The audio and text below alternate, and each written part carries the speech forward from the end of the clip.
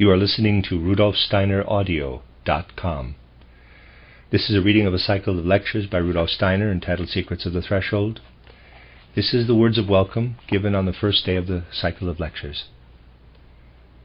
Words of welcome. That is August 24th, 1913. You have heard, my dear friends, that our drama festival had to begin this year with a cancellation. To my great regret, we have not been able to give the performance we had intended of The Soul Guardian by our dear friend Edward Charest. Even though there were many good reasons for this postponement, it was especially unfortunate in that just at this time, just in this place, the important message in our friend's work should have been brought before our hearts and souls. This dramatic presentation of the undercurrents and fluctuations in human evolution could have given us a better understanding of the tempestuous happenings of our own day as they come and go. The ordinary intelligence of Western Europe, schooled nowadays only at the physical level, is unable to throw light on the deeper substrata of these events. If you look carefully and ponder the events in Eastern Europe, you will find significant issues agitating what one can call the folk souls there.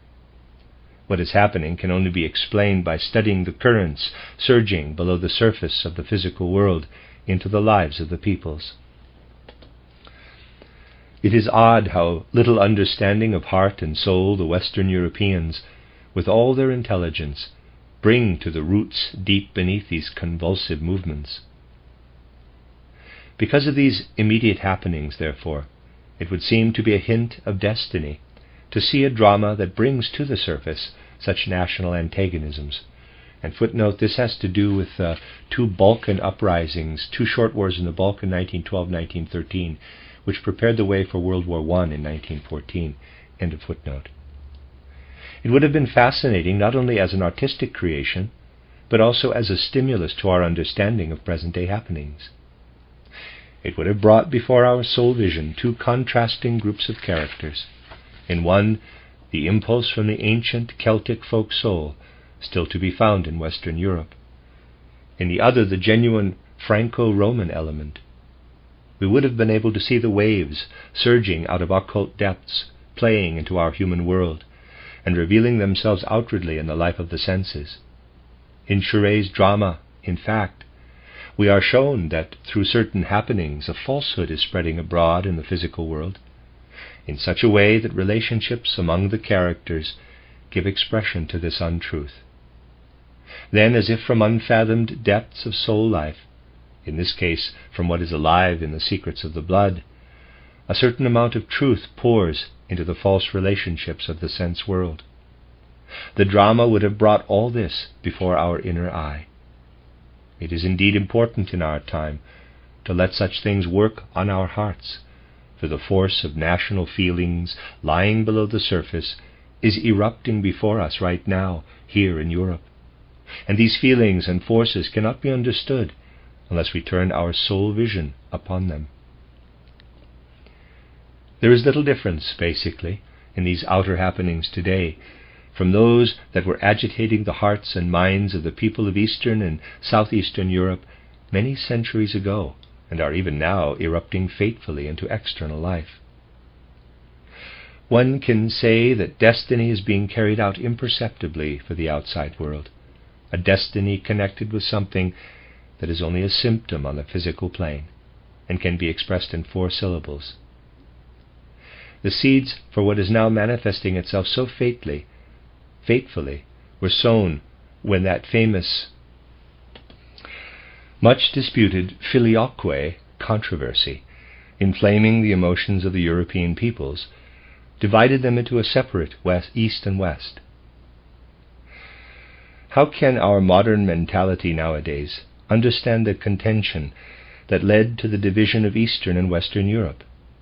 Whether what is known as the Holy Spirit originates from the Father God above, as the Eastern Church has it, or originates from both Father and Son, filio, as the West maintains.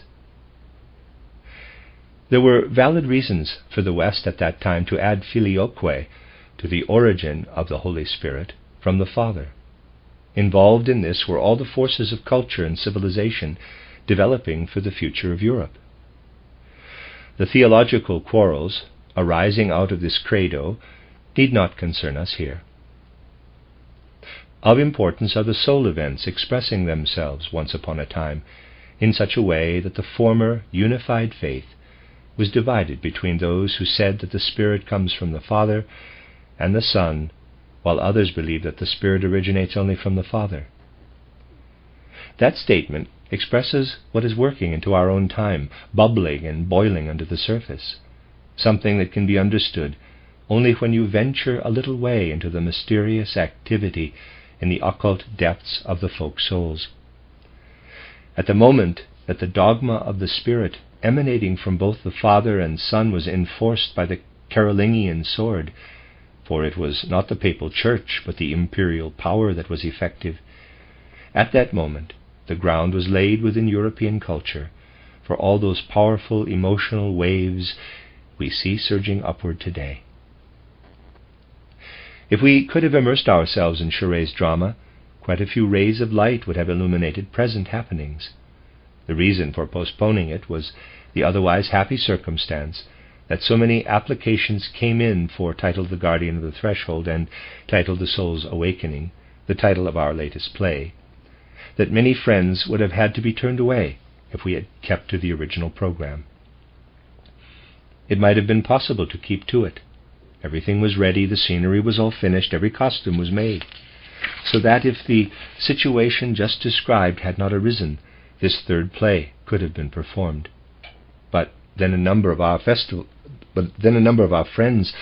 would have had to be turned away from the festival, and it is naturally more fitting to postpone one of the dramas than to exclude from the events any of those who wish to be present. What we would have gained from a performance of titled The Soul Guardian lies in the fact that it is the work of our highly esteemed friend, Edward Chouret. When we hear this name, we should realize that through Chouret's book titled The Great Initiates and his other work, he has been, in a sense, the first standard-bearer of the Western esotericism to which we have resolved to devote ourselves. Again and again we should remember the influence that Edward Chouret has had on our present-day culture and for the future of human development. Therefore, not only do I wish from the depths of my heart, but also from the hearts of all those friends assembled here, to express our great joy in having Edward Chouret here among us again for this Munich Lecture and Drama Festival. He will be present at the morning lectures as well as on those occasions when we are all together. You will happily find yourselves then in the presence of the man whose lofty spirit, whose insight into esoteric relationships, led him from inner conviction to place himself at our side again during the battle we have recently been saddled with. As you all know, a battle that we did not seek, but that was thrust upon us. Footnote, these struggles are struggles in the Theosophical Society. End of footnote.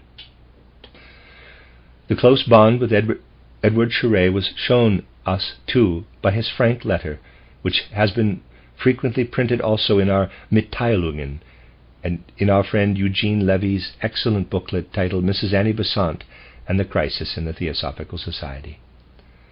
He stood with us in the struggle that has thrown significant rays of light on where the truth and where an enmity against the truth, for it must be called thus, are to be found in connection with our endeavors.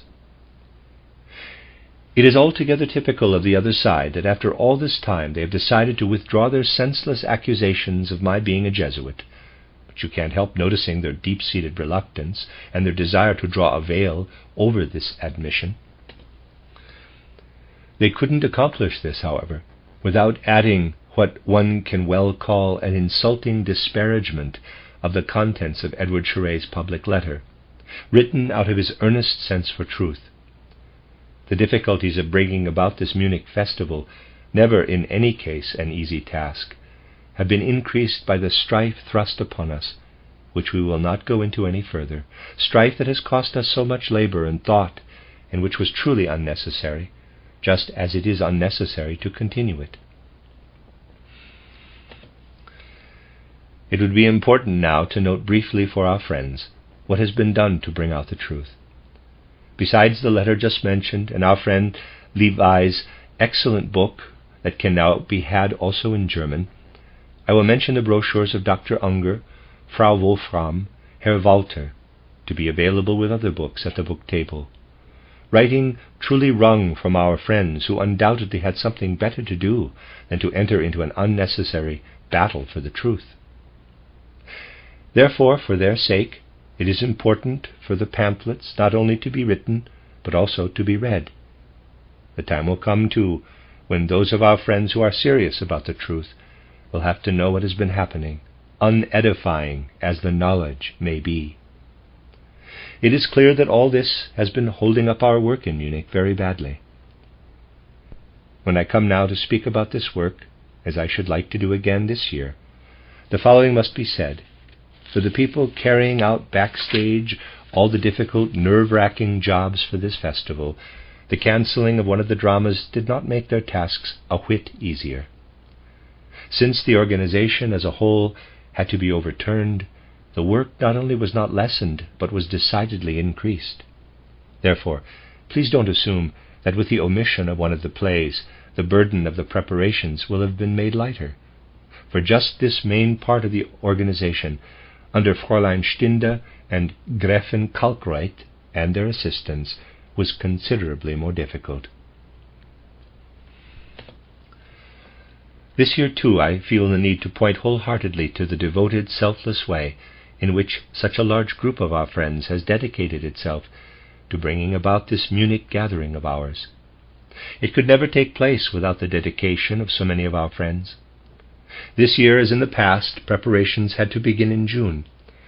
Our crew of artists, the gentlemen Linde, Haas, and Volkert, had again to devote an enormous amount of time to the work, which they delivered, as mentioned before, completely finished.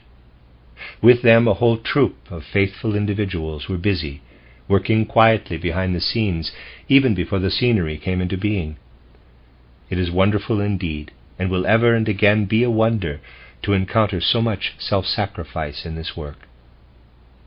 To mention a typical example, one of our friends who was asked to undertake two important parts, one entitled The Guardian of the Threshold and titled The Soul's Awakening, the other in the charade drama, didn't really know whether his strength would hold out through the many necessary rehearsals of the three plays, and yet he cheerfully took on the task.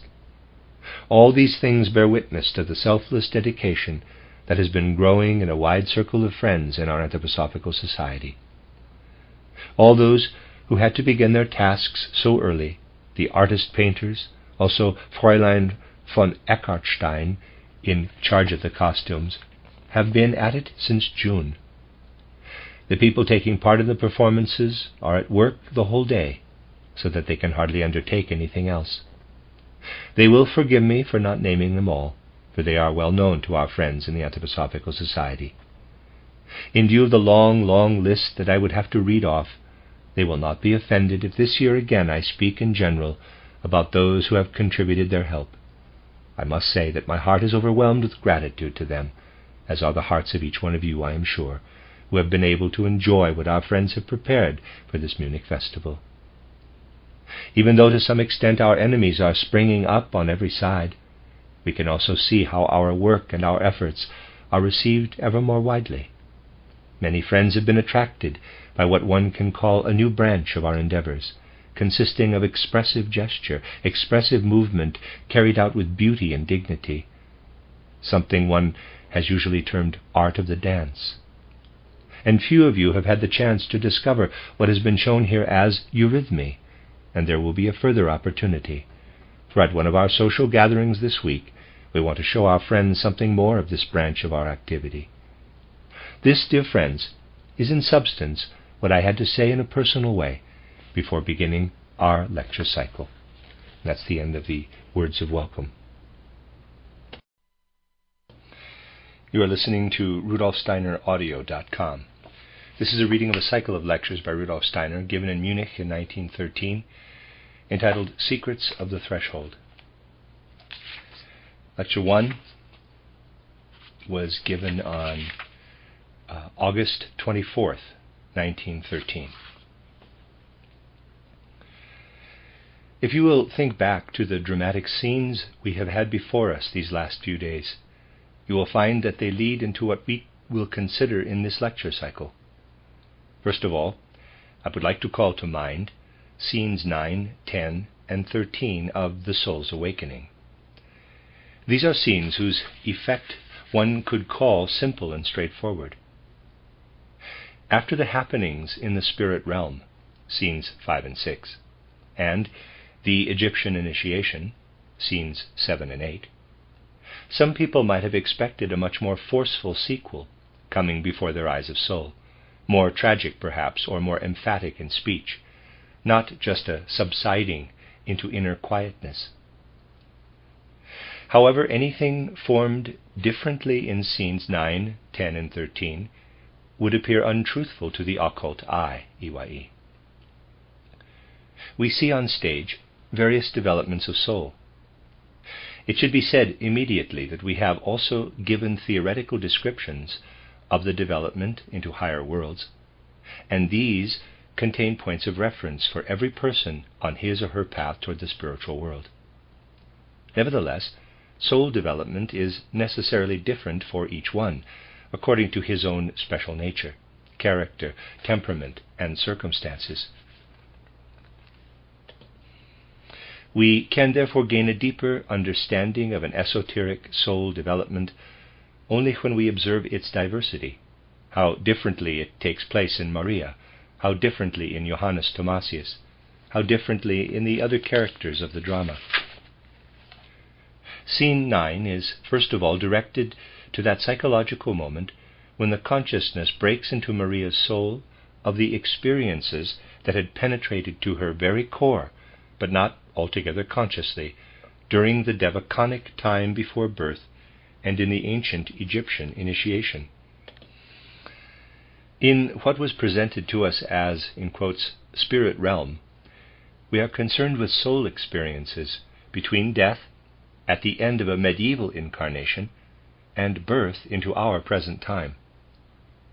The events of all four mystery dramas, with the exception of the episode in the soul's probation that represents the spiritual review of his previous life by Capasius, take place at the present time, a time linked to the spiritual past spent in Devachan between the death of the various characters after their incarnation in the Middle Ages, this being the content of the episode mentioned, and their present life. The experiences of the devaconic period differ according to the preparation our souls have made on earth. It must be understood that it is a significant experience when a soul can go through what is called the cosmic midnight with consciousness.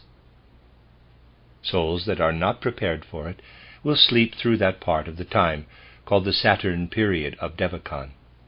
One can designate the successive periods a soul undergoes between death and a new birth as connected with the various planets, Sun, Mars, Mercury periods, and so on.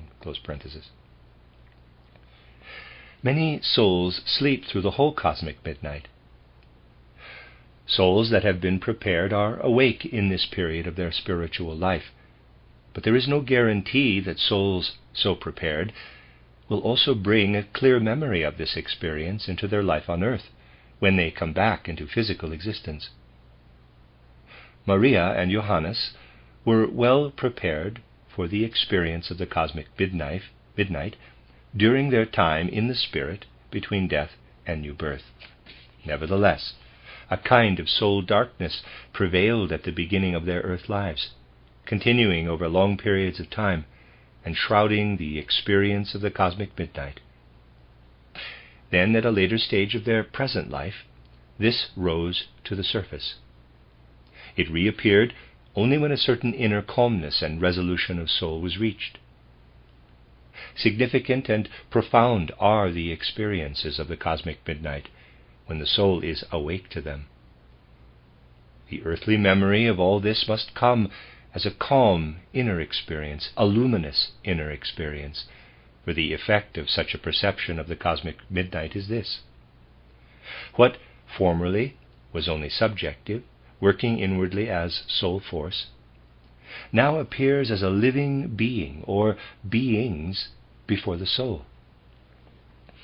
As shown in Scene 9 of the Soul's Awakening, it presents itself before Maria in the forms of Astrid and Luna as real beings.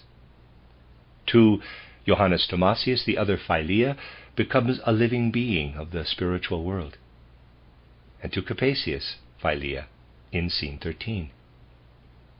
These characters had to learn to feel perceptibly that what before this were only abstract forces within themselves now could appear to them in a spiritually tangible form. What comes to souls spiritually tangible as genuine self-knowledge has to appear in complete soul quietness, the result of meditation. This is essential if such happenings are to be experienced in the true sense of the word for genuine strengthening of the soul. If a person wanted to experience the cosmic midnight as retrospective memory, or to experience what is shown as the Egyptian initiation, not in the clear light of meditation, but as intense tragedy, he would not be able to experience them at all. For the spiritual happening that is taking place in the soul would place itself like a dark veil before it, so that any impressions recede from observation. A soul that has experienced the cosmic midnight, and in its deepest core received a momentous impression of the kind shown in Scenes 7 and 8 of the Soul's Awakening, can remember the past happening only when the soul, in completely lucid calmness, can perceive thoughts approaching, thoughts about earlier experiences in the spiritual life or in the former earth life. This is what is expressed in the words at the beginning of Scene 9. Quote, "A star of soul, there, at the spirit shore, it draws near, nears in spirit brightness, my self it brings, and nearing, its light gains strength, gains calmness too. You, star, within the circuit of my spirit, what approaching shines on my beholding soul?" Close quote. Only when the soul is in this calm mood, so that the experience does not whirl in upon it with tragic vehemence, can one feel the arising memory of the cosmic midnight and the experiences of the previous incarnation as occultly true. When it is experienced and lived through, the cosmic midnight has a profound significance for a person's emotional life. There one lives through what can only be expressed as follows. In the cosmic midnight, things are experienced that lie hidden deep down under the surface, not only of the sense world, but also under the surface of the various worlds to which a dawning clairvoyance can lead. The sense world recedes, and also there recedes from clairvoyant vision in some of those who have already been able to discern various layers below the sense world, what we may call, parenthesis, and we will speak of it at length later on, close parenthesis, the necessities in cosmic events. The necessities are rooted in the foundations of things, where also the deepest part of the soul rests. This, however, evades the physical gaze, and also the dawning clairvoyant gaze, revealing itself to the latter only when something is experienced like the Saturn period scenes. One may therefore say that to such a clairvoyant gaze, which indeed must first appear between death and a new birth, it is as if lightning flashes were crossing the soul's whole field of vision, lightning whose terrifying brilliance was illumining the cosmic necessities, which at the same time were themselves so blindingly bright that the cognitive gaze dies away in the radiant light. Then from this expiring glance of cognition there come forth picture forms that enweave themselves into the cosmic web like the forms from which grow the destinies of the cosmic beings. One discovers in the foundations of the necessities the fundamental causes of human destinies and those of other beings, but only when one gazes with glances of cognition that die away in the knowing. Destroyed by the lightning flashes, they then remodel themselves as if into forms that have died, but that live on as the impulses of destiny in life.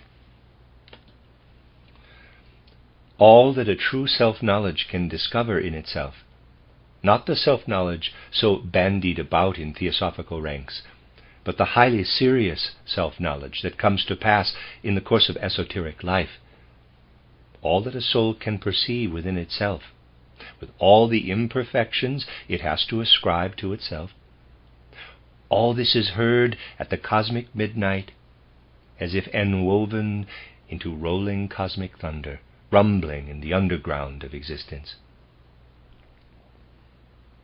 All these experiences may take place with great anguish and solemn resolve between death and a new birth, as an awakening at the cosmic midnight. If the soul is mature enough to allow the consciousness of this to enter the physical sense world, it must happen in the quiet clarity of the meditative mood hinted at by Maria at the beginning of Scene 9. What, however, the soul has perceived within its spiritual life must have preceded this, as if something of itself, something belonging intimately to itself, but not always dwelling in what one can call the self, had approached from world distances. Try to read that sentence again. What, however, the soul has perceived within its spiritual life must have preceded this, as if something of itself, something belonging intimately to itself, but not always dwelling in what one can call the self, had approached from world distances. The mood in which something in the spirit world approaches one like a part of oneself, yet as though coming from far away. This was attempted in the words Maria speaks in the spirit realm, Scene 6. Quote, "The flames are nearing with my thinking from distant cosmic soul shores of my being. A heated battle nears, and my own thinking must battle with the thoughts of Lucifer. Within another soul my thinking fights. Hot light is wafted out of fierce dark coldness. It flashes lightnings, this hot light of soul, the light of soul in cosmic fields of ice." Close quote. The memory of the experience that can be expressed in such words as this can be rendered again in the words of Maria, mentioned above at the beginning of Scene 9, parenthesis, quote, "a star of soul," close quote, close parenthesis. What, however, the soul has to feel in order to have such a memory of the cosmic midnight must also lie in one's earth life. For here the human soul goes through events which bring to it the moods of inner anguish, inner resolve, inner dread, that one can only express in such words given to Maria to speak at the end of Scene 4. Indeed, one has to have felt that the individual self tears itself away from what one generally calls the inner life. That the power of thinking, with which one feels so confidently connected in life, tears itself out of the inner being, and seems to go off toward the far, far limits of one's field of vision. And one must have found alive in oneself as soul presence what is expressed in such words, though naturally these will seem complete nonsense, overflowing with contradictions, to the sort of comprehension limited to the external senses and tied to the brain. One must first have experienced the feeling of one's own self moving away, of one's thinking moving away, if one is to live through again in complete calm the memory of the cosmic midnight. the memory, during earth life must be preceded by the experience of the cosmic midnight in the spiritual life, if what is in scene 9 should take place. To make this possible, however, there must again have been the soul mood expressed at the end of scene 4. The flames do in truth take flight.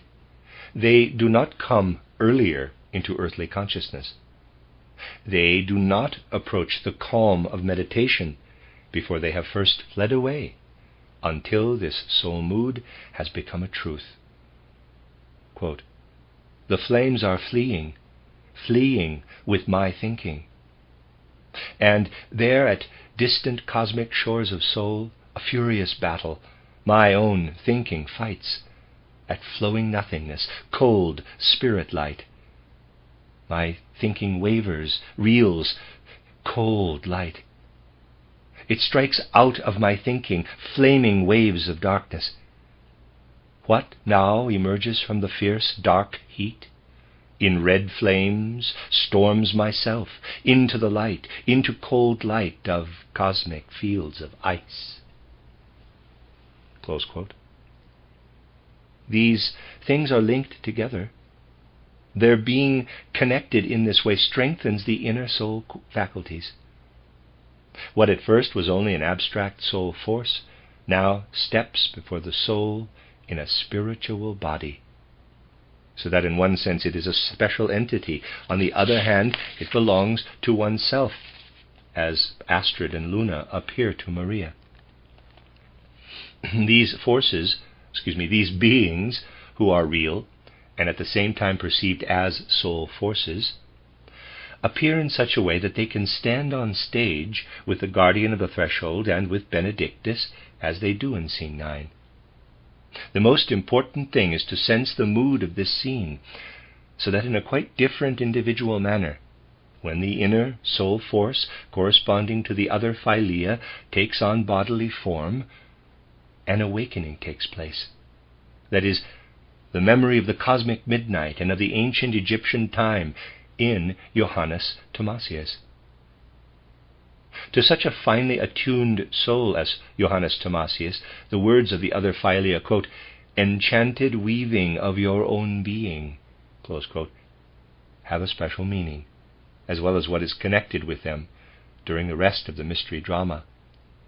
Because of this, the spirit of Johannes's youth, Benedictus, and Lucifer appear as they do at the end of scene 10. It is important to bring before the mind's eye in just this scene how Lucifer approaches Johannes Thomasius, and the same words are spoken that were heard at the end of scene 3 in The Guardian of the Threshold. In these words one discovers how the battle Lucifer wages moves through all the worlds and through every human life. And one also discovers the mood that resounds out of the words of Benedictus in answer to Lucifer. Try to feel what lies in these words, which sound from Lucifer both in The Guardian of the Threshold at the end of scene 3 and in the Soul's Awakening at the end of scene 10. Lucifer: "I mean to fight." Benedictus: "And fighting serve the gods." Close quote. Let us note very carefully something else at this point, that although the same words are spoken in these two places, they can be spoken so that in each place they mean something quite different. What they mean at the end of scene 10 of the Soul's Awakening is determined by the fact that the preceding words of Maria are transformed from words spoken in The Guardian of the Threshold, while in Maria's soul there lives what she had spoken. Quote, "Maria, as you have desired to see her, does not exist in worlds of radiant truth. My holy solemn vow raise forth new strength to hold for you what you have gained." Close quote. She says now, quote, "You'll find me in bright fields of light." Close quote. She no longer says, quote, "and you will find me in cold fields of ice," close quote, but, quote, You'll find me in bright fields of light, where glowing beauty brings forth powers of life.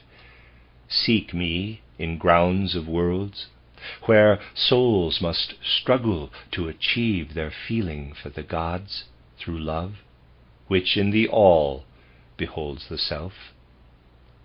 Close quote. The words are turned around from what they are in Scene 2 of the Soul's Awakening. It is through this that the dialogue between Lucifer and Benedictus at the end of Scene 10, quote, "I mean to fight, and fighting serve the," I mean to fight, quote, close quote, quote, "and fighting serve the gods," close quote, becomes entirely different from what it was at the end of Scene 3 in The Guardian of the Threshold. In understanding this, light is shed on something of an Ahrimanic thrust, one might say, that prevails in all intellectual thinking, in the whole intellectual culture of today. It is one of the most difficult things for people with this superficial faculty of intellect in our modern culture to realize that the same words in a different context mean something different. Modern civilization is such that people think that the words they use, insofar as they have been coined on the physical plane, must always mean the same thing. Here we have precisely the place where Ahriman has people most firmly by the throat, and where he hinders them from understanding that words only become living in their deepest sense when one looks at them in the connection in which they are uttered. Nothing that reaches out beyond the physical plane can be understood if one does not keep this occult fact in mind. It is especially important today that an occult fact of this kind should work upon our hearts and souls as a counterbalance to the external intellectual life that has taken firm hold of every human being. Among the many things that have to be considered in these mystery dramas, notice how indeed in the Soul's Awakening the remarkable figure of Ahriman steals in quietly at first, how it seems to insinuate itself among the other characters, and how it continually gains in significance toward the end of the drama. I shall endeavor to bring out for you a special piece of writing about Lucifer and Ahriman, and other things as well, entitled "The Threshold of the Spiritual World." It will be on hand during this lecture course, for these seem to me the subjects particularly necessary to illumine for our friends at this time. It is not easy to get a clear understanding of such figures as Ahriman and Lucifer. Perhaps it may be useful for some of you to observe how precisely in the Soul's Awakening he who is not quite in a fog about the Ahrimanic element in the world may be able to think of things which someone else through unconscious Ahrimanic impulses may be thinking too, but in a different frame of mind. There will be many among you, dear friends, who can enter into all the circumstances which stream into such words as those expressed by Ahriman while he is insinuating himself among the various persons. Quote, "Do not permit him to confuse you quite. He guards the threshold faithfully indeed, although he shows himself in borrowed clothes, which you have patched together in your mind from odds and ends that look like melodrama. You, as an artist, could, of course, avoid producing him in such a wretched style, though later you will surely do it better. But even his distorted image serves. It does not need too much of emphasis to show you what his present stature is. You should take notes of how the guardian speaks. Too mournful is his tone, too much of pathos. Forbid him this, and he will show to you from whom today he borrows to excess." Close quote. I can imagine that many people, from some aesthetic point of view or other, will shake their heads at the way these mystery dramas are put before us. My dear friends, these objections, as well as others raised against anthroposophy, can be set aside by those who put themselves in the mood of Ahriman. The hypercritical people of our time who denounce anthroposophy certainly belong to those described by the poet, quote, "The devil's never noticed by some folk, even when he has them by the neck," Close quote. We can judge these opponents of anthroposophy a bit by what Ahriman is saying here while he prowls around. He meets us in his more serious form when the death of Strader gradually plays into the events presented in the drama. It comes about then. The forces flowing out of this death must be sought by soul vision in the effect they have on everything else that happens in the soul's awakening. It must be said again and again that this awakening takes place in different ways. For Maria it happens that through special circumstances, the soul forces that find their bodily spiritual expression in Luna and Astrid appear before her soul. For Johannes Thomasius it takes place when he experiences in himself the enchanted weaving of his inner being. On the other Philea's appearance in a spiritually palpable form, if one may use such an absurd expression. For Capasius it happens through Philea in a still different way.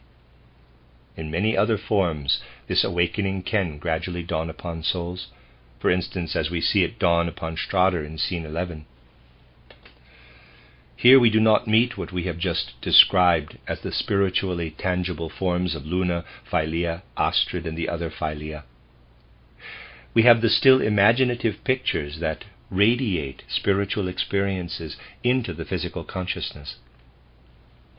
This stage of the awakening of the soul that takes place in Strader can be represented only by such an imaginative perception as the image of the ship in scene 11. In yet another form can the awakening of the soul gradually prepare itself. You will find this carefully planned after Ahriman has been shown in his deeper significance in scene 12. It is hinted at in scene 13 in the conversation between Hilary and Romanus. Let your mind's eye rest on what has been happening in Hilary's soul between the events in the title Guardian of the Threshold and those of the title Soul's Awakening, expressed in these words of Hilary, quote, "My friend, I thank you for these occult words. I've heard them often. For the first time now I feel the secret meaning they contain. The cosmic ways are hard to penetrate. And I, dear friend, am called upon to wait until the Spirit shows me the direction which is in keeping with my spirit sight." Close quote. What are the words Romanus had spoken? They are words that Hilary has heard again and again from the place where Romanus stands in the temple, words that Romanus has so often spoken at this place. Yet until this experience, they had passed before the inner vision of Hilary without the deeper understanding one can call understanding of life. It is also a bit of soul awakening for someone to wrestle his way to an understanding of what he has taken in as thought forms, grasping them pretty well and even lecturing about them, but still without having a living, vital understanding. He may have absorbed everything of anthroposophy contained in books, lectures, and cycles, may have even imparted it to others, perhaps to their great benefit, and yet discover this: to understand as now Hilary understands the words of Romanus is only possible after a certain experience for which he must calmly wait. This is a definite stage of the awakening of the soul. Oh, if only a good number of our friends could put themselves into this mood of waiting, if only they could adopt this frame of mind of awaiting the approach of something whose description in advance, both as theories and explanations, has apparently been clear enough and yet misunderstood. Then something would take place in their souls that is expressed by Strader's words in scene 3 of titled The Soul's Awakening. Strader stands there between Felix, Balda, and Capasius, stands there in a remarkable way. He stands there so that literally he hears every word they say and could repeat it, and yet he cannot understand it. He knows what it is, can even consider it to be wisdom. But now he notices that there is something that can be expressed in the words, quote, "Capasius and Felix both, to me, conceal dark meaning in transparent words." Close quote. Our supremely clever people today will perhaps concede that by chance this or that person can hide meaning, clear meaning, in obscure words. However, it will not easily be granted that by these clever people, that an obscure meaning can be hidden in clear words. Nevertheless, for human nature to concede that in clear words an obscure meaning may be hidden is of the two the higher acknowledgement. Many sciences are clear, as are many philosophies. But something important would happen for the further evolution of mankind if philosophers would finally confess that although in all philosophical systems they had certainly produced stuff that was clear and ever clearer, so that anyone could say, quote, "These things are clear," close quote, yet there may be in clear words an obscure meaning. Something important would take place if the many people who think themselves supremely clever, reckoning what they know to be wisdom, and to some degree rightly so, if they could only place themselves before the world as Strader places himself between Felix Balda and Capasius, and learn to say, quote, "I often understood what you are saying. I took it then for wisdom. But no word of what you say has meaning for me now. Capasius and Felix both, to me, conceal dark meaning in transparent words." Close quote. Just imagine some modern philosopher or one from the past who has brought together in his own way a plausible, clear system of philosophy, and who will take a stand by the side of his philosophy, which is, of course, in its own way the result of all human thought, saying, quote, "I usually found this comprehensible. Everything I've written I've taken for wisdom, and yet not a single word in all these phrases can I understand. Even in those I wrote myself, much of it is incomprehensible. These pronouncements seem to hide a dark meaning in clear words." Close quote. Well, one cannot easily imagine such a confession coming from one of our recent or slightly older philosophers, nor from one of the highly clever men of our materialistic, or, as it's called in a more grandiose style, our monistic age either. And yet it would be a blessing for our present life if people could assume the attitude toward the thoughts and other cultural achievements that Strader assumed toward Felix Balda and Capasius. If only such people might become more and more numerous, and if only anthroposophy could in very truth contribute something directly to this self-knowledge. The end of Lecture 1. You are listening to RudolfSteinerAudio.com. This is a reading of a cycle of lectures by Rudolf Steiner entitled Secrets of the Threshold. This is Lecture 2, given on August 25th, 1913. You will have seen that the soul experiences of those who appear in the title Soul's Awakening take place on the boundary between the physical sense world and the supersensible spiritual worlds. It is of great significance to the science of the spirit to seize this border region with the inner eye, EYE. For it is only natural that at first everything of the supersensible world that the human soul can experience is an unknown territory from the viewpoint of our faculties and soul experiences in the physical sense world.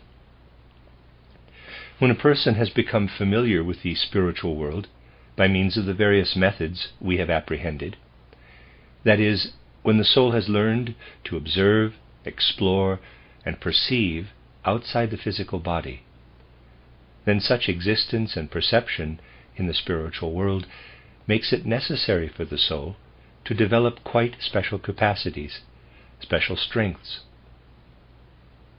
When, during its earth existence, the soul is striving toward clairvoyant consciousness, whether already clairvoyant or wishing to become so, it should of course be able to stay outside the body in the spiritual world, and then, as an earth being, come back again into the physical body, living as a human earth person, a normal sense being within the sense world. We may therefore say that the soul, in becoming clairvoyant, must be able to move in the spiritual world according to its laws, and it must ever and again be able to step back over the threshold into the physical sense world, behaving here, to put it in plain terms, correctly and sensibly. Since the faculties of the soul for the spiritual world must be and are different from those the soul employs for the physical senses and the rest of the physical body, the soul has definitely to acquire mobility if it wants to become clairvoyant. Then it can perceive and take in the spiritual world with the necessary faculties for it, returning across the border and now experiencing the sense world with what is necessary here. The gaining of this adaptability, the capacity of transformation, is never easy. If we are to estimate correctly, however, the differences between the spiritual and physical sense world, we must keep clearly within our mind's eye precisely this border region between the two worlds, and the threshold itself over which the soul must pass when it wants to leave one world and enter the other. We shall see in the course of these lectures how injurious it can be for the soul, in many different ways, to carry the habits of one world into the other, when in one or the other direction this threshold has to be crossed. Our conduct when passing over this threshold is made especially difficult by the presence of beings within the world order that play a certain role in the happenings shown in titled The Soul's Awakening and the other dramas, the Luciferic and the Ahrimanic beings. Indeed, in order to gain the right relationship to the transition between one and the other world that we've been speaking about, it is necessary to know how to conduct ourselves in the right way toward both kinds of beings, the Luciferic and the Ahrimanic. Now, it would certainly be convenient, and this solution is chosen, at least theoretically, by very many souls, to say, quote, yes, indeed, Ahriman seems to be a dangerous fellow. If he has such an influence on the world and on human affairs, the simplest thing to do is to banish from the human soul all the impulses that come from him. Close quote. This might seem to be the most convenient solution, but to the spiritual world it would be about as sensible as if someone, in order to restore the balance to a pair of scales, were to take off whatever was weighing down the lower one. These beings we call Ahriman and Lucifer are right here in the world. They have their task in the universal order, and one cannot sweep them away. Besides, it is not a question of annihilating them, but as in the case of the weights on both sides of the scales, the Ahrimanic and Luciferic forces must balance each other in their influence on human beings and on other beings. We do not bring about the true activity of any of the various forces by removing it, but by placing ourselves in the right relationship to it. We have the wrong attitude to these Luciferic and Ahrimanic beings if we simply say that they are bad and harmful. Although these powers rebel in a certain sense against the general order of the universe, which had already been designed before they entered it, this does not stem from the fact that they invariably have to exercise a harmful activity, but rather that, like the others whom we have met as lawful members of the higher worlds, they have a definite sphere of activity in the sum total of the universe. Their opposition to and rebellion against the cosmic order consists in their going beyond their own sphere. They exert beyond the forces they should employ only within their lawful domain. From this standpoint, let us consider Ahriman, or the Ahrimanic beings. We can best characterize Ahriman by saying, he is the Lord of Death, far and wide the ruler of all the powers that have to bring about in the physical sense world what this world has to have, the annihilation and death of its entities. Death in the sense world is a necessary part of its organization, for otherwise the beings in it would accumulate to excess, if destruction of life were not at hand. The task of regulating this is a lawful way the task of regulating this in a lawful way fell to Ahriman from the spiritual world. He is the ruler of the ordering of death. His sovereign domain is the mineral world, a world that is utterly dead. One can say that death is poured out over the whole of the mineral world. Furthermore, because our earth world is constituted as it is, the mineral world and its laws pervade all the other kingdoms of nature. Plants, animals, human beings, all are permeated, as far as they belong to the earth, by the mineral. They absorb the mineral substances, and with them all the forces and laws of the mineral kingdom. They are subject to these laws, insofar as they are part of the being of the earth. Therefore, whatever belongs justifiably to death extends also into the higher regions of the lawful rule of Ahriman. In what surrounds us as an external nature, Ahriman is the rightful lord of death, and should not be regarded as an evil power, but as one whose influence in the general world order is fully legitimate. We will enter into a right relationship with the sense world only when we bring a creditable interest to bear upon it, when our interest in the sense world is so reasonable that we can see everything in it without greedily demanding eternal life for any of its physical forms. On the contrary, that we can do without them when they meet their natural death. To be able to rejoice rightly in the things of the sense world, but not to be so dependent on them as to contradict the laws of death and decay, this is the right relationship of the human being to the sense world. To bring about this right relationship to growth and decay, the human being has the impulses of Ahriman within himself. For this reason they pulsate in him. Ahriman, however, can overstep his bounds. In the first place, he can so far overdo that he sets to work on human thinking. A man who does not see into the spiritual world and has no understanding of it will not believe that Ahriman can put his fingers upon human thinking in a very real way. Nevertheless, he does. In so far as human thinking lives in the sense world, it is bound to the brain, which, according to universal law, is subject to decay. Ahriman has to regulate the passage of the human brain toward decay. But when he oversteps his territory, he develops the tendency to loosen this human thinking from its mortal instrument, the brain, in order to make it independent. He tries to detach the physical thinking directed to the sense world from the physical brain, into whose current of decay this thinking should merge when the human being passes through the gate of death.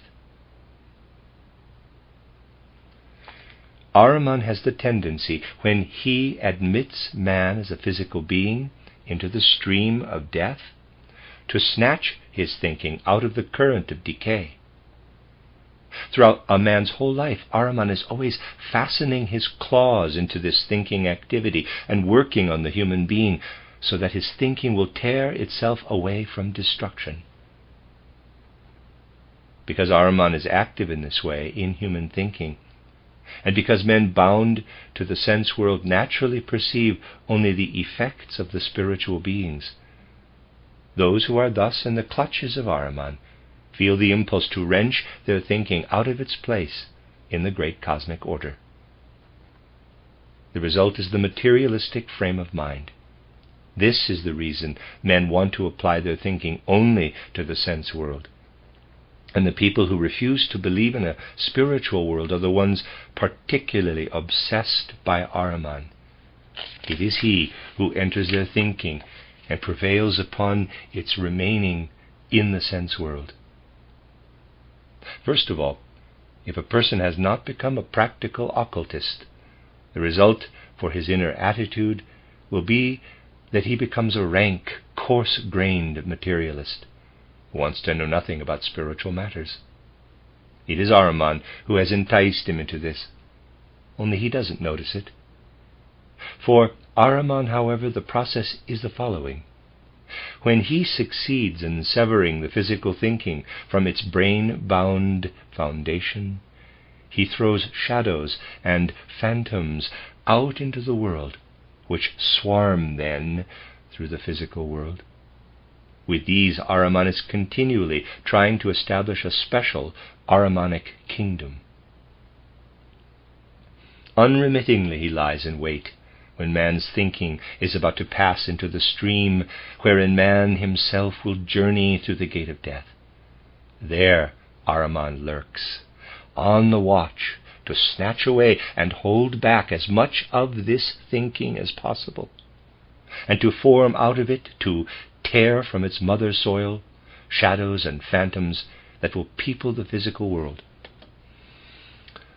Occultly observed, these phantoms drift around in the physical world, disturbing the universal order. They are creations that Ahriman brings about in the way just described. We will have the right feeling for Ahriman when we appreciate his lawful impulses. For when he lets them enter our souls, we have a correct relationship to the sense world. However, we must be watchful that he does not tempt us in the way I have indicated. Certainly, the policy some people choose is more convenient when they say, quote, "Very well, we shall push every Ahrimanic impulse out of our souls," close quote. But nothing will be accomplished with this dislodgement, except that the other side of the scales will be brought right down. And whoever, through mistaken theories, succeeds in driving Ahrimanic impulses out of his soul falls prey to those of Lucifer. This shows itself particularly when people, shying away from the right relationship to the Ahrimanic powers, despise the sense world and root out their joy in it. Then they reject their former good relationship, and in order not to become attached to it, they crush all their interest in the physical world. With this comes a false asceticism, which in its turn offers the most powerful handle to the entrance of the unlawful Luciferic impulses. The history of asceticism could very well be written by presenting it as a continuous allurement of Lucifer.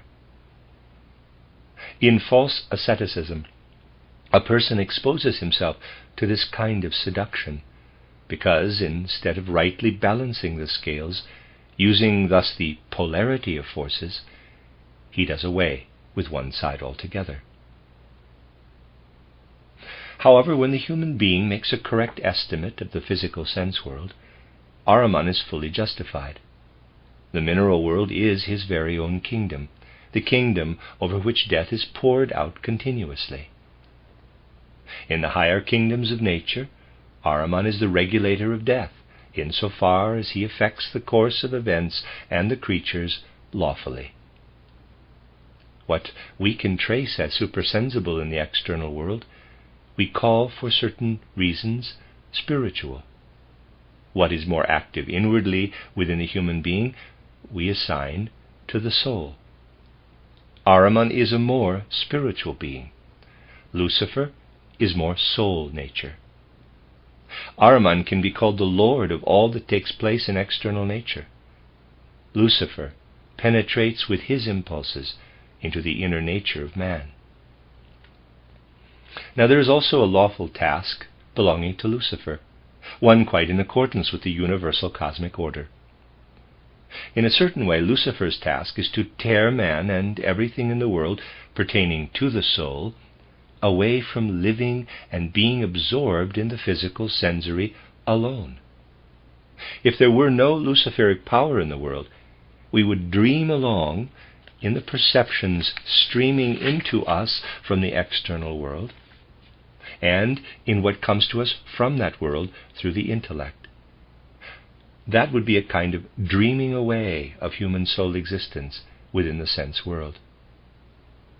There are indeed impulses which will not tear our souls away from the sense world as long as they are bound temporarily to it, but which raise our souls to a different sort of living, feeling, and rejoicing from the kind the sense world can offer.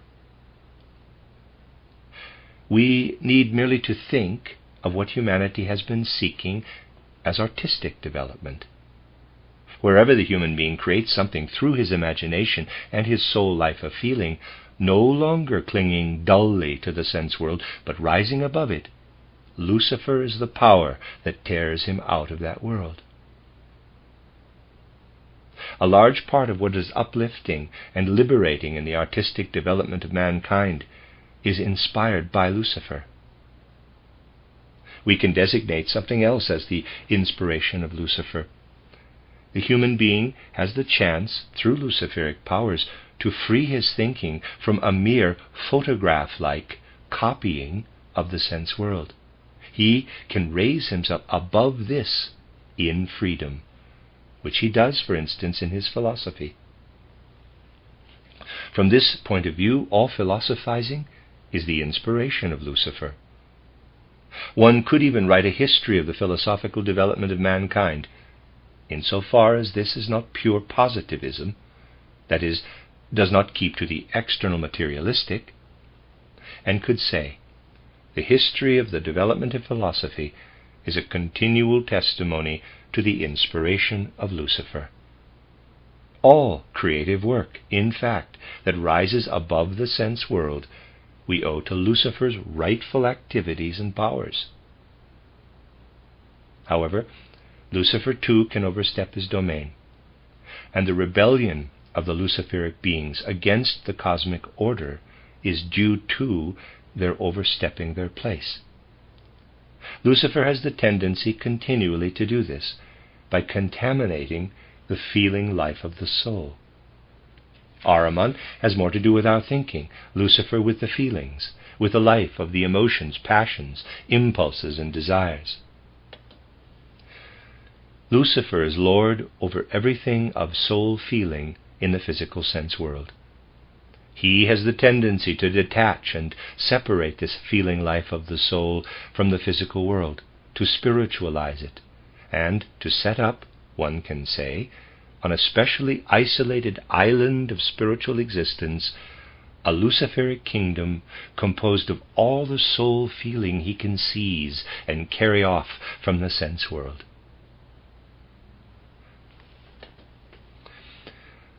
Whereas Ahriman wants to hold back thinking to the physical sense world and make shadows and phantoms of it, visible to elementary clairvoyance as floating, wafting shadows, Lucifer does the opposite. He takes what is soul feeling in the physical sense world, tears it out, and puts it in a special Luciferic kingdom set up as an isolated kingdom similar to his own nature, in opposition to the general cosmic order. We can form an idea about how Lucifer can get at human beings in this way by considering with all our heart and soul a phenomenon in human life that we will speak about later in more detail. The phenomenon of love in the widest sense of the word, the foundation of a true moral life in the world order of humanity. Concerning love in its widest sense, the following has to be said.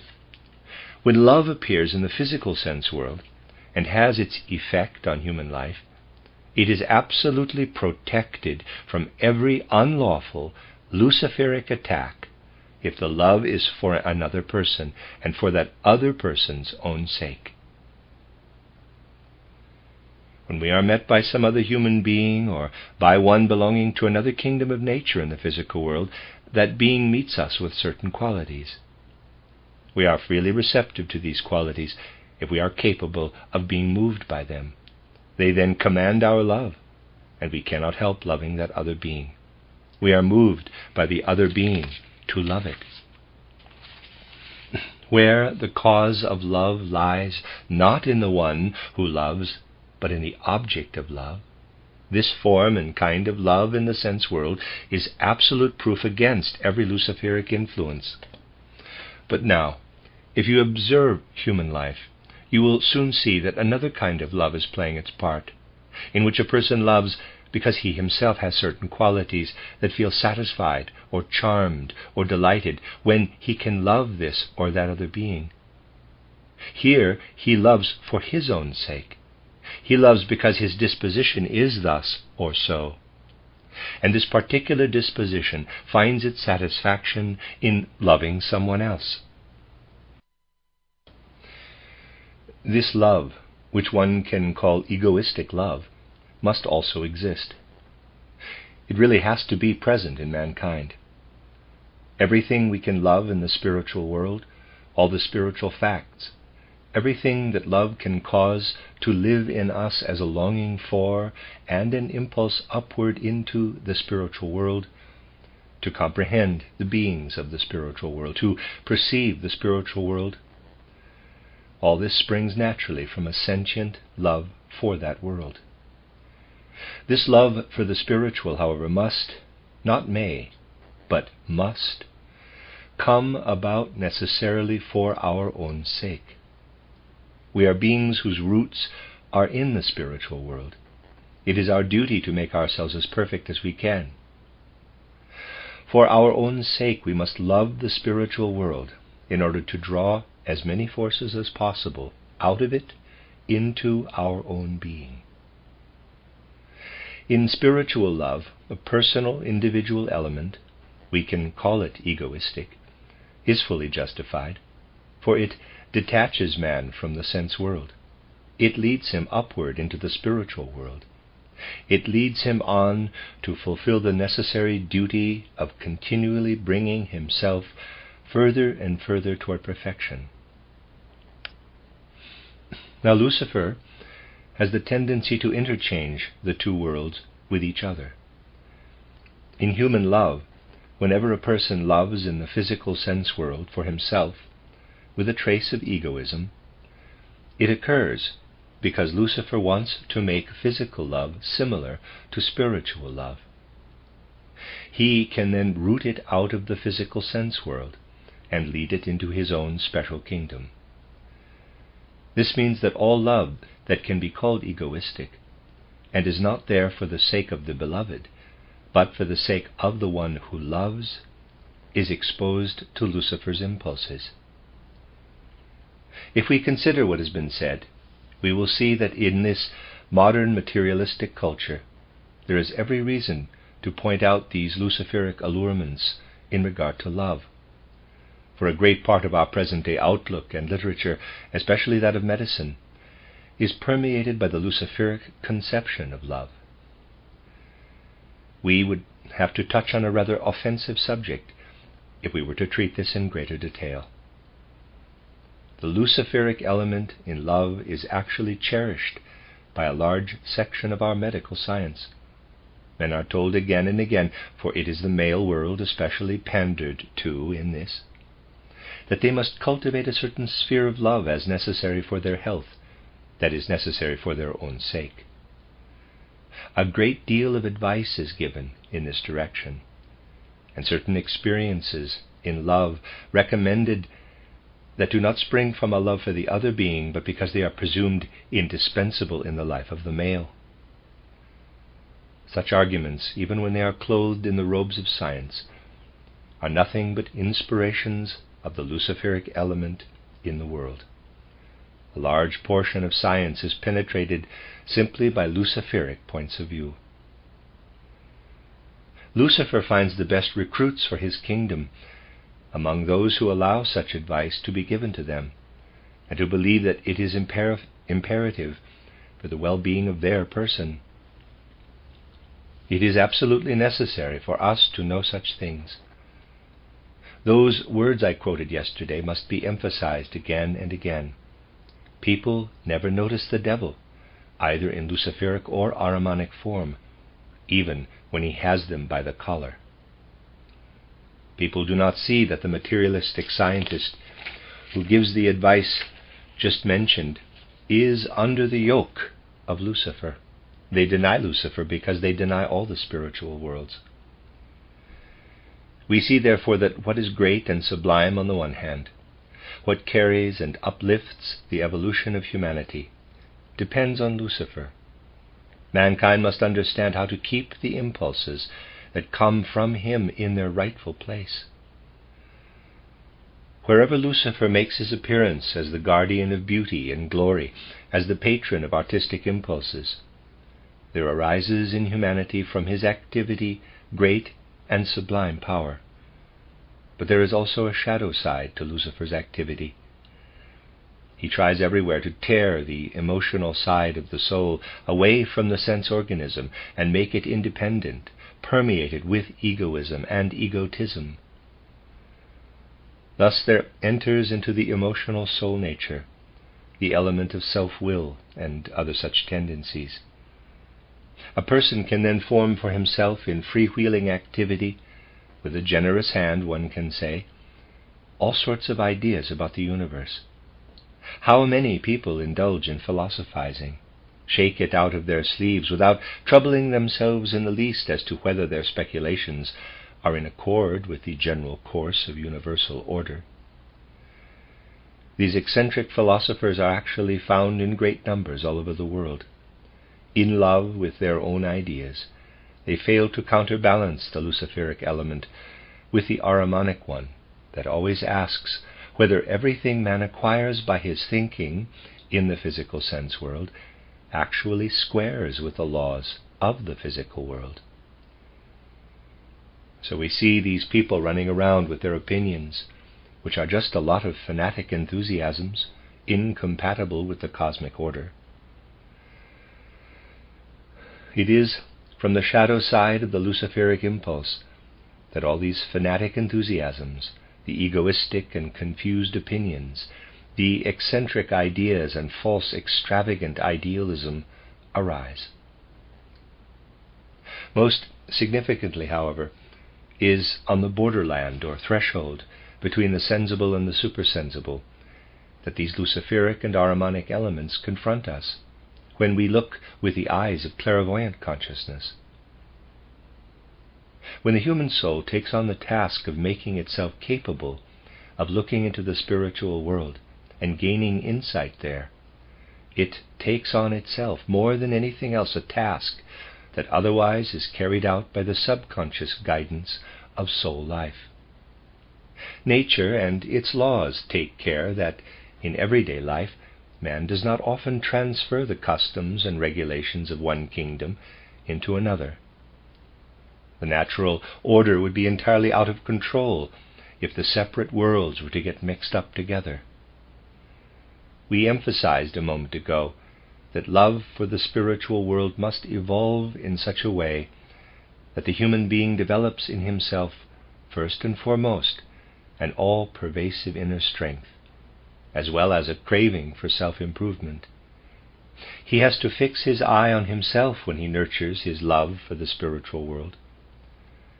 If, however, he transfers to the senses the kind of ardor that can guide him in the spiritual world to what is most sublime, it will lead him into what is most detestable. There are people who have in their outward physical experience and in their everyday activities no special interest in the spiritual world.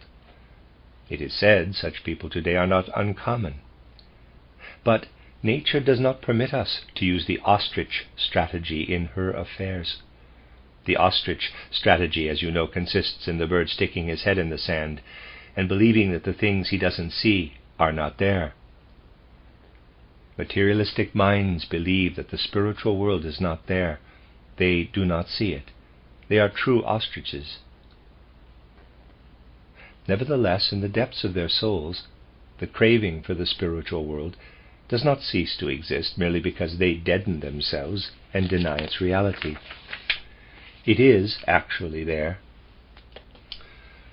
In every human soul, however, materialistic, the desire and love for the spiritual world is alive, but people who deaden their soul nature are unconscious of the craving. There is a law that something repressed and deadened at one point will break out at another. The consequence of the repression of the egoistic impulse toward the spiritual world is that it thrusts itself into the sensual desires.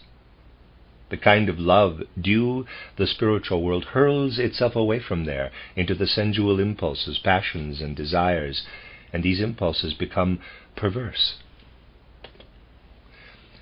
The perversity of the sensual impulses and their repellent abnormalities are the mirror image of what could be noble virtues in the spiritual world, were human beings to use for the spiritual world all the forces poured out into the physical world.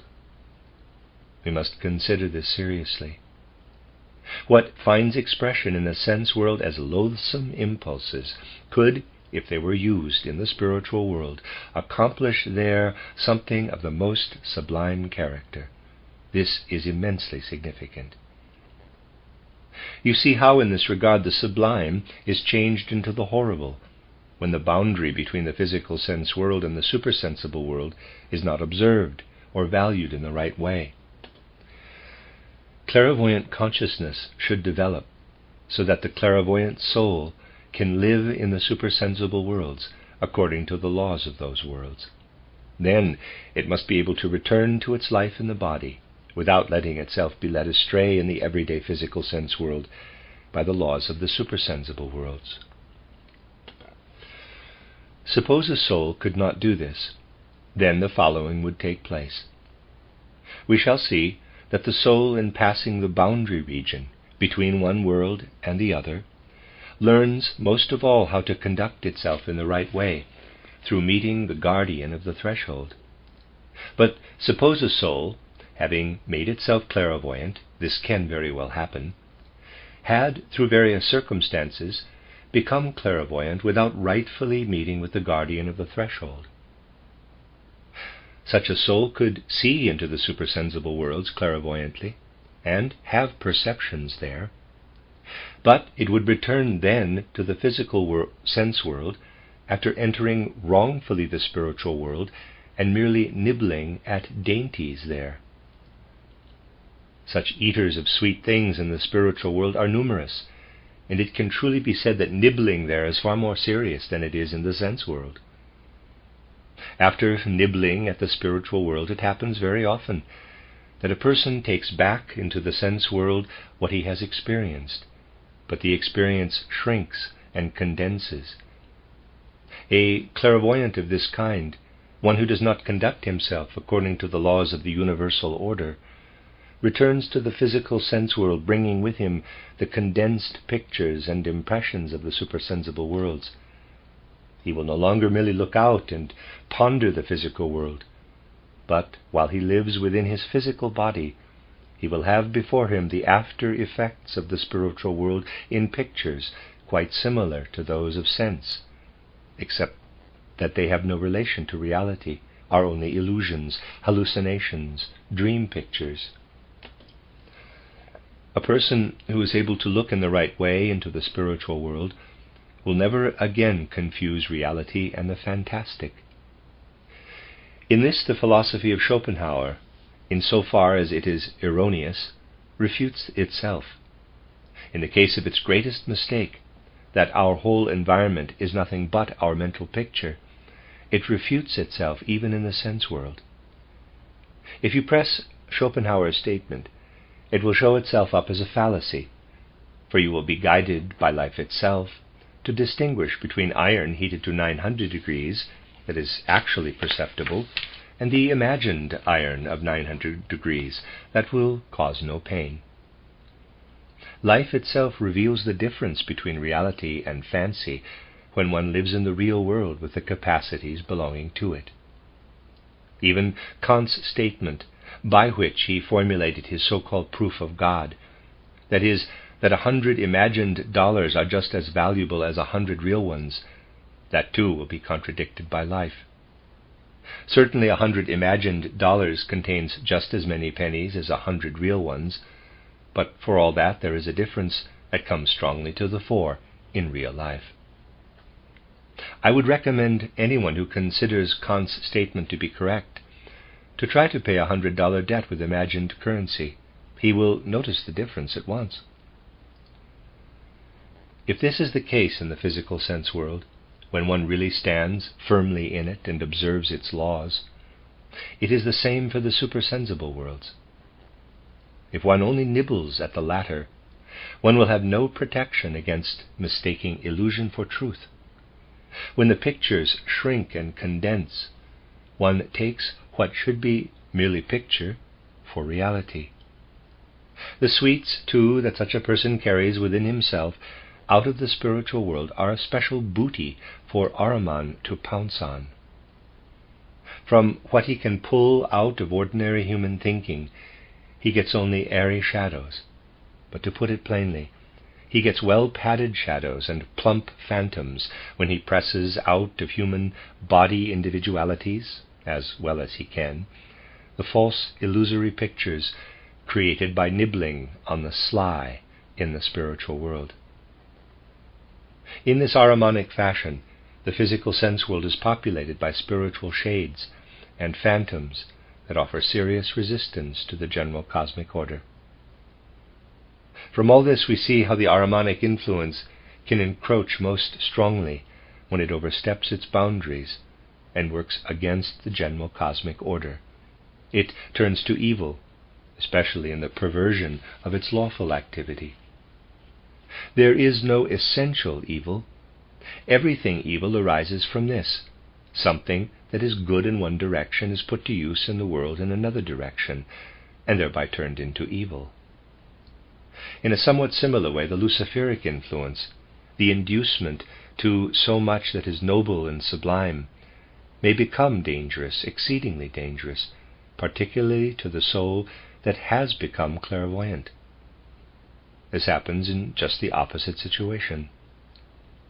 We look before at what happens when a soul nibbles at the spiritual world, that is, perceives something there, but then, on returning to the physical sense world, does not tell itself, quote, "Here you may not use the same kind of thought pictures that are right for the spiritual world," close quote. In this case, the soul is exposed in the physical world to the influence of Ahriman, but the opposite can take place.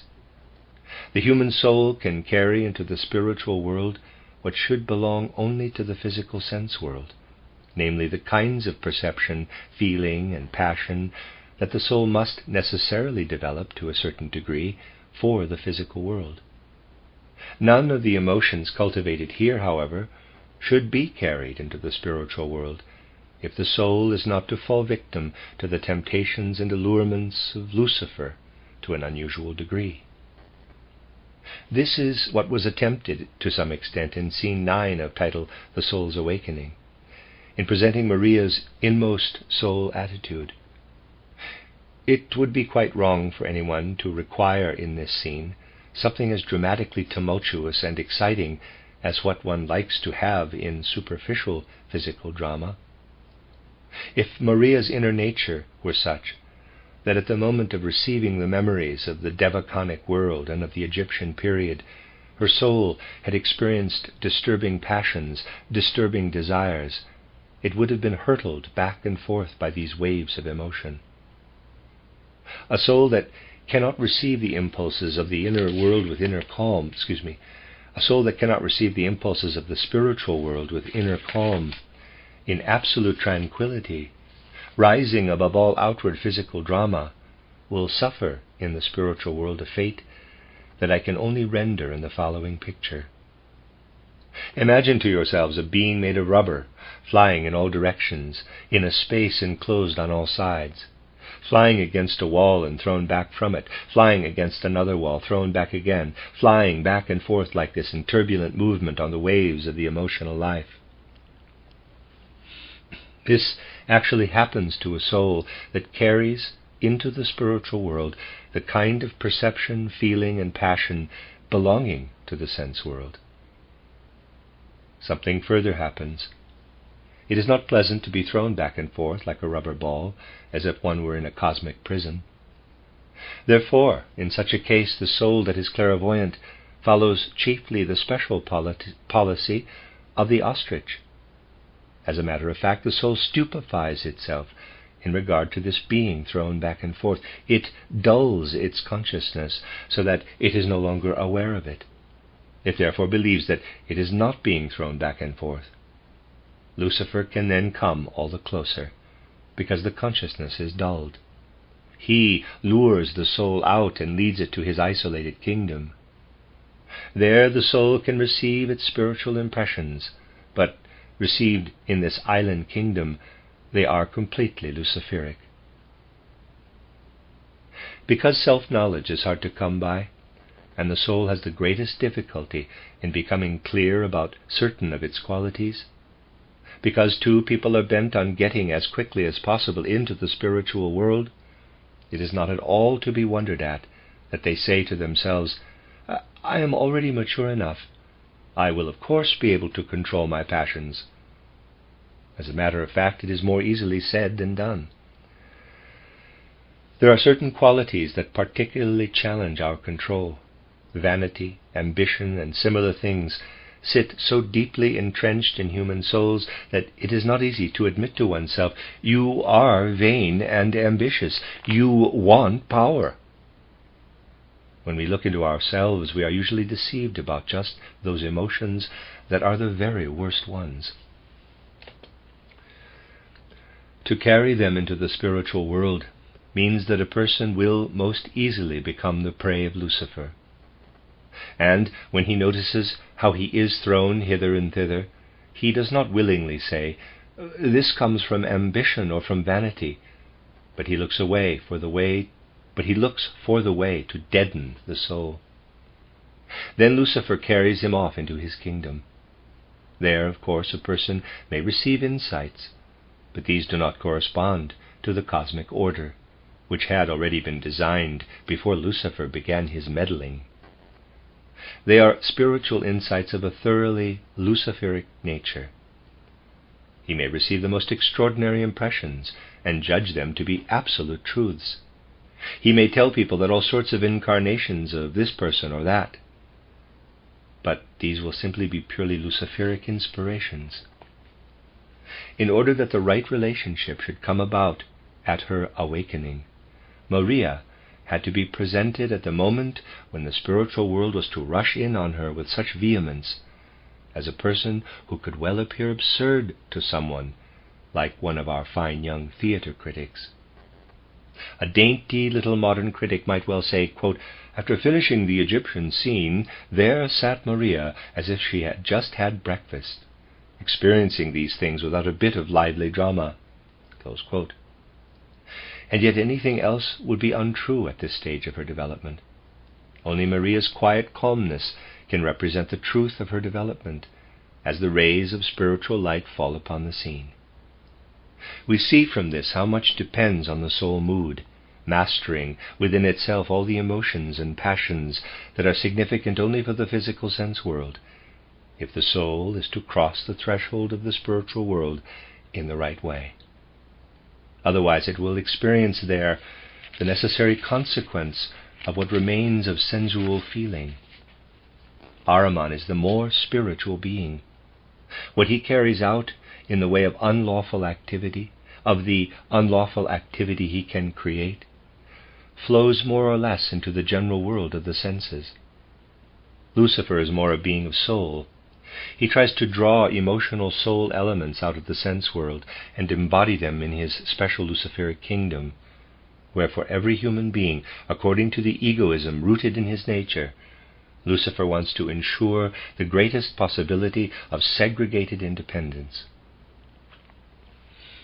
We see from this that when we want to form a judgment of such beings as Ahriman and Lucifer, it cannot be a question of simply calling them good or bad. Instead, we have to understand what is the lawful activity, what is the right domain of these beings, and where their unlawful activity, the overstepping of their limits, begins. For through the fact that they go beyond their limits, they entice human beings to an unlawful overstepping of the boundary into the other world, taking with them the faculties and laws of this world. The scenes titled The Soul's Awakening deal particularly with what is experienced in passing back and forth across the boundary between the physical sense world and the supersensible world. In this lecture today, I wanted to make a beginning by describing some of the things that must be carefully watched in the borderland between the two worlds. Tomorrow we will go further into this, the end of Lecture 2.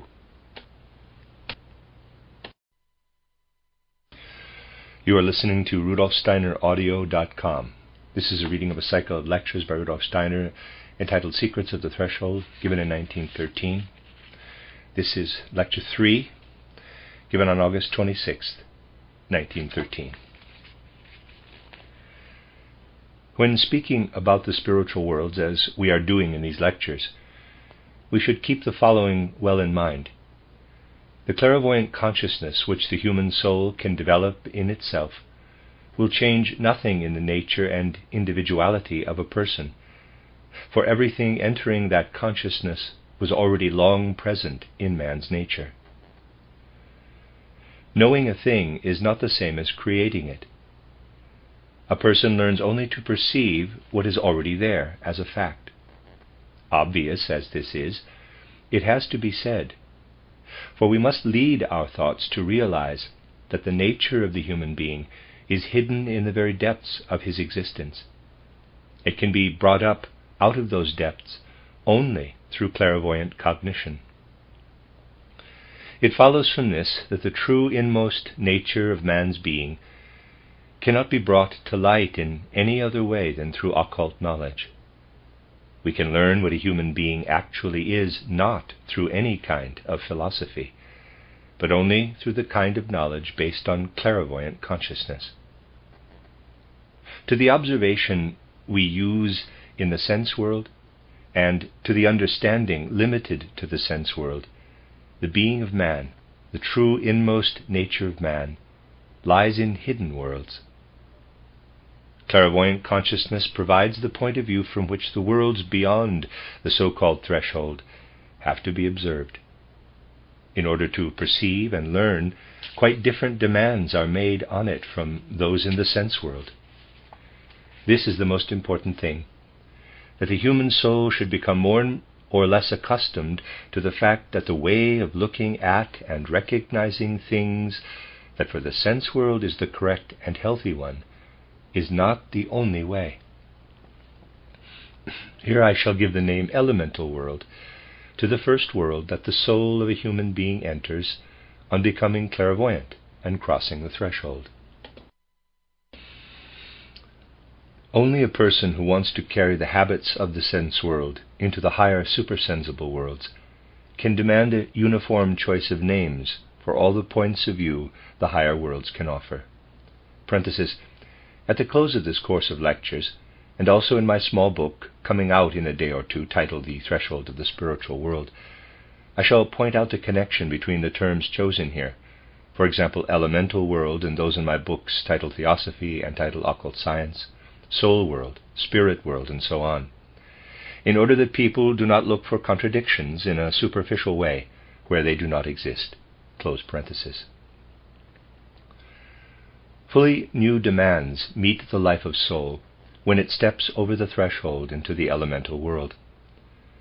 If the human soul insisted on entering this world with the habits of the sense world, two things might happen. Cloudiness or complete darkness would spread over the horizon of the consciousness, over the field of vision, or else, if the soul wanted to enter the elemental world without preparing itself for the peculiarities and requirements there, it would be thrown back again into the sense world. The elemental world is absolutely different from the sense world. In this world of ours, when we move from one living being to another, from one happening to the next, you have these beings and events before you and can observe them. While confronting and observing them, you keep your own distinct existence, your own separate personality. You know all the time that in the presence of another person or happening, you are the same person that you were before, and that you will be the same when you confront a new situation. You can never lose yourself in another being or happening. You confront them, you stand outside them, and you know you will always be the same in the sense world, wherever you go. This changes as soon as a person enters the elemental world.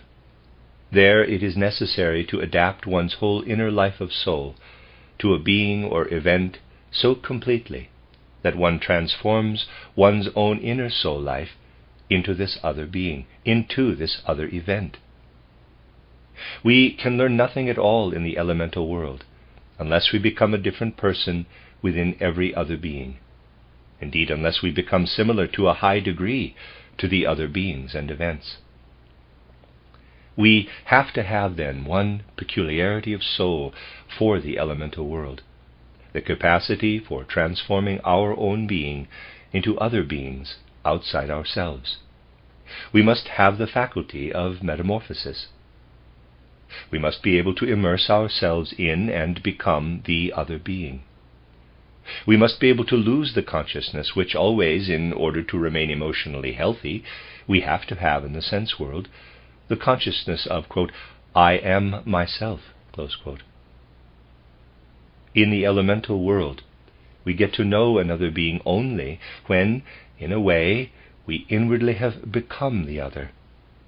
When we have crossed the threshold, we have to move through the elemental world in such a way that with every step we transform ourselves into every single happening, creep into every single being. It belongs to the health of a person's soul that in passing through the sense world he should hold his own and assert his individual character. But this is altogether impossible in the elemental world, where it would lead either to the darkening of his field of vision or to his being thrown back into the sense world. You will easily understand that in order to exercise the faculty of transformation, the soul needs something more than it already possesses here in our world. The human soul is too weak to be able to change itself continuously and adapt itself to every sort of being if it enters the elemental world in its ordinary state. Therefore, the forces of the human soul must be strengthened and heightened through the preparations described in my books, titled Occult Science, also now known as Esoteric Science, and titled Knowledge of Higher Worlds.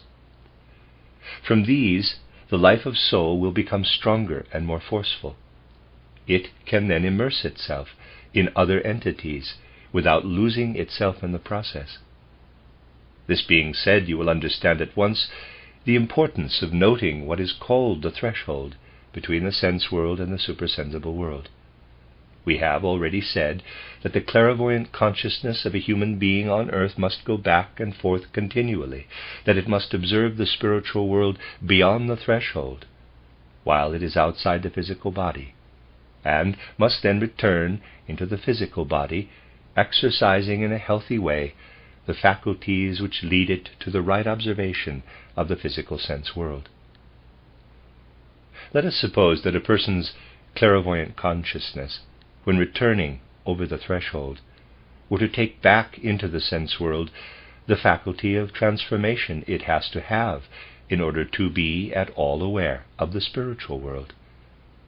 The faculty of transformation I've been speaking about is a peculiarity of the human etheric body, which lives by preference in the elemental world. Now, suppose that a person were to go back into the physical world, keeping his etheric body as capable of transformation as it has to be in the elemental world. What would happen? Each of the worlds has its own special laws. The sense world is the world of self-contained forms, for here the spirits of form rule. The elemental world is the world of mobility, of metamorphosis, of transformation. Just as we continually have to change in order to feel at home in that world, all the beings there are continually all the beings there are continually changing themselves. There is no enclosed, circumscribed form. All is in continual metamorphosis. A soul has to take part in this ever-changing existence outside the physical body if it wants to unfold itself there. Then in the physical sense world, we must allow our etheric body, as an entity of the elemental world capable of metamorphosis, to sink down into the physical body. Through this physical body, I am a definite personality in the physical sense world. I am this or that distinct person. My physical body stamps my personality upon me. The physical body and the conditions of the physical world in which I find myself make me a personality. In the elemental world, one is not a personality, for this would require an enclosed form. Here, however, we must note that what the clairvoyant consciousness recognizes in the human soul is and always has been present within it. Through the forces of the physical body, the mobility of the etheric body is restrained only for the time being. As soon as the etheric body sinks back into the physical encasement, its powers of movement are held together and adapted to the form. If the etheric body were not tucked into the physical body as if into a tote bag, it would always be impelled to continuous transformation. Now let us suppose that a soul, becoming clairvoyant, were to carry over into the physical world this desire of its etheric body for transformation. Then, with its tendency toward movement, it will fit rather loosely into the physical body, and thus the soul can come into contradiction with the physical world that wants to shape it into a definite personality. The etheric body, which always wants to move freely, can come back over the threshold in the wrong way, every moment wishing to be something or someone else, someone that may be quite the opposite of the firmly imprinted form of the physical body. To put it even more concretely, a person could be, say, a Scandinavian bank executive, thanks to his physical body, but because his etheric brings over into the physical world the impulse to free itself from physical constraints, he may imagine himself to be the Emperor of China. Or, to use another example, a person may be, let us say, the President of the Theosophical Society, and if her etheric body has been loosened, she may imagine that she has been in the presence of the Director of the Universe. Close parenthesis. A footnote related to that is, Ledbetter wrote that he had, quote, stood with Mrs. Besant in the presence of the Director of the Universe, close quote. Mrs. Besant was at that time the President of the Theosophical Society. End of footnote. We see that the threshold that sharply divides the sense world from the supersensible world must be respected absolutely. The soul must observe the requirements of each of the two worlds, adapting and conducting itself differently on this side and that. We have emphasized repeatedly that the peculiarities of the supersensible world must not unlawfully be carried over when one comes back into the sense world. If I may put it more plainly, one has to understand how to conduct oneself in both worlds. One may not carry over into one world the method of observation that is right for the other. First of all, then, we have to take note that the essential faculty for finding and feeling oneself in the elemental world is the faculty of transformation. But the human soul could never live permanently in this mobile element. The etheric body could as little remain permanently in a state of being able to transform itself as a human being in the physical world could remain continually awake. Only when we are awake can we observe the physical world. Asleep, we do not perceive it. Nevertheless, we have to allow the waking condition to alternate with the sleeping one. Something comparable to this is necessary in the elemental world.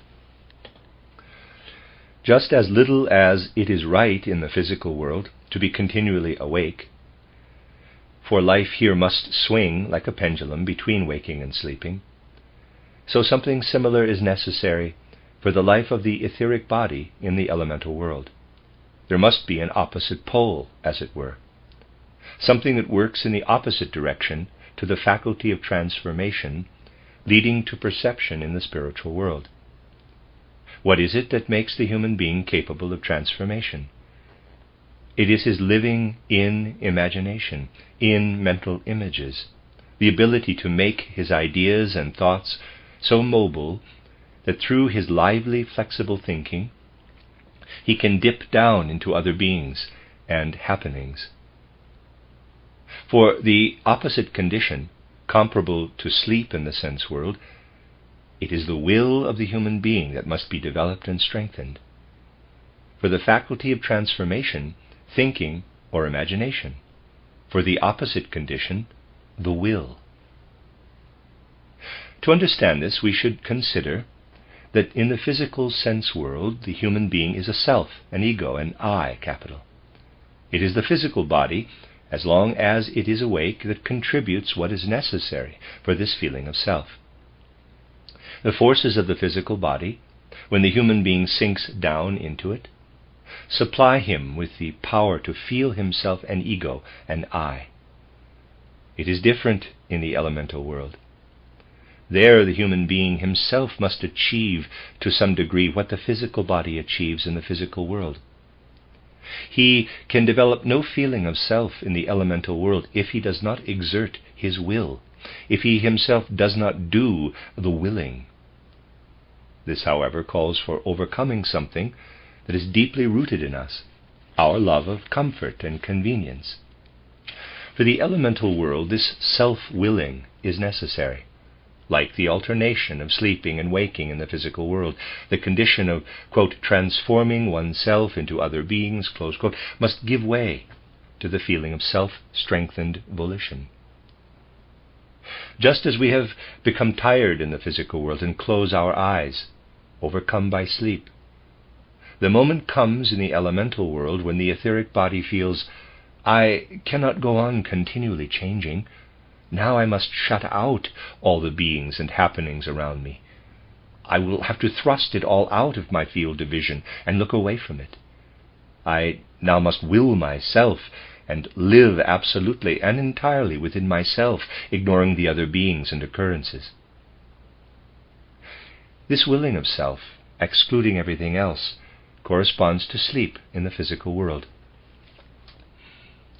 We would be mistaken if we imagined that the alternation of transformation with strengthened ego feeling were regulated in the elemental world just as naturally as waking and sleeping are in the physical world. According to clairvoyant consciousness, and to this alone it is perceptible, it takes place at will, not passing so easily as waking here passes into sleep. After one has lived for a time in the element of metamorphosis, one feels the need within oneself to engage and use the other swing of the pendulum of elemental life. In a much more arbitrary way than with our waking and sleeping, the element of transforming oneself alternates with living within, with its heightened feeling of self. Yes, our consciousness can even bring it about through its elasticity, that in certain circumstances both conditions can be present at the same time. On the one hand, one transforms oneself to some degree, and yet can hold together certain parts of the soul and rest within oneself. In the elemental world we can wake and sleep at the same time, something we should not try to do in the physical world if we have any concern for our soul life. We must further consider that when thinking develops into the faculty of transformation and begins to be at home in the elemental world, it cannot be used in that world in the way that is right and healthy for the physical world. What is thinking like in our ordinary world? Observe it as you follow its movement. A person is aware of thoughts in his soul. He knows that he is grasping, spinning out, connecting and separating these thoughts. Inwardly he feels himself to be the master of his thoughts, which seem rather passive.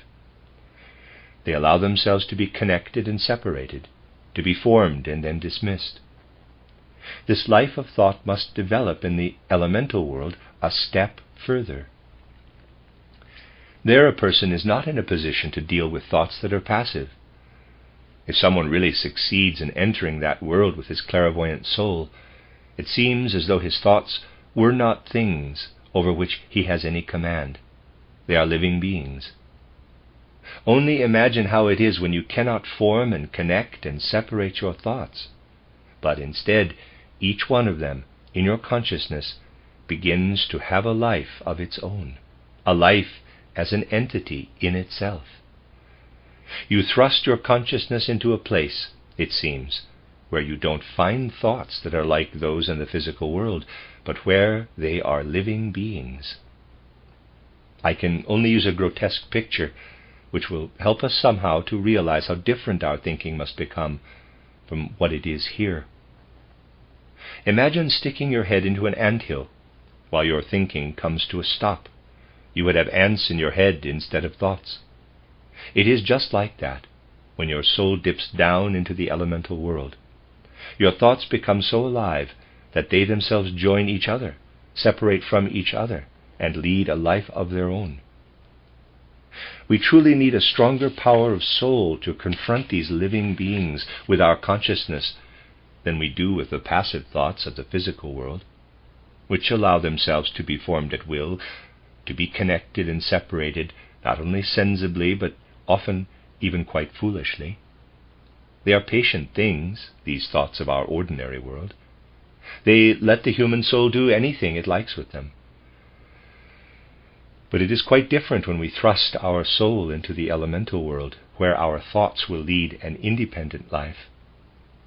A human being must hold his own with his soul life and assert his will in confronting these active, lively, no longer passive thoughts. In the physical world, our thinking can be completely stupid, and this does not harm us at all. But if we do foolish things with our thinking in the elemental world, it may well happen that our stupid thoughts, creeping around there as independent beings, can hurt us, can even cause real pain. Thus we see that the habits of our soul life must change when we cross the threshold from the physical into the supersensible world. If we were then to return to the physical world, with the activity we have to bring to bear on the living thought entities of the elemental world, and failed to develop in ourselves sound thinking with these passive thoughts, wishing rather to hold fast to the conditions of the other world, our thoughts would continually run away from us. Then, hurrying after them, we would become a slave to our thoughts. When a person enters the elemental world with clairvoyant soul and develops his faculty of metamorphosis, he delves into it with his inner life, transforming himself according to the kind of entity he is confronting. What is his experience when he does this? It is something we can call sympathy and antipathy. Out of soul depths, these experiences seem to well up, presenting themselves to the soul that has become clairvoyant.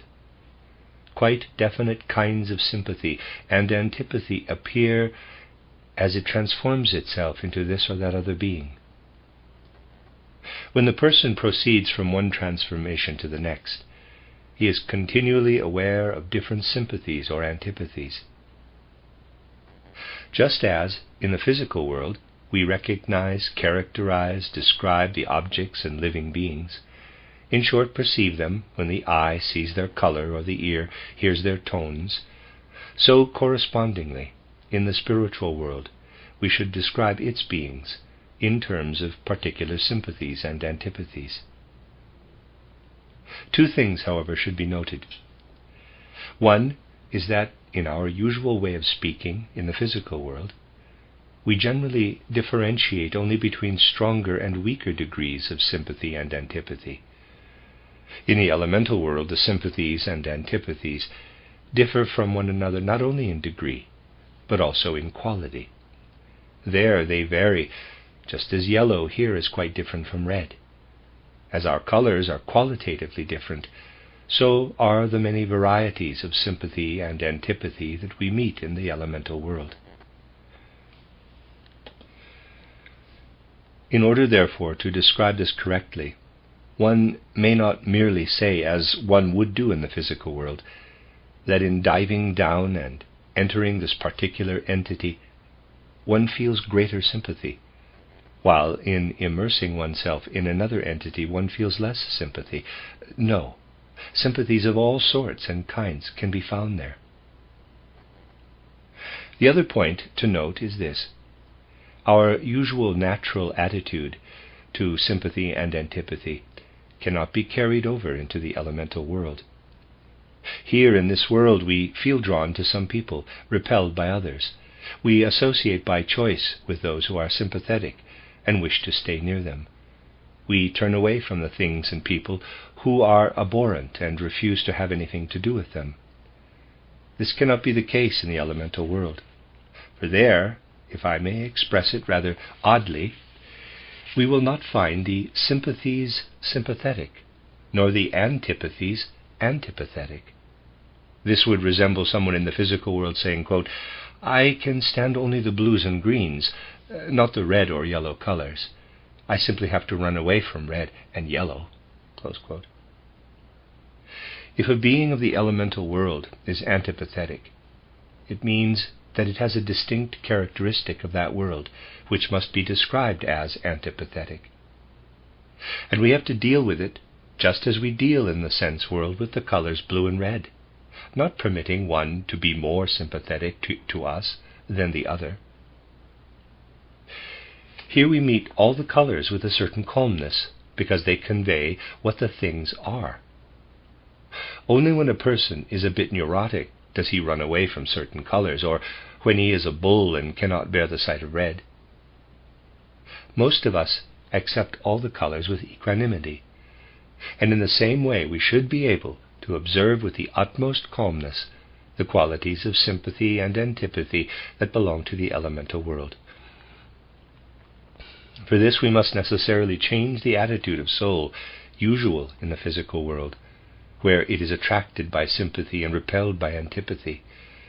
It must become completely changed. There, the inner mood or disposition, corresponding to the feelings of sympathy and antipathy, must be replaced with what we can call soul quiet, spirit peacefulness.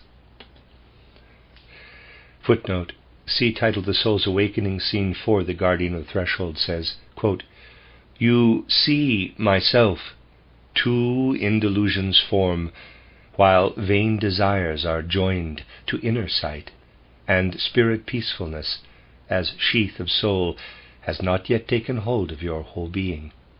Close quote. End of footnote. With an inwardly resolute soul life filled with spirit calm, we must immerse ourselves in the entities and transform ourselves into them. Then we will feel the qualities of these beings rising within our soul depths as sympathies and antipathies.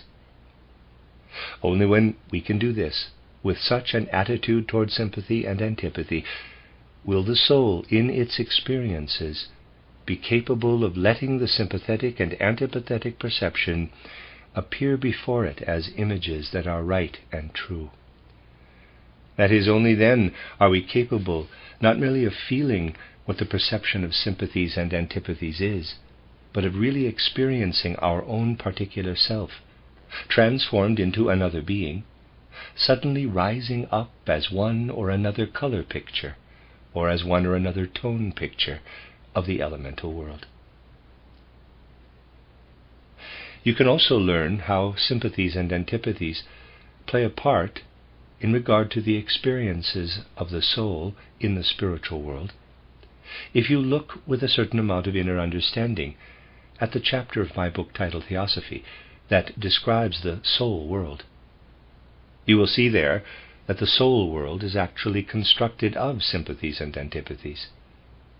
From my description you will have been able to learn that what we know as thinking in the physical sense world is really only the external shadowy imprint called up by the physical body of the thinking that, lying in occult depths, can be called a true living force. As soon as we enter the elemental world and move with our etheric body, thoughts become, one can say, denser, more alive, more independent, more true to their own nature. What we experience as thought in the physical body relates to this truer element of thinking as a shadow on the wall relates to the objects casting it. As a matter of fact, it is the shadow of the elemental thought life thrown into the physical sense world through the instrumentality of the physical body. When we think, our thinking lies more or less in the shadow of thought beings. Here, clairvoyant spiritual knowledge throws new light on the true nature of thinking. No philosophy, no external science, however ingenious, can determine anything of the real nature of thinking. Only a knowledge based on clairvoyant consciousness can recognize what it is. The same thing holds good with the nature of our willing. The will must grow stronger, for in the elemental world things are not so obliging that the ego feeling is provided for us, as it is through the forces of the physical body. There we ourselves have to will the feeling of ego. We have to find out what it means for our soul to be entirely filled with the consciousness, quote, I will myself, close quote. We have to experience something of the greatest significance. That when we are not strong enough to bring forth the real act of will, I will myself, and not just the thought of it, at that moment we will feel ourselves falling unconscious as though in a faint. If we do not hold ourselves together in the elemental world, we will fall into a kind of faint. There we look into the true nature of the will, again something that cannot be discovered by external science or philosophy, but only by the clairvoyant consciousness. What we call the will in the physical world is a shadowy image of the strong, living will of the elemental world, which grows and develops so that it can maintain the self out of its own volition without the support of external forces. We can say that everything in that world, when we grow accustomed to it, becomes self-willed. Above all, when we have left the physical body and our etheric body has the elemental world as its environment, it is through the innate character of the etheric body that the drive to transform ourselves awakens. We wish to immerse ourselves in the other beings. However, just as in our waking state by day the need for sleep arises, so in the elemental world there arises in turn the need to be alone, to shut out everything into which we could transform ourselves. Then again, when we have felt alone for a while and developed the strong feeling of will, I will myself, there comes what may be called a terrible feeling of isolation, of being forsaken, which evokes the longing to awaken out of this state of only willing oneself to the faculty of transformation again. While we rest in physical sleep, other forces take care that we wake up. We don't have to attend to it ourselves. In the elemental world, when we are in the sleeping condition of only willing ourselves, it is through the demand of feeling forsaken that we are impelled to put ourselves into the state of transformation, that is, of wanting to awaken. From all this you see how different are the conditions of experiencing oneself in the elemental world, of perceiving oneself there, from those of the physical world. You can judge therefore how necessary it is again and again to take care that the clairvoyant consciousness, passing back and forth from one world to the other, adapts itself correctly to the requirements of each world, and does not carry over on crossing the threshold the usages of one into the other. The strengthening and invigorating of the life of soul consequently belongs to the preparation we have often described as necessary for the experience of supersensible worlds. What must, above all, become strong and forceful are the soul experiences we can call the eminently moral ones. These imprint themselves as soul dispositions in firmness of character and inner resolute calm. Inner courage and firmness of character must most especially be developed, for through weakness of character we cripple the whole life of soul, which would then come powerless into the elemental world. This we must avoid if we hope to have a true and correct experience there. No one who is really earnest about gaining knowledge in the higher worlds will, therefore, fail to give weight to the strengthening of the moral forces among all the other forces that help the soul enter those worlds. One of the most shameful errors is foisted on humanity when someone takes it on himself to say that clairvoyance should be acquired without paying attention to strengthening the moral life. It must be stressed once and for all that what I described in my book, titled Knowledge of Higher Worlds, as the development of the lotus flowers that crystallize in the spirit body of a student clairvoyant, may indeed take place without attention to supportive moral strength, but certainly ought not to do so.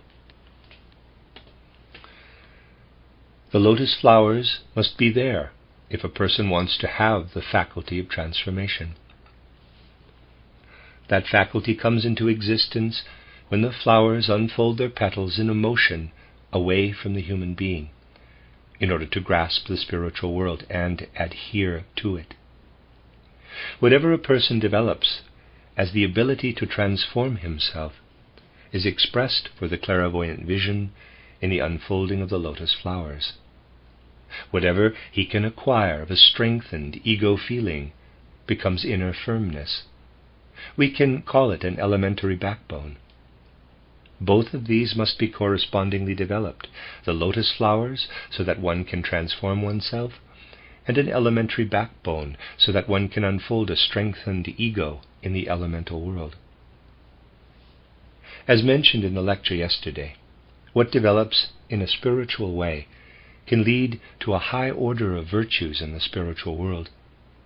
But if this is allowed to stream down into the sense world, it can bring about the most terrible vices.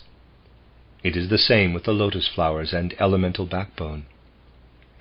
By practicing certain methods, it is also possible to awaken the lotus flowers and backbone without aiming for moral firmness, but this no conscientious clairvoyant would recommend.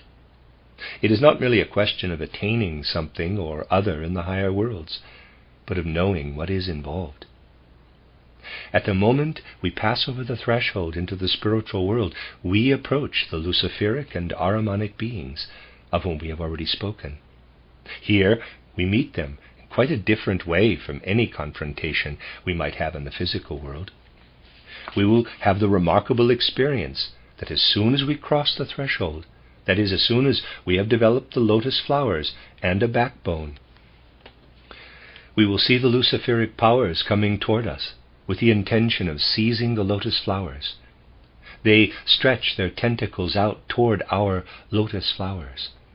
We must have developed in the right way, so that we use the lotus flowers to grasp and understand the spiritual events, and so that they are not themselves grasped by the Luciferic powers. It is possible to prevent their being seized by these powers only by ascending into the spiritual world with firmly established moral forces. I have already mentioned that in the physical sense world, the Ahrimanic forces approach us more from the outside, the Luciferic more from within the soul. In the spiritual world it is just the opposite. The Luciferic beings come from outside and try to lay hold of the lotus flowers, whereas the Ahrimanic beings come from within and settle themselves tenaciously within the elementary backbone. If we have risen into the spiritual world without the support of morality, the Ahrimanic and Luciferic powers form an extraordinary alliance with each other. If we have come into the higher worlds filled with ambition, vanity, pride, or with the desire for power, Ahriman and Lucifer will succeed in forming a partnership with each other. I will use a picture for what they do, but this picture corresponds to the actual situation, and you will understand that what I am indicating really takes place. Ahriman and Lucifer form an alliance, Together they bind the petals of the lotus flowers to the elementary backbone. When all the petals are fastened to the backbone, the human being is tied up in himself, fettered within himself through his strongly developed lotus flowers and backbone. The result of this will be the onset of egotism and love of deception to an extent that would be impossible were he to remain normally in the physical world. Thus, we see what can happen if clairvoyant consciousness is not developed in the right way. The alliance of Ahriman and Lucifer, whereby the petals of the lotus flowers are fastened onto the elementary backbone, fettering a person within himself by means of his own elemental or etheric capacities. These are the things we must know if we wish to penetrate with open eyes and with understanding into the actual spiritual world. The end of Lecture 3. You are listening to RudolfSteinerAudio.com. This is a reading of a cycle of lectures by Rudolf Steiner entitled Secrets of the Threshold. This is Lecture 4, given on August 27th, 1913. The soul, as it becomes clairvoyant, will progress further beyond the elemental world we have been describing in these lectures, and it will penetrate the actual spiritual world.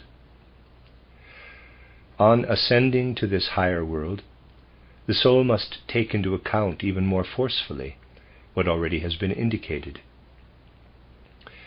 In the elemental world, there are many happenings and phenomena surrounding the clairvoyant soul that remind it of the characteristics, the forces, and of all sorts of other things in the sense world. But rising into the spiritual world, the soul finds the happenings and beings totally different. The capacities and points of view it could get on with in the sense world have to be given up to a far greater degree. It is terribly disturbing to confront a world that the soul is not at all accustomed to, leaving everything behind it has so far been able to experience and observe.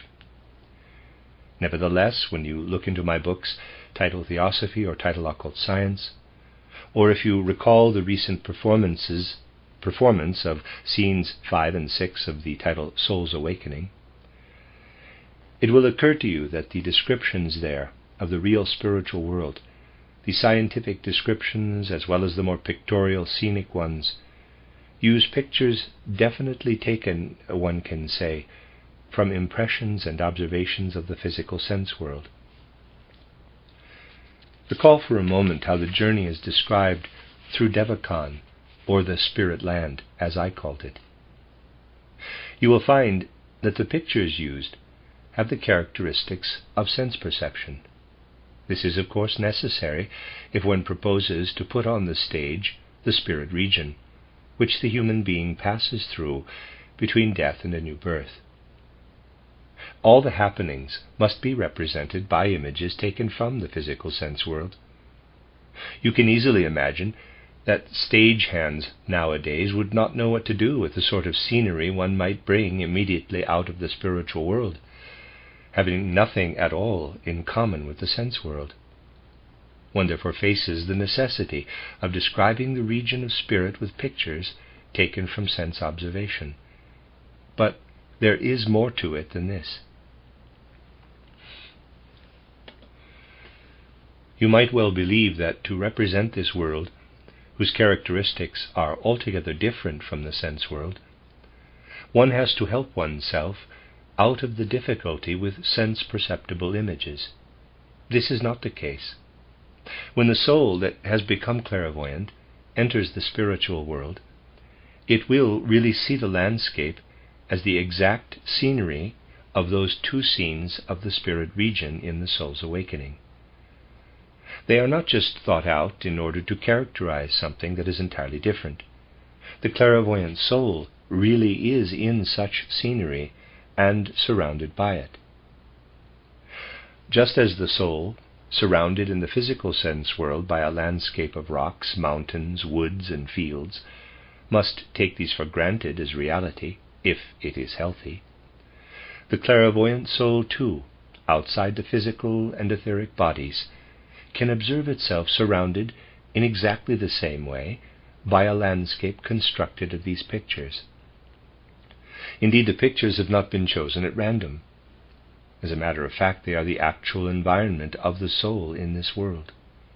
Scenes 5 and 6 of the title Soul's Awakening did not come about in just this way because something or other of an unknown world had to be expressed, and therefore the question was considered, how can that be done?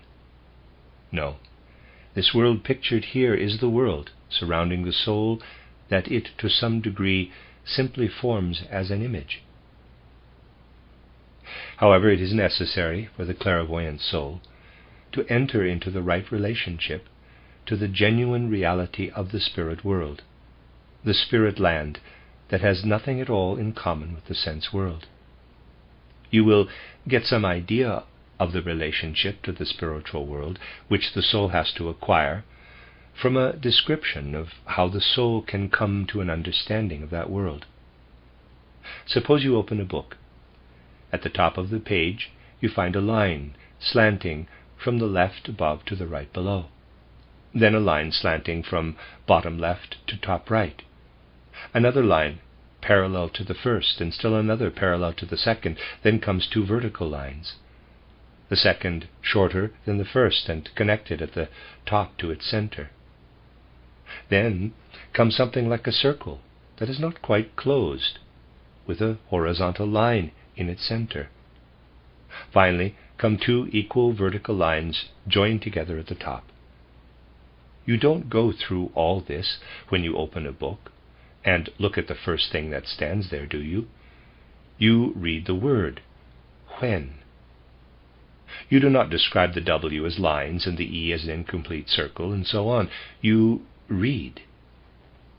When you look at the forms of the letters in front of you, you enter into a relationship with something that is not printed on the page.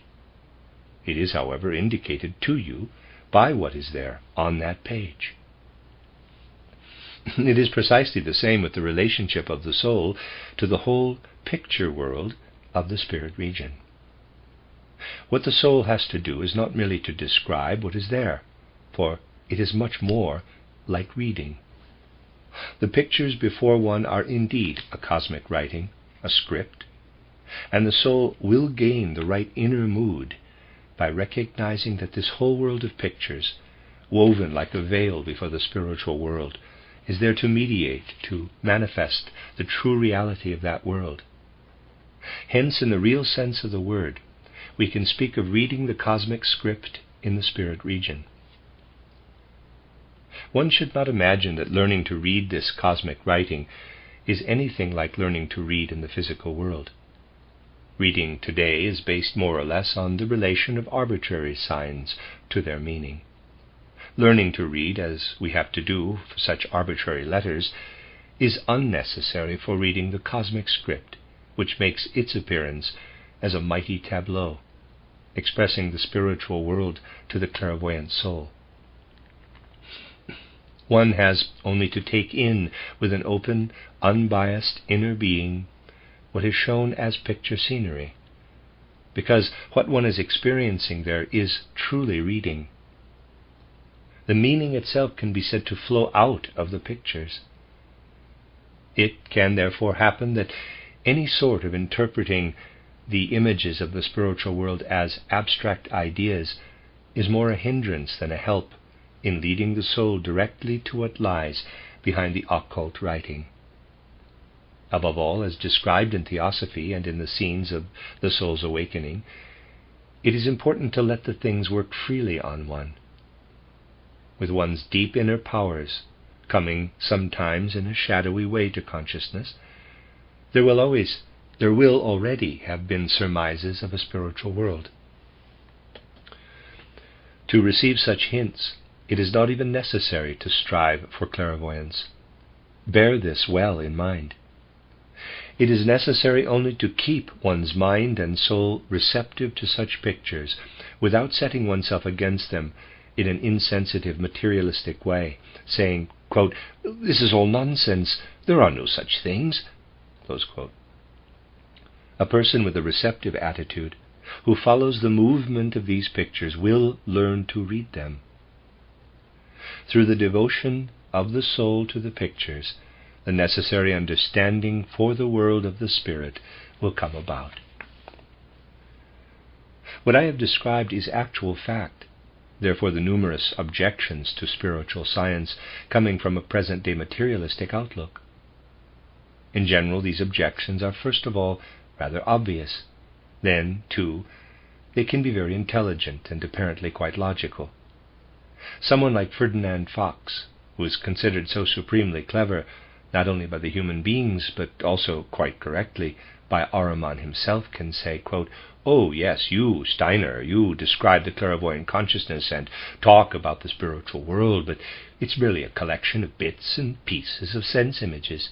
How can you claim, in the face of all that scenery raked together from well-known physical pictures, that we should experience something new from it, something we cannot imagine without approaching the spiritual world?" Close quote. That objection is one that will confuse many people. It is made from the standpoint of present-day consciousness, apparently with a certain justification, indeed even with complete justification. Nevertheless, when you go more deeply into such objections as these of Ferdinand Fox, you will discover the way to the truth. The objection we have just heard resembles very much what a person could say to someone opening a letter. Quote, "Well, yes, you've received a letter. There's nothing in it but letters of the alphabet and words I already know. You won't hear anything new from all that." Close quote. Nevertheless, through what we have known for a long time, we are perhaps able to learn something that we never could have dreamt of before. This is the case with the picture scenery, which not only has to find its way to the stage for the mystery drama performance, but also will reveal itself on every side to the clairvoyant consciousness. To some extent it is composed of memory pictures of the sense world, but in its appearance as cosmic script, it represents something that the human being cannot experience either in the sense world or in the elemental world. It should be emphasized again and again that our relation to the spiritual world must be compared to reading and not to direct vision. If a man on earth who has become clairvoyant is to understand the objects and happenings of the sense world and look at them with a healthy, sane attitude, he must observe and describe them in the most accurate way possible. But his relation to the spiritual world must be different. As soon as he steps across the threshold, he has to do something very much like reading. If we look at what has to be recognized in this spirit land for our human life, there is certainly something else that can demolish Ferdinand Fox's argument. His objections should not be taken lightly, for if we wish to understand spiritual science in the right way, we should size up such objections correctly. We must remember that many people today cannot help making objections, for their ideas and habits of thought give them the dreadful fear of standing on the verge of nothingness when they hear about the spiritual world. Therefore they reject it. This relationship of a modern human being to the spiritual world can be understood better by discovering what someone thinks about it who is quite well-intentioned. A book appeared recently that is worth reading, even for those who have acquired a true understanding of the spiritual world. It was written by a man who means well and who would like very much to come by knowledge of the spiritual world, Maurice Maeterlinck. It has been translated with the title Concerning Death. In his first chapters, the author shows that he wants to understand these things. We know that he is to some extent a discerning and sensitive person who has allowed himself to be influenced by Novalis, among others, that he has specialized somewhat in romantic mysticism, and that he has accomplished much that is very interesting, theoretically and artistically, in regard to the relationship of human beings to the supersensible world. Therefore, as example, he is particularly interesting. Well, in the chapters of Concerning Death, in which Maeterlinck speaks of the actual relationship of the human being to the spiritual world, his book becomes completely absurd. It is an interesting phenomenon that a well-meaning man, using the thinking habits of today, becomes foolish. I do not mean this as reproof or criticism, but only to characterize objectively how foolish a well-intentioned person can become when he wishes to look at the connection of the human soul to the spirit world. Maurice Maeterlinck has not the slightest idea that there is a possibility to so strengthen and invigorate the human soul that it can shed everything attained through sense observation and the ordinary thinking, feeling, and willing of the physical world, and indeed even that of the elemental world. To such minds as Maeterlinck's, when the soul leaves behind it everything involved in sense observation and the thinking, feeling, and willing related to it, there is simply nothing left. Therefore, in his book, Maeterlinck asks for proofs of the spiritual world and facts about it.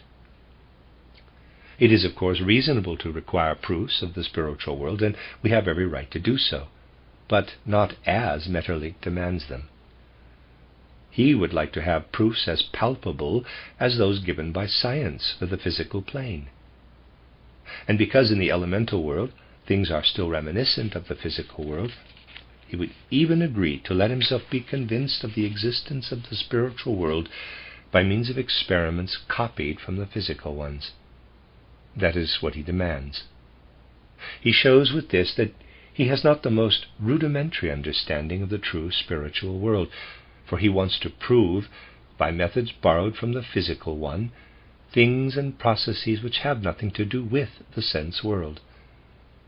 The real task is to show that such proofs as Maeterlinck demands for the spiritual world are impossible. I have frequently compared this demand of Maurice Maeterlinck to something that has taken place in the realm of mathematics.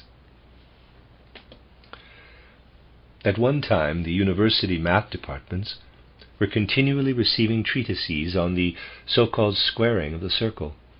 People were constantly trying to prove geometrically how the area of a circle could be transformed into a square. Until quite recently, an infinite number of papers had been written on the subject. But today only a rank amateur would still come up with such a treatise, for it has been proved conclusively that the geometric squaring of the circle is not possible. What Maeterlinck demands as proof for the spiritual world is nothing but the squaring of the circle transferred to the spiritual sphere, and is just as much out of place as the other is in the realm of mathematics. What actually is he demanding? If we know that as soon as we cross the threshold to the spiritual world, we are in a world that has nothing in common with the physical world, or even with the elemental world, we cannot ask, quote, "If you want to prove any of this to me, kindly go back into the physical world, and with physical means prove to me the things of the spiritual world." Close quote. We might as well accept the fact that in everything concerned with spiritual science we will get from the most well-meaning people the kind of absurdities that transferred to ordinary life would at once show themselves to be absurd. It is just as if someone wants a man to stand on his head while continuing to walk with his feet. Let someone demand that, and everyone will realize what nonsense it is. However, when someone demands the same sort of thing in regard to proofs of the spiritual world, it is clever. It is a scientific right. Its author will not notice its absurdity, and neither will his followers, especially when the author is a celebrated person. The great mistake springs from the fact that those who make such claims have never clearly grasped man's relation to the spiritual world. If we attain concepts that can be gained only in the spiritual world through clairvoyant consciousness, they will naturally meet with a great deal of opposition from people like Ferdinand Fox. All the concepts that we are to acquire, for instance, about reincarnation, that is, the truly genuine remembrances of earlier lives on earth, we have to gain through a certain necessary attitude of the soul toward the spiritual world. For only out of that world can we obtain such concepts. when there are impressions, ideas, mental images in the soul that point back to an earlier life on earth, they will be especially subject to the antagonism of our time. Of course, it can't be denied that just in these things the worst foolishness is engaged in. Many people have this or that experience and at once relate it to this or that former incarnation. In such cases, it is easy for our opponents to say, quote, "Oh, yes, whatever drifts into your psyche are really pictures of experiences you've had in this life between birth and death, only you don't recognize them," close quote. That is certainly the case hundreds and hundreds of times. But it should be clear that a spiritual investigator has an eye for these things. It can really be so that something that happens to a person in childhood or youth returns to consciousness completely transformed in later life. Then perhaps, because the person does not recognize it, he takes it for a reminiscence from an earlier life on earth. That can well be the case. We know within our own anthroposophical circles how easily it can occur. You see, memories can be formed not only of what one has clearly experienced. One can also have an impression that whisks past so quickly that it does not come fully to consciousness and yet can return later as a distinct memory. A person, if he is not sufficiently critical, can then swear that this is something in his soul that was never experienced in his present life. It is thus understandable that such impressions cause all the foolishness in people who have busied themselves, but not seriously enough, with spiritual science. This happens chiefly in the case of reincarnation, in which so much vanity and ambition is involved. For many people, it is an alluring idea to have been Julius Caesar or Marie Antoinette in a former life. I can count as many as 25 or 26 Mary Magdalenes I have met in my lifetime. The spiritual investigator himself has good reason to draw attention to the mischief that can be stirred up in all this. Something more, however, must be emphasized. In true clairvoyance, impressions of an earlier life on earth will appear in a certain characteristic way, so that a truly healthy clairvoyant soul will recognize them quite definitely as what they are. It will now unmistakably be that these impressions have nothing to do with what can arise out of the present life between birth and death. For the true reminiscences, the genuine memories of earlier lives on earth that come through scrupulous clairvoyance, are too astonishing for the soul to believe it could bring them out of its conscious or unconscious depths by any humanly possible method. Students of spiritual science must get to know what soul experiences come to it from outside. It is not only the wishes and desires, which do indeed play a great part when impressions are fished up out of the unknown waters of the soul in a changed form, so that we do not recognize them as experiences of the present life. There is an interplay of many other things, but the mostly overpowering perceptions of former earth lives are easy to distinguish from impressions out of the present life. To take one example, a person receiving a true impression of a former life will inwardly, for instance, experience the following rising out of soul depths.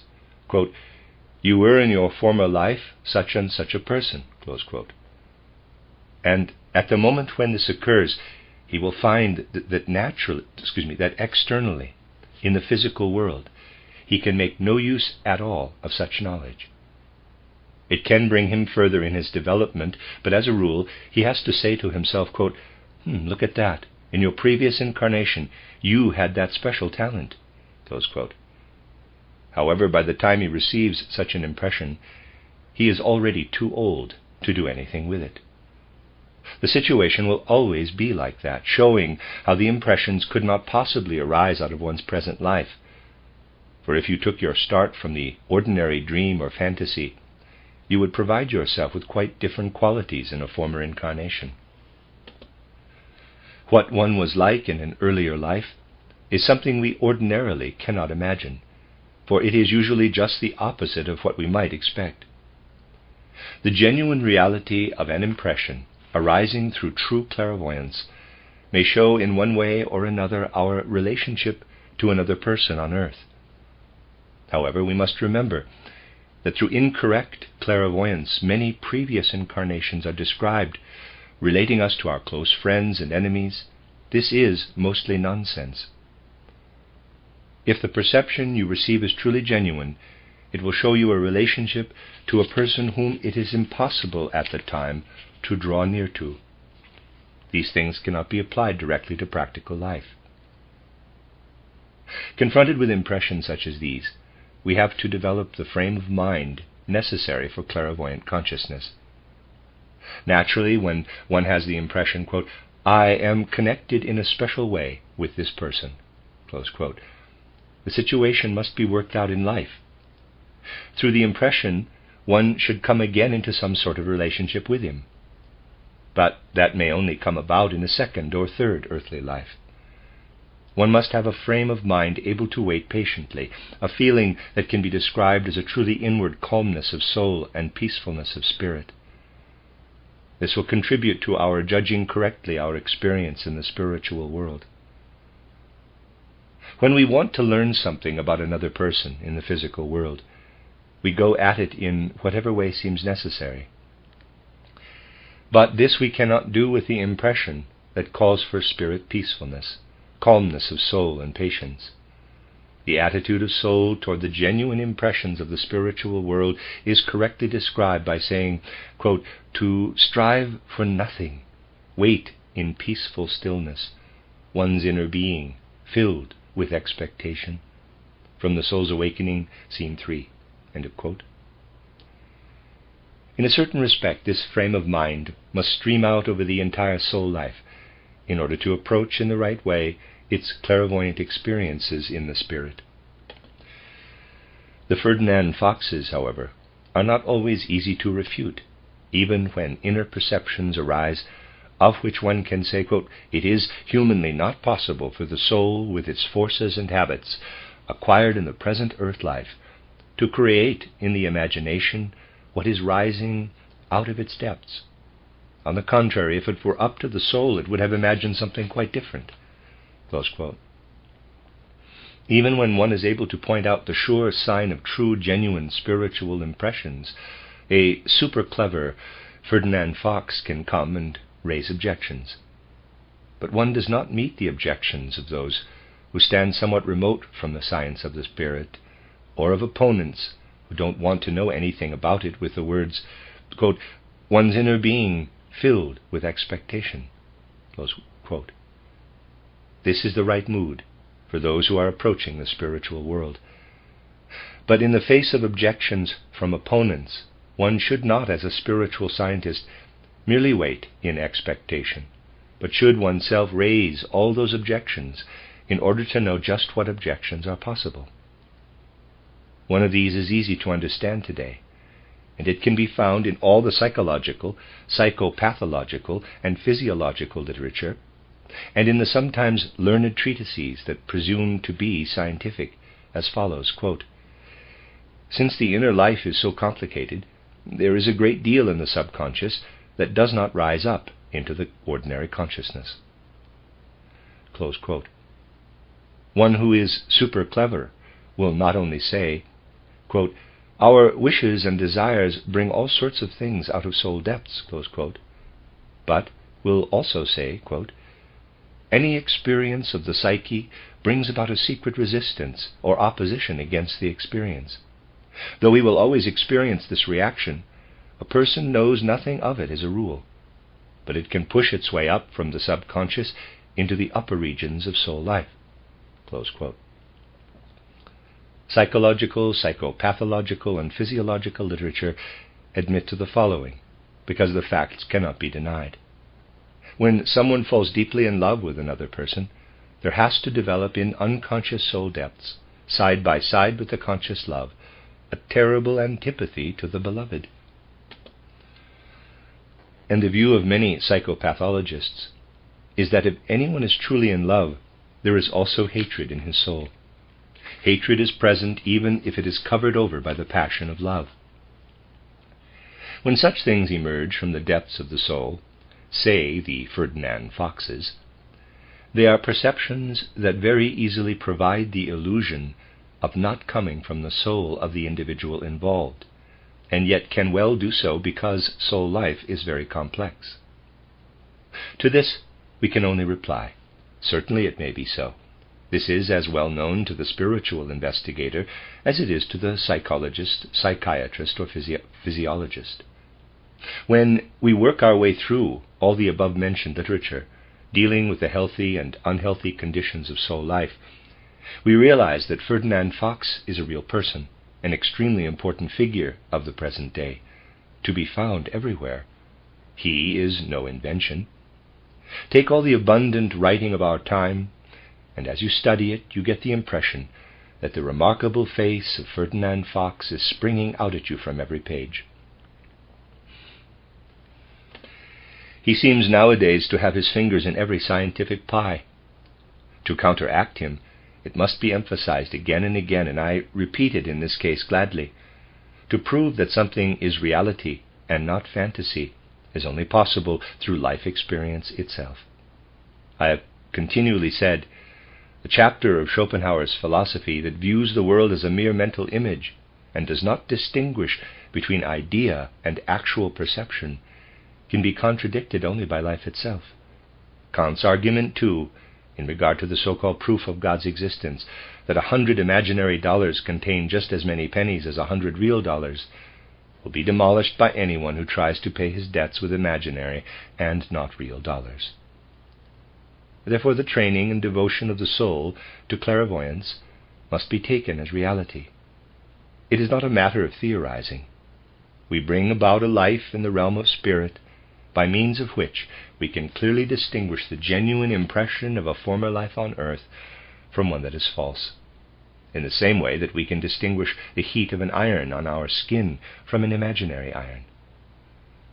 If we reflect on this, we will understand that Ferdinand Fox's objections about the spiritual world are really of no importance at all, coming as they do from people who, I will not say have not entered the realm of spirit clairvoyantly, but who have never tried to understand it.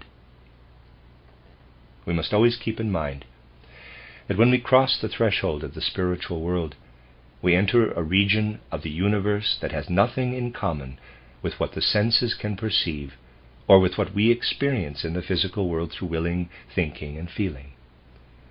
We have to approach the spiritual world by realizing that all our ability to observe and understand the physical sense world has to be left behind. Referring to perception in the elemental world, I used an image that may sound grotesque, that of putting one's head into an anthill. But so it is for our consciousness in the elemental world.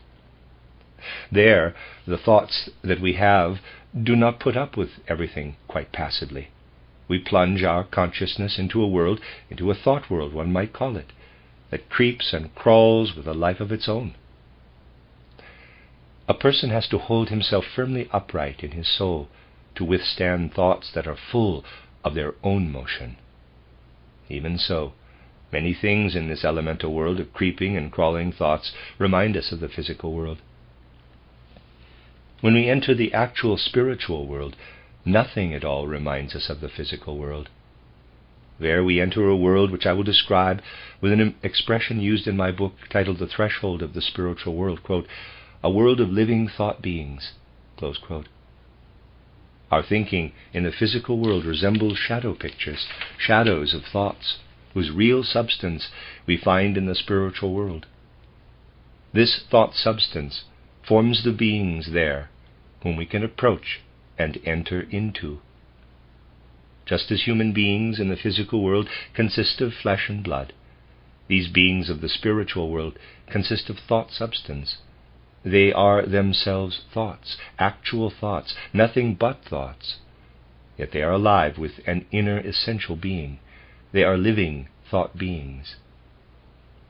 Although we can enter into their inner being, they cannot perform actions as if with physical hands.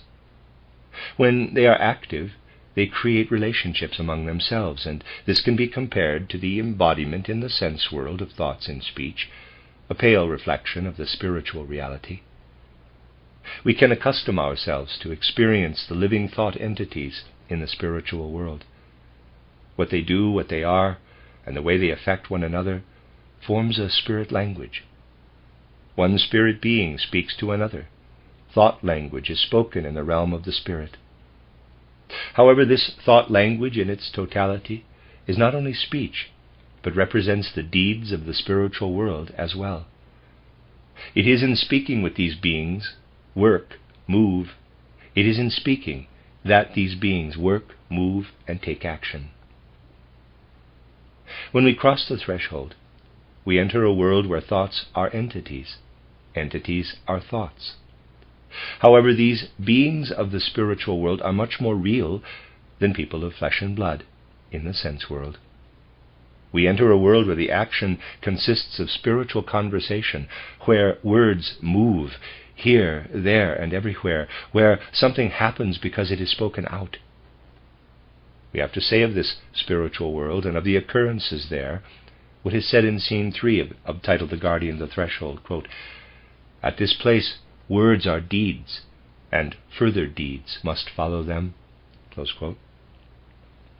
All occult perception, attained for mankind by the initiates of every age, could behold the significance in a certain realm of this spirit conversation that is at the same time spirit action. It was given the characteristic name, quote, "the cosmic word." Close quote. Now observe that our study has brought us to the very center of the spiritual realm, where we can behold these beings and their activities. There many voices, many tones, many activities, sounding together, form the cosmic word, in which our own soul being, itself cosmic word, begins to find itself at home. So that sounding forth, we ourselves perform deeds in the spiritual world. The term cosmic word, used throughout past ages by all peoples, expresses an absolutely true fact of the spirit land. To understand its meaning at the present time, however, we have to approach the uniqueness of the spiritual world in the way we have tried to describe in this study. In the various past ages and peoples, occult knowledge has spoken with more or less understanding of the cosmic word. Now, too, it is necessary, if mankind is not to be devastated by materialism, to reach an understanding for such words about the spiritual world from the mystery drama. At this place, words are deeds, and further deeds must follow them. It is imperative in our time that when such words are spoken out of the knowledge of the spiritual world, our souls should feel their reality, should feel that they represent reality. We must be aware that this is just as much an exact characteristic of the spiritual world as when, in characterizing the physical sense world, we apply ordinary sense images. Just how far our present age can bring understanding to bear on such words as, quote, "Here in this place words are deeds, and further deeds must follow them," close quote, will depend on how far it takes up spiritual science, and how well people today will be prepared to prevent the dominating force of materialism that otherwise will plunge human civilization into impoverishment, devastation, and decay. The end of Lecture 4. You are listening to RudolfSteinerAudio.com. This is a reading of Secrets of the Threshold by Rudolf Steiner, a cycle of lectures given in 1913.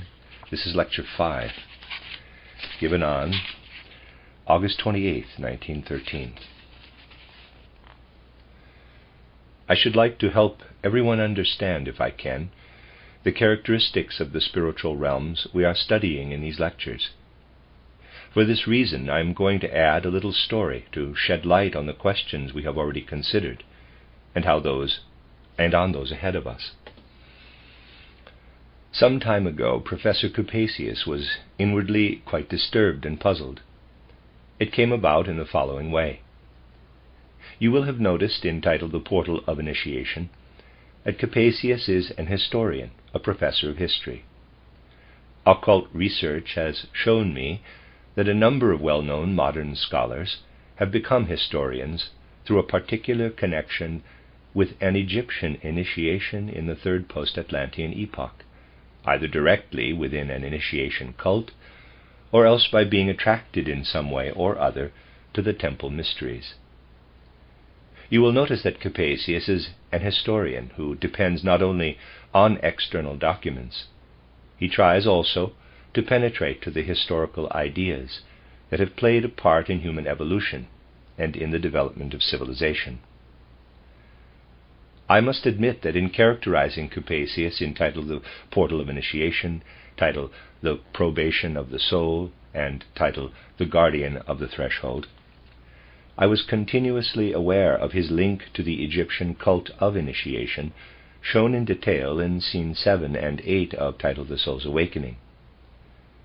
We must keep in mind that what Capesius's soul experienced during his Egyptian initiation forms the foundation for his later destiny and for his present-day soul. Capesius has, therefore, become an historian, concerned in his professional life chiefly with what has been brought about in successive epochs by the varying character of peoples, civilizations, and individuals. One day, however, Capesius came across some literature about the philosophy of Haeckel. Up to then, he had not paid much attention to these ideas, but now he studied various articles on Haeckel's atomistic view of the world. This was the reason for his tortured state of mind. A peculiar mood descended on him when he met this atomistic philosophy at a relatively late period in his life. His reason told him, we really cannot get behind natural phenomena properly unless our explanations involve atoms by way of a mechanistic conception of the universe. In other words, Capesius came more and more to recognize what is, in a sense, the one-sided correctness of atomism and a mechanistic view of nature. He was not one to fight fanatically against a new idea, for he had confidence in his own intelligence, which seemed to find these ideas necessary to explain the natural phenomena around him. Yet it troubled him. He said to himself, quote, "How desolate, how unsatisfying for the human soul this conception of nature is. How poorly it supports any ideas one would like to acquire about spirit and spiritual beings, or about the human soul." Close quote. Capesius was thus driven back and forth by doubt. Therefore he set out, almost instinctively, I might say, on the walk he so often took when his heart was heavy, to the Baldas' little cottage. Talking over things with these warm-hearted people had many times provided him with a real emotional lift, and what Felicia Balda gave him in her wonderful fairy tales had refreshed him, and so he went there. As Dame Felicia was busy in the house when he arrived, he met first his good friend Felix, whom he had gradually grown fond of. Capesius confided his troubles to Felix, describing the doubts that the knowledge of Haeckelism and the atomistic theory had brought. He explained how logical it seemed to apply it to the phenomena of nature, but on the other hand how barren and disheartening such a conception of the universe is.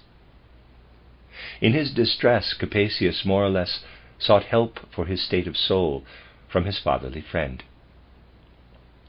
Now, Felix is quite a different character from Capesius. He goes his own unique way. Turning aside at once all Haeckel's ideas and theories, he explained how the matter really stands. He said, quote, "Well, certainly there must be atoms. It is quite correct to talk about them. But we have to understand that atoms, in order somehow to form the universe, must stratify and arrange themselves in such a way that their relationships correspond in measure and number. The atoms of one substance form a unit of 4, another of 3, another of 1 or 2. In this way the substances of earth came about." Close quote. It seemed to Capesius, who had a good grasp of history, that this was somewhat Pythagorean. He felt that a Pythagorean principle had the upper hand in Felix, who was arguing that there is nothing we can do about the atoms themselves, but that within them we find the wisdom of measure and number. More and more complicated became the argument, with ever more complicated numerical relationships, where, according to Felix, cosmic wisdom, in combining the atoms, revealed itself as a spiritual principle among them. More and more complicated became the structures that Father Felix built up for Capasius, who gradually was overcome by a peculiar mood. You could describe it by saying that he had to strain every nerve so much in deciphering this complicated stuff that even though the subject interested him immensely, he had to suppress a desire to yawn and to sink into a kind of dream state. Before our good professor dropped completely into a dream, however, Dame Balda joined them and listened for a while to the expounding of numbers and structures. She sat there patiently, but she had a peculiar habit. When something not altogether pleasant or congenial bothered her, and she had to control her boredom, she would clasp her hands together and twirl her thumbs around each other. Whenever she did this, she was able to swallow her yawns. And now, after she had twirled her thumbs for a short time, there came a pause. She could finally try to stir up Capasius with a refreshing story, and so Felicia told her good friend the following tale. Once upon a time there stood in a very lonely region a great fortress. Within it lived many people of all ages. They were more or less related to one another and belonged to the same family. They formed a self-contained community, but were shut off from the rest of the world. Round about, far and wide, there were no other people nor human settlements to be found, and in time this state of things made many of the people uneasy. As a result, a few of them became somewhat visionary, and the visions that came to them might well, from the manner in which they appeared, have been founded on reality. Felicia told how a great number of these people had the same vision. First they saw a powerful figure of light, which seemed to come down out of the clouds. It was a figure of light, bringing warmth with it as it came down and sank into the hearts and souls of the people in the fortress. It was really felt, so ran Felicia's story, that something of glory had come down from the heights of heaven in this figure of light from above. But soon, Felicia continued, those who had the vision of light saw something more. They saw how from all sides, from all around the mountain, as though crawling out of the earth, there came all kinds of blackish, brownish, steel-gray figures. Whereas it was a single figure of light coming from above, there were many, many of these other forms around the fortress. Whereas the figure of light entered into their hearts and their souls, these other beings, one could call them elemental beings, were like besiegers of the fortress. For a long time the people, of whom there was a fairly great number, dwelled between the figure from above and those besieging the fortress from outside. One day, however, it happened that the form from above sank down still further than before, and that the besiegers come closer in toward them. An uncomfortable feeling spread among the visionaries in the fortress. We must remember that Felicia is telling a fairy tale. And these visionaries, as well as all the others, fell into a kind of dream state.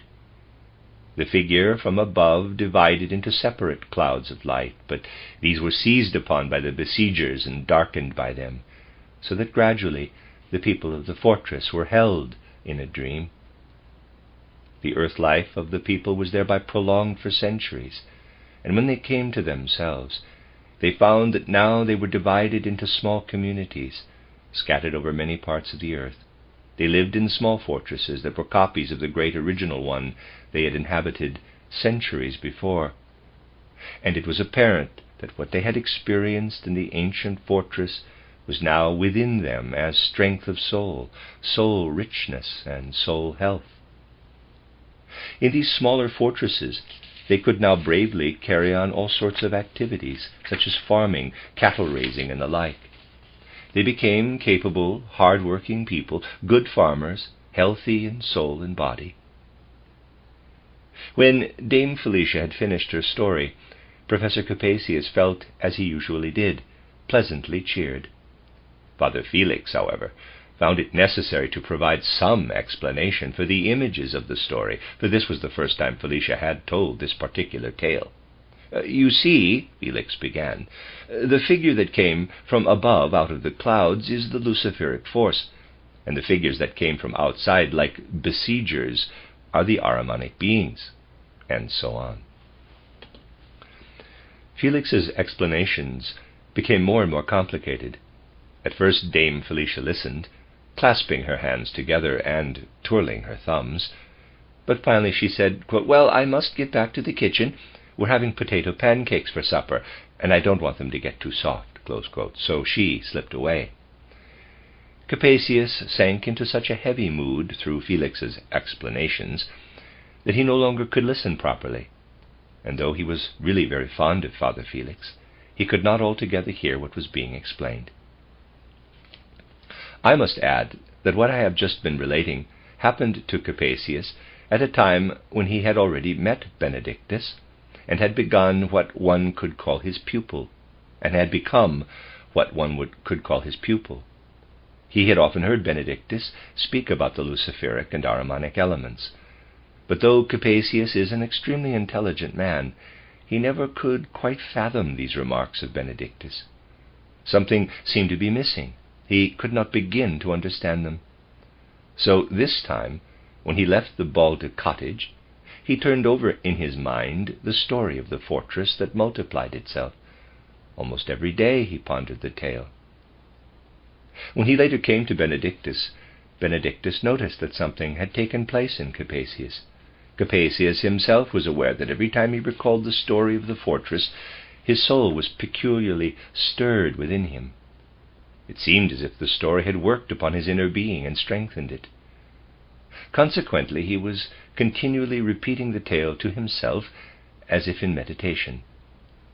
Now he came to Benedictus, who perceived that the forces of Capasius's soul had been newly strengthened. Benedictus began, therefore, to speak about these things in a special way, whereas earlier Capasius, perhaps because of his great learning, would have had more trouble grasping it all. He now understood everything extremely well. Something like a seed had fallen into his soul with Felicia's story, and this had fructified his soul forces.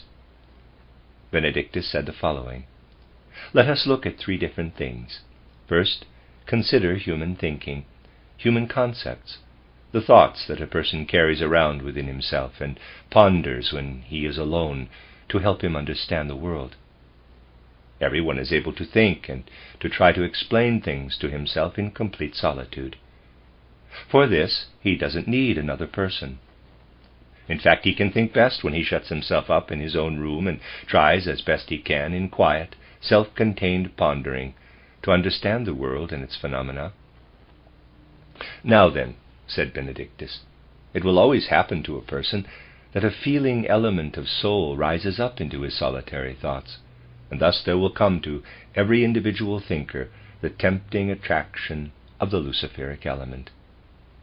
It is impossible for someone to ruminate and cogitate and philosophize and explain everything in the world to himself without having this impulse coming out of soul sensitivity as a Luciferic thrust into his thinking. A thought grasped by an individual human being is always permeated to a great extent by the Luciferic element." Capasius had earlier understood very little when Benedictus spoke about Luciferic and Ahrimanic elements, but now it was clear to him that there must lurk in the solitary thoughts a person forms in himself the allurements of Luciferic temptation. Now, too, he understood that in the human activity of individual thought, Lucifer will always find a hook with which he can snatch a human being out of the forward-moving path of world evolution. Then, because a person separates himself with this kind of thinking from the world, he can be brought to the lonely island that Lucifer, himself separated from the rest of the cosmic order, wants to establish, setting up on that island everything that separates itself into a solitary existence. Benedictus, after directing Capasius's attention to the nature of lonely, personal, inner thinking, said, Now, let us look at something else. Consider what writing is, a remarkable factor of human civilization. When we look at the character of thought, we have to describe it as something that lives in the individual human being. It is accessible to Lucifer, who wants to lead our soul qualities out of the physical world and isolate them.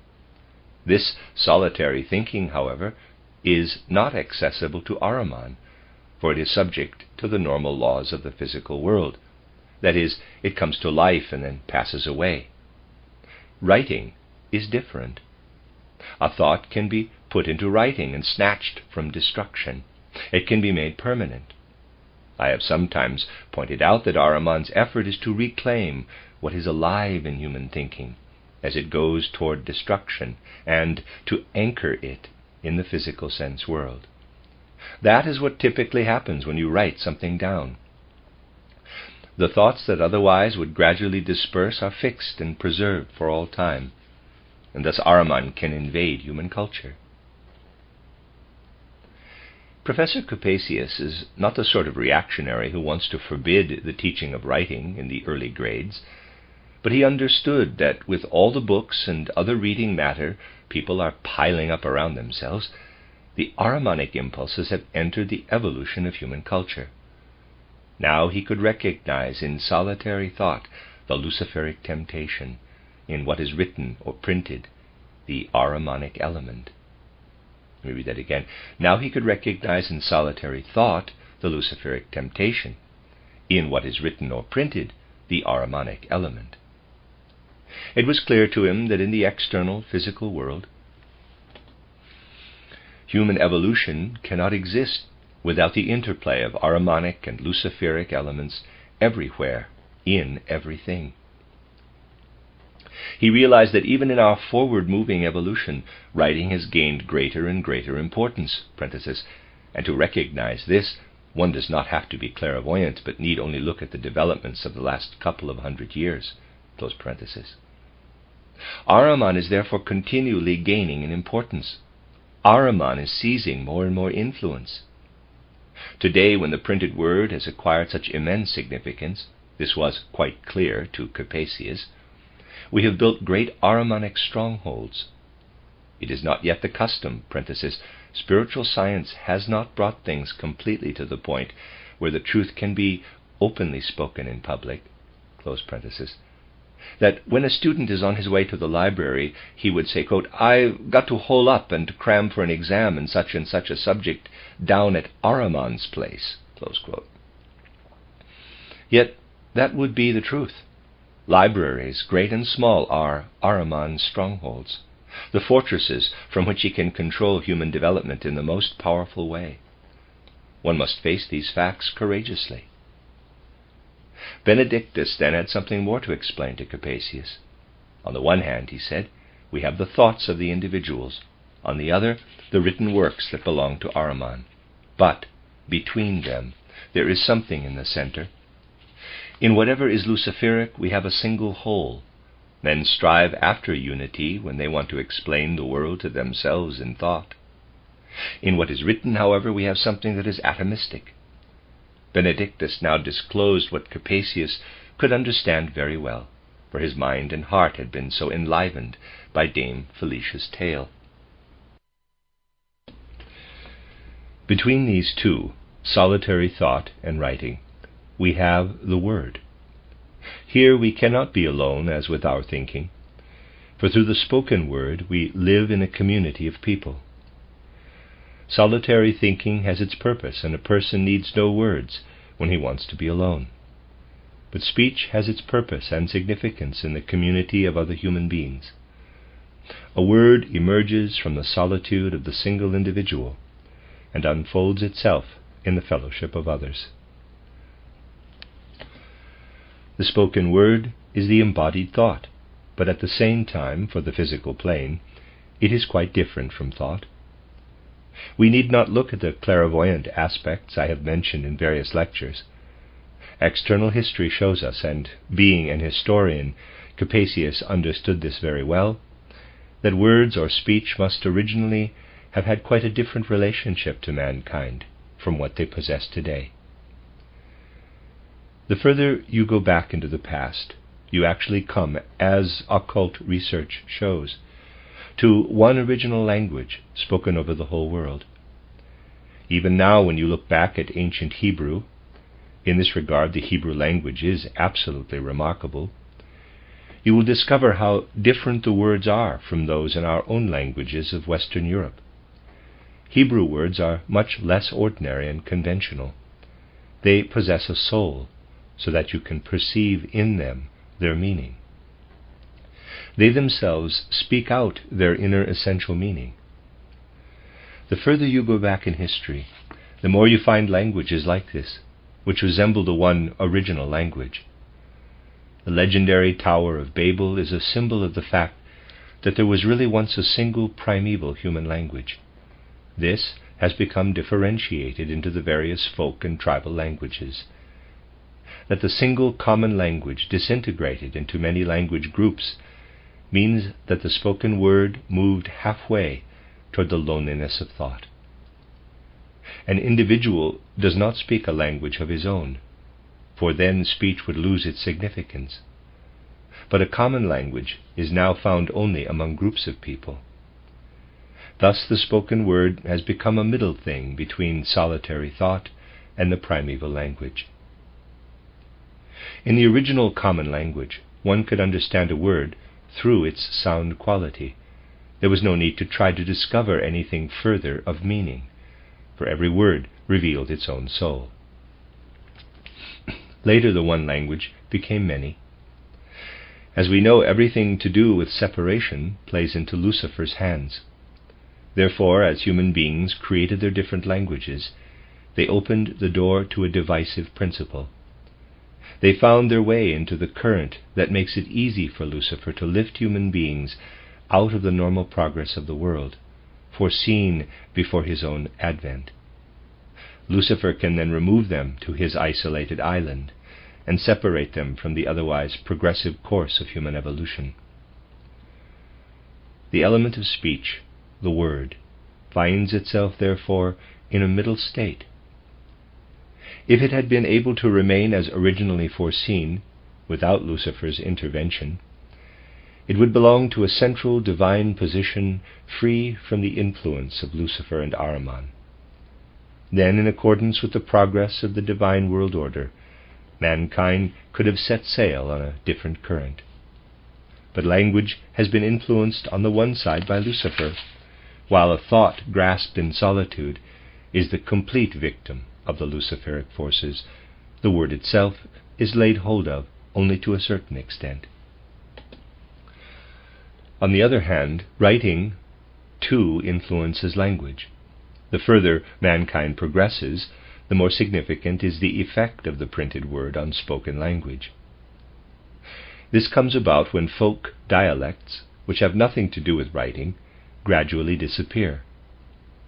A more elegant kind of speech takes their place, and this is even called, quote, literary speech, close quote.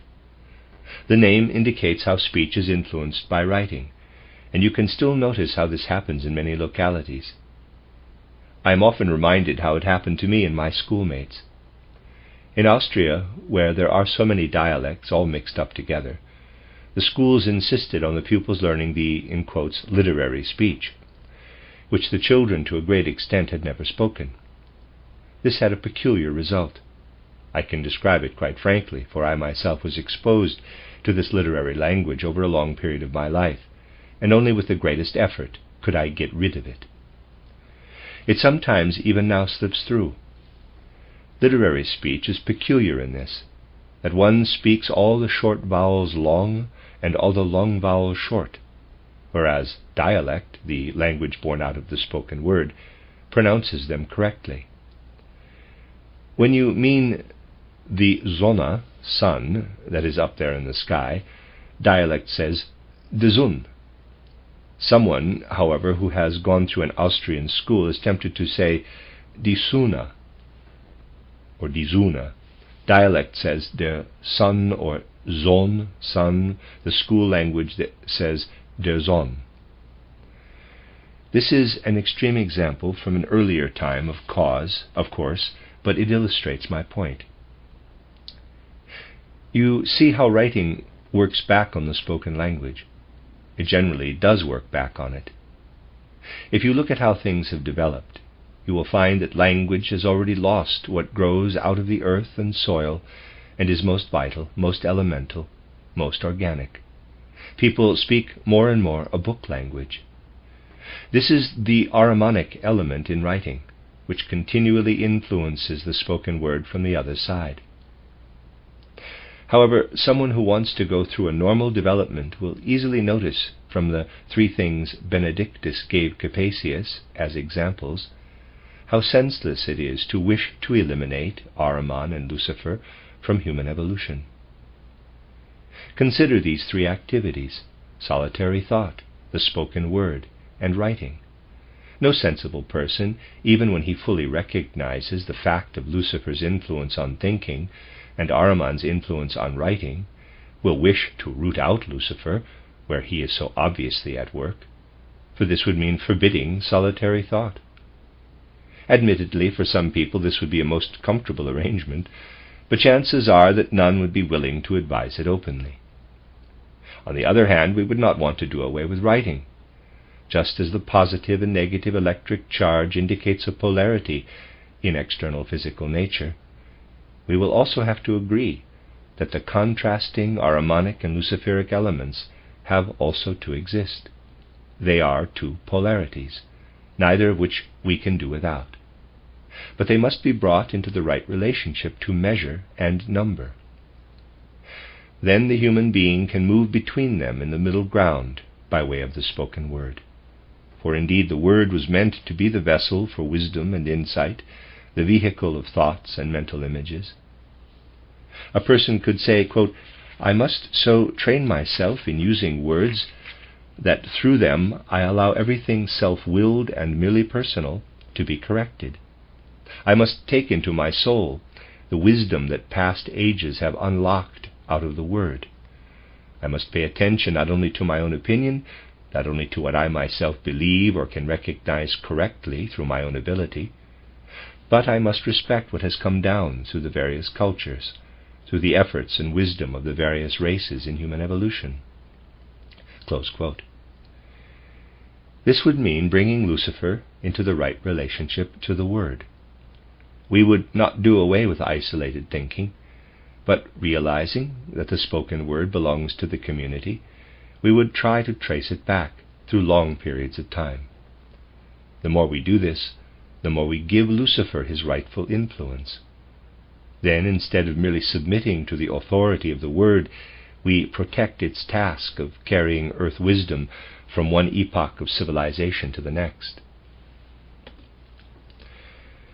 On the other hand, if someone fully understands the matter, he must take it on himself not to submit to the rigid authoritarian principle that belongs to writing, whether it be most holy in content or completely profane, for otherwise he will fall victim to Ahriman. It is clear that for the external materialistic world we have to have writing, and writing is what Ahriman uses to detach thinking from its course toward destruction. This is his task. He wants to hold thinking back from flowing into the stream of death. Writing is the best means of keeping thoughts on the physical plane. In full consciousness, therefore, we must face the fact that writing, which carries the Ahrimanic element in itself, must never gain the upper hand over mankind. Through our vigilance we must keep the word in the middle position, so that on the left and on the right, both in our thinking and in our writing, the two polar opposites, Lucifer and Ahriman, are working together at the same time. This is where we should stand, and it will be the right place if we are clear in mind and heart that there must always be polarities. Capasius took hold of all this that he heard, with his soul forces strengthened by Felicia. His attitude to what Benedictus was explaining was quite different now from earlier explanations that Benedictus had given him of the Luciferic and Ahrimanic elements. Fairy tales flowing out of the spiritual world were more and more fructifying the forces of his soul, so that Capasius himself perceived how inwardly strengthened and fortified his soul capacities had become. In scene 13 of titled The Soul's Awakening, this is represented. A soul force within Capasius, designated as Philia, appears to him as a spiritually tangible being, not as a merely abstract element of his soul. The more Philia becomes alive in his soul as a real being, the more Capasius understands what Benedictus expected from him. At the time when he had first heard the enlivening story of the fortress that multiplied itself into a great number of such buildings, it did not at first affect him. In fact, he almost began to slumber. Then, when Father Felix was talking about the atoms, he really was practically asleep. Now, however, with his soul so matured, Capasius recognized the threefoldness inherent in the whole stream of world evolution. On one side, the Luciferic solitary thought; on the other, the Ahrimanic writing; the third, the middle state, the purely divine. He now understood the number 3 as the most significant factor in cultural development on the physical plane. He surmised that this number 3 can be found everywhere. Capasius viewed the law of number in a different way than before. Now, through the awakening of Philia within him, he perceived the nature of number in world evolution. Now, too, the nature of measure became clear. In every threefoldness there are 2 polarities, which must be brought into an harmonious balance with each other. In this Capasius recognized a mighty cosmic law, and knew that it must exist, in some way or other, not only on the physical plane, but also in higher worlds. We shall have to enlarge upon this later in more precise descriptions of the divine spiritual world. Capasius surmised that he had penetrated to a law acting in the physical world as though hidden behind a veil, and in possessing it he had something with which he could cross the threshold. If he were to cross the threshold and enter the spiritual world, he must then leave behind him everything stimulated merely by physical experience. Number and measure. He had learned to feel what they are, to feel them deeply, to fathom them. And now he understood Benedictus, who brought up other things, at first fairly simple ones, to make the principle fully clear. Quote, "The same predominance of the triad, of polarity or opposition in the triad, of harmonious balance," close quote, Benedictus told Capasius, quote, "is found in other areas of our life. Let us look from another point of view at thinking, mental images or ideas. First of all, you have mental images. You work out for yourself the answers to the secrets of the universe. The second would be pure perception, let us say simply listening. Some people are more likely to ponder about everything introspectively. Others don't like to think, but will go around listening, will receive everything through listening, then take everything on authority, even if it's the authority of natural phenomena. For there is, of course, a dogma of external experience, when one is pushed around willingly by the superficial happenings of nature." Close quote. Benedictus could soon show Professor Capasius also that in lonely thinking there lies the Luciferic attraction, whereas in mere listening, or in any other kind of perceiving, there is the Ahrimanic element. But one can keep to the middle path and move between the two, so to speak. It is neither necessary to stop short at abstract introspective thinking, wherein we shut ourselves away within our own souls like hermits, nor is it necessary to devote ourselves entirely to seeing or hearing the things our eyes and ears perceive. We can do something more. We can make whatever we think so inwardly forceful that our own thought appears before us like a living thing. We can immerse ourselves in it just as actively as we do in something heard or seen outside. Our thought then becomes as real and concrete as the things we hear or see. That is the middle way. In mere thought, close to brooding, Lucifer assails man. In mere listening, either as perception or accepting the authority of others, the Ahrimanic element is present. When we strengthen and arouse our soul inwardly, so that we can hear or see our thoughts, while thinking we have then arrived at meditation, meditation is the middle way. It is neither thinking nor perceiving. It is a thinking that is as alive in the soul as perception is, and it is a perception of what is not outside man, but a perception of thoughts. Between the Luciferic element of thought and the Ahrimanic element of perception, the life of the meditating soul flows within a divine spiritual element that alone bears in itself the rightful progress of world events. The meditating human being, living in his thoughts in such a way that they become as alive in him as perceptions of the outside world, is living in this divine, on-flowing stream. On his right are mere thoughts, on his left the Ahrimanic element, mere listening. He shuts out neither the one nor the other, but understands that he lives in a threefoldness, for indeed life is ruled and kept in order by number.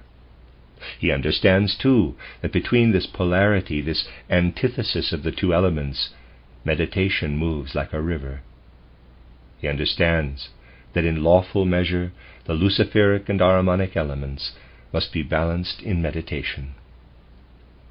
In every sphere of life, the human being can learn this cosmic principle of number and measure that Capasius learned after his soul had been prepared through Benedictus's guidance. A soul that wants to prepare itself for knowledge of the spiritual world gradually begins to search everywhere in the world, at every point that can be reached, for the understanding of number, above all, the number 3. It begins then to see polar opposites revealed in all things, and the necessity for these opposites to balance each other. A middle condition cannot be a mere flowing onward, but we must find ourselves within the stream, directing our inner vision to the left and to the right, while steering our vessel, the third middle thing, safely between the left and right polarities. In recognition of this, Capasius had learned through Benedictus how to steer in the right way upward into the spiritual world, and how to cross its threshold. And this every person will have to learn who wants to find his way into spiritual science. Then he will really come to an understanding of the true knowledge of higher worlds. The end of Lecture 5. You are listening to RudolfSteinerAudio.com. This is a reading of a cycle of lectures by Rudolf Steiner entitled Secrets of the Threshold. This is Lecture 6. Lecture 6 is given on August 29th, 1913. A few more remarks may be added to what was said in yesterday's lecture. We have seen how necessary it is, in order to cross the threshold rightly and enter the spiritual world with clairvoyant consciousness, to leave behind us all the perceptions of the physical world, as well as everything we ordinarily think, feel, and will in this world. We have to be prepared to confront beings and happenings whose characteristics bear no relation at all to what can be perceived in the sense world. First, we have to strengthen the soul and its faculties, and then these strengthened, fortified soul faculties must be carried upward with us. When we cross the threshold into the spirit realm, we must take something with us. We have pointed out that everything the sense world can give us, as well as the ideas and feelings we acquire there, are all images of what is perceptible to the senses. Nothing we acquire in this way can be of use in the spiritual world. On the other hand, whatever is not an image of the sense world and has no significance for it, although it can there be aroused, called forth, and given shape in free inner soul experience, must be carried up into supersensible worlds. In the last lecture we suggested using certain images of triads in their numeric relationships, images of the harmonious working together of opposites, parenthesis, especially the Luciferic and Ahrimanic elements, close parenthesis, and of the intermediate condition. Such ideas have no immediate significance for the physical world. One can get on quite well without them. But one must have formed them in the physical world in order to carry them into spiritual worlds.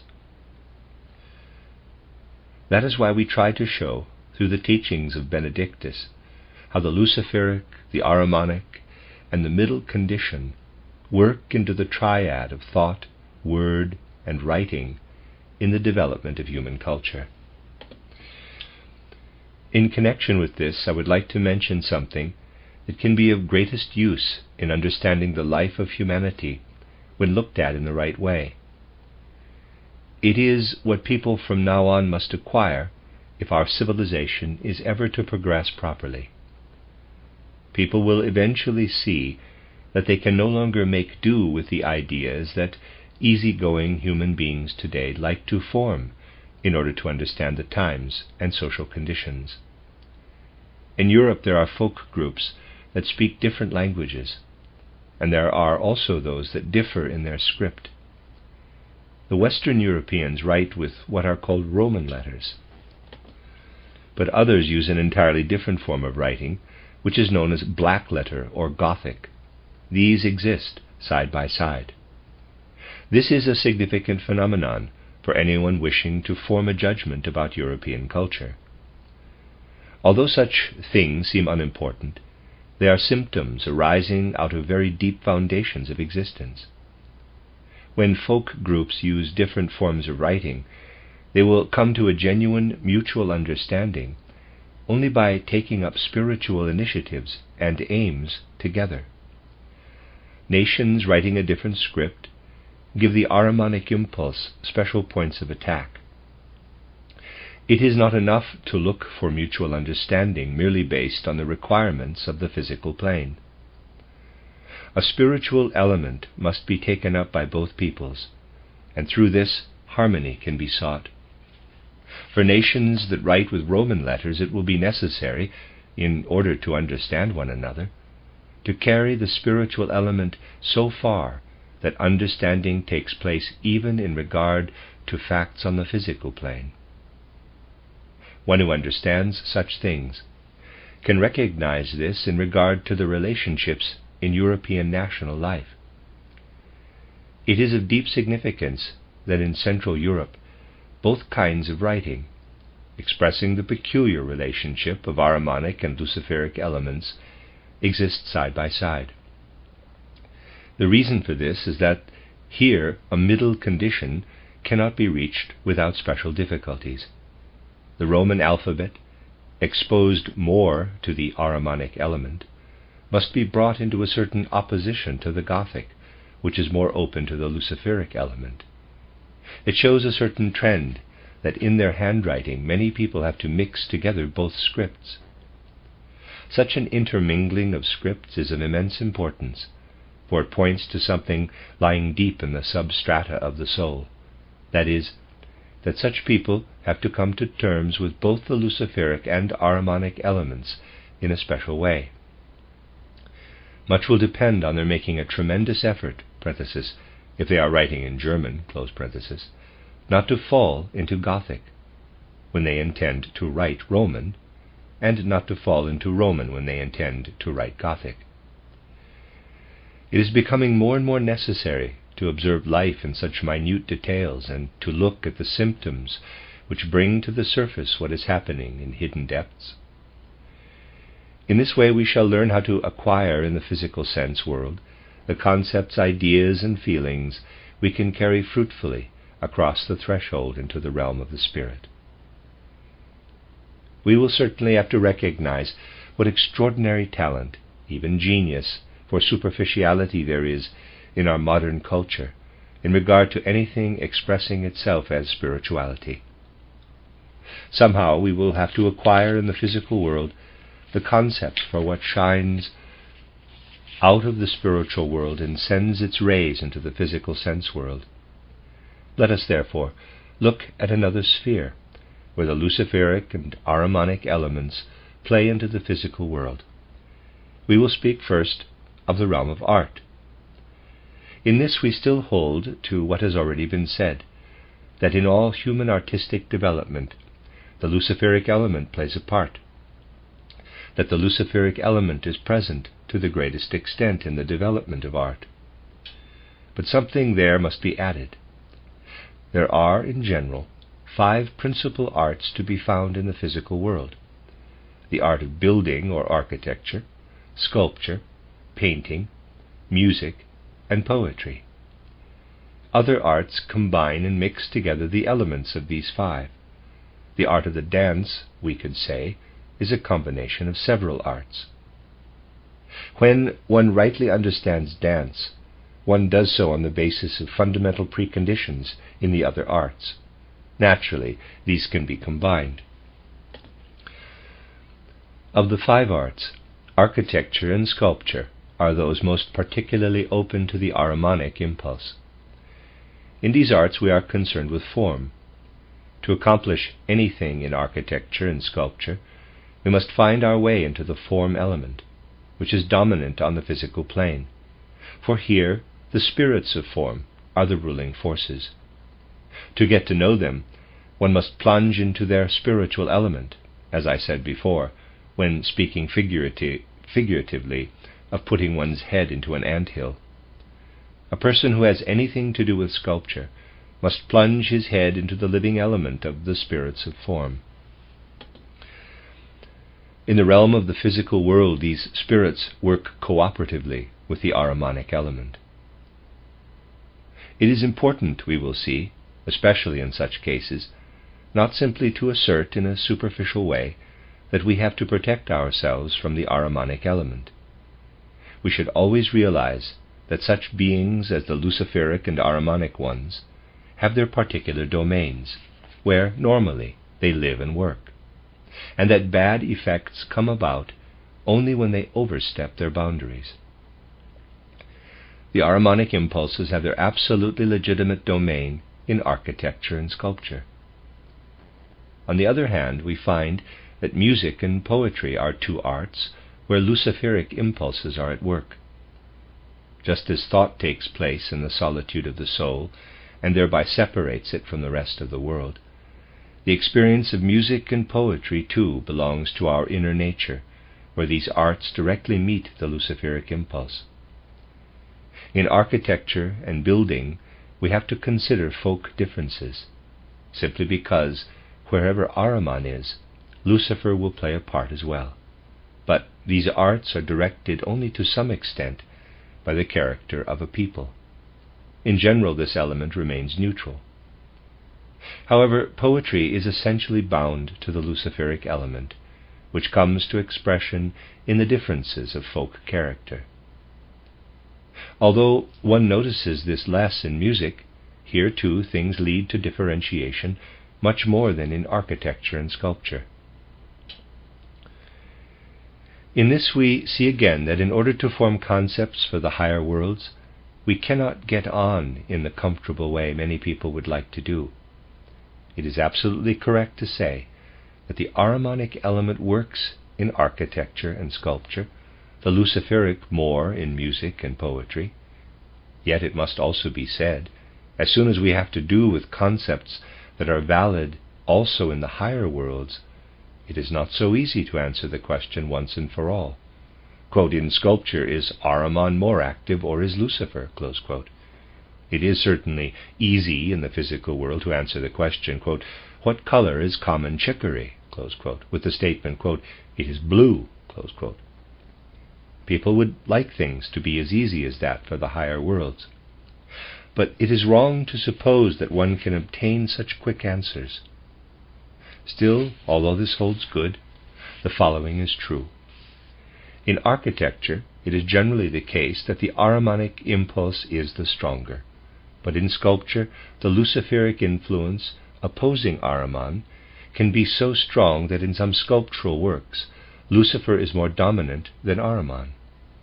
Nevertheless, what we said before is correct. For in the spiritual world there is not only the faculty of metamorphosis, but one can say everything is everywhere. In truth, every spiritual element tries to permeate everything. There can be Luciferic sculpture, and though poetry is chiefly under the influence of Lucifer, the Ahrimanic influence can work very strongly on music, so that we can find music with more of Ahriman than of Lucifer. In the middle between what is generally Ahrimanic in architecture and sculpture, and what is Luciferic in poetry and music, lies painting. In a way, it is a neutral region, but not such that we can comfortably settle down and say to ourselves, quote, "Now I'll go ahead with painting, for here neither Lucifer nor Ahriman can get at me." Close quote. Actually, it is just here in the middle that we are exposed on both sides most strongly to their attacks. At every moment we must be on our guard. In the realm of painting we are in the highest degree vulnerable to one or the other influence. The middle line is always the place where we have to bring about, in the very strictest sense of the word, the harmonious balance of polarities by means of human will and human action. Looking at the sphere of art as we have done, it could have been any other sphere, you see that we acquire certain concepts without which, of course, we can manage quite well on the physical plane. For it is obvious that when we are willing to remain shallow and superficial, we can get along easily enough on this plane, even if we don't find music Luciferic and architecture Ahrimanic. But if we want to manage without such concepts, we will not be able to form on the physical plane any ideas, thoughts, or feelings that will strengthen our soul and enable it to cross the threshold successfully and rise into the realm of spirit. We will have to remain here below on the physical plane.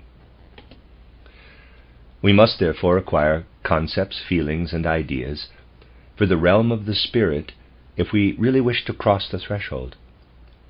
And while these must indeed be invoked by the physical, they will, nevertheless, have to rise above the physical sense realm.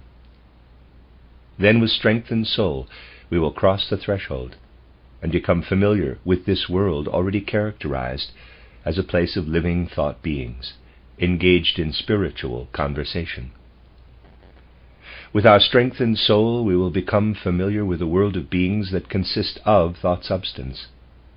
Through this thought substance they are more alive, more individual, more real than any human being on earth. These beings, within their thought substance, are just as real as any man of flesh and blood on the physical plane. We can gradually find our way in this world, where a thought language passes between one being and another, and where our soul is forced to carry on thought conversations with the thought beings, if we want to arrive at a relationship with them. I have intimated this in my book titled The Threshold of the Spiritual World. More details can now be added. Because of the great responsibility in writing all this, I have tried to avoid in the book a systematic description, and instead have put in aphoristic form the things that can be useful, even if you have already absorbed everything in earlier lecture cycles and books. As living thought beings, we have to adjust to the spiritual realm, of which it can be said, quote, "At this place words are deeds, and further deeds must follow them." Footnote, this is from The Guardian of the Threshold, Scene 3, end of footnote. A human being in the physical world carries out his actions through the movement of his hands. We have described how thoughts, living within the cosmic word, are also direct actions. Whatever is spoken accomplishes a deed. That is what matters in the spiritual world. A being is active toward another being. A being is active in relation to the external spiritual world around it. Both of these actions are contained in spirit conversations. The spoken word is action. Therefore we have to bring ourselves upward into spirit regions in order to find ourselves as living thought beings among other living thought beings. We must conduct ourselves as do the other thought beings, that is, allow our own words to be actions, to put it simply. What do we find in those spirit regions? No longer do we find for our own use what we find down in the physical or even in the elemental worlds. This self that we carry through the physical and elemental worlds is the sum total of our experiences, gathered together from the impressions of the physical world and from everything on the physical plane that thinking, feeling, and willing developed in our soul. But neither the impressions nor the feeling, thinking, and willing as they meet us on the physical plane have any significance at all in the spiritual world. There, instead of the so-called human self of the physical and elemental worlds, we find something else, namely the part of oneself that indeed is always present in the depths of soul, even though the ordinary physical consciousness cannot know it. Like another being, we will find our other self. This second self we find in the spiritual world. At the close of these lectures, as in the closing section titled The Threshold of the Spiritual World, I shall indicate for anyone who wants to ferret out contradictions how the terms employed here are related to the terminology I used in Title Theosophy and Title Occult Science. But here it can be said, a person lives in his physical body in the physical world around him. When he comes away from it and has experiences outside the physical body, he is having those experiences in his etheric body with the elemental world around him. And when he comes out of that world as well, he is experiencing the spiritual realm in his astral body. With this experience, feeling oneself in the astral body, there will be a meeting in the spiritual world, the meeting with the other self, the second self, of which Johannes Thomasius speaks at the end of titled The Guardian of the Threshold, and which stands throughout the whole action of titled The Soul's Awakening at the side of the first self of Johannes Thomasius, summoning forth his experiences. Footnote: see The Guardian of the Threshold, Scene 10. End of footnote. Let me describe the essence of this other self. It is what a person comes to recognize when he learns within his astral body to perceive and feel and observe in the spiritual world. It is what lives from one life on earth to another, from incarnation to incarnation. In moving from one life on earth to the next one, between death and a new birth, it weaves itself so mysteriously into our being that the physical consciousness usually cannot perceive this other self, for it is actually within the spiritual world, even though bound up with our physical being. How is this other self active? It has just been said that it belongs to the realm of the spirit as a living thought being, among other living thought beings, whose words are deeds. They accomplish all they do through what we can call inspiration. The second self acts inspiringly in man's nature. What does it inspire? Our karma, our destiny. Here we discover a mysterious process. Whatever our experience, whether painful or joyous, whatever it is that happens in our life, it is inspired by our other self, working from the spiritual world into this one. If you are walking along the street and something happens to you that seems accidental, it is inspired by your other self from out of the spiritual world. So you see that something like inspiration in the spiritual world reveals itself on the physical plane and brings about your destiny in large and small happenings. Your destiny is inspired by your other self out of the realm of the spirit. A clairvoyant soul entering this realm perceives in the spirit conversation a revelation of what can be put into the phrase, "Words are deeds." However, everything that happens in the spiritual world stamps itself upon the physical world. Whether you see a stone, a plant, a cloud, or lightning, behind all these stand spiritual beings and spiritual processes. Furthermore, behind the physical events of your destiny stand spiritual beings and spiritual processes. What are they? Inspirations. They are brought about by a conversation in the spiritual world. The cosmic word is active as the inspirer of human destiny. This is of great significance for your spiritual perception on meeting your other self. You no longer think, then, of your human personality within its ordinary limits alone, for you extend yourself, and this must include your other self, to cover your entire destiny. You are only then a truly whole human being when, in just the same way that you say, quote, "This finger is part of myself and belongs on the physical plane to my ego," close quote, you also say, quote, "It is part of myself to bang my thumb or take a painful fall, for all these things are inspired by my other self," close quote. However, we must bear in mind just how we meet this other self on crossing the threshold into the realm of spirit. Again and again we must recollect and make clear to ourselves that in all we have learned, observed, and experienced in the physical world, and even in the elemental world, there is nothing in them similar to the characteristics of the spiritual world where thoughts are living beings. If we were to enter the spirit realm only with what we have discovered in the physical and elemental worlds, then we would be confronting nothingness. What indeed can we bring into this realm? Let us consider the question carefully. The soul must become accustomed not to perceive or think or feel or will in the spirit realm as it does in the physical or in the elemental worlds. All of that must be left behind. However, it must remember what it perceived, thought, felt, willed in the physical world.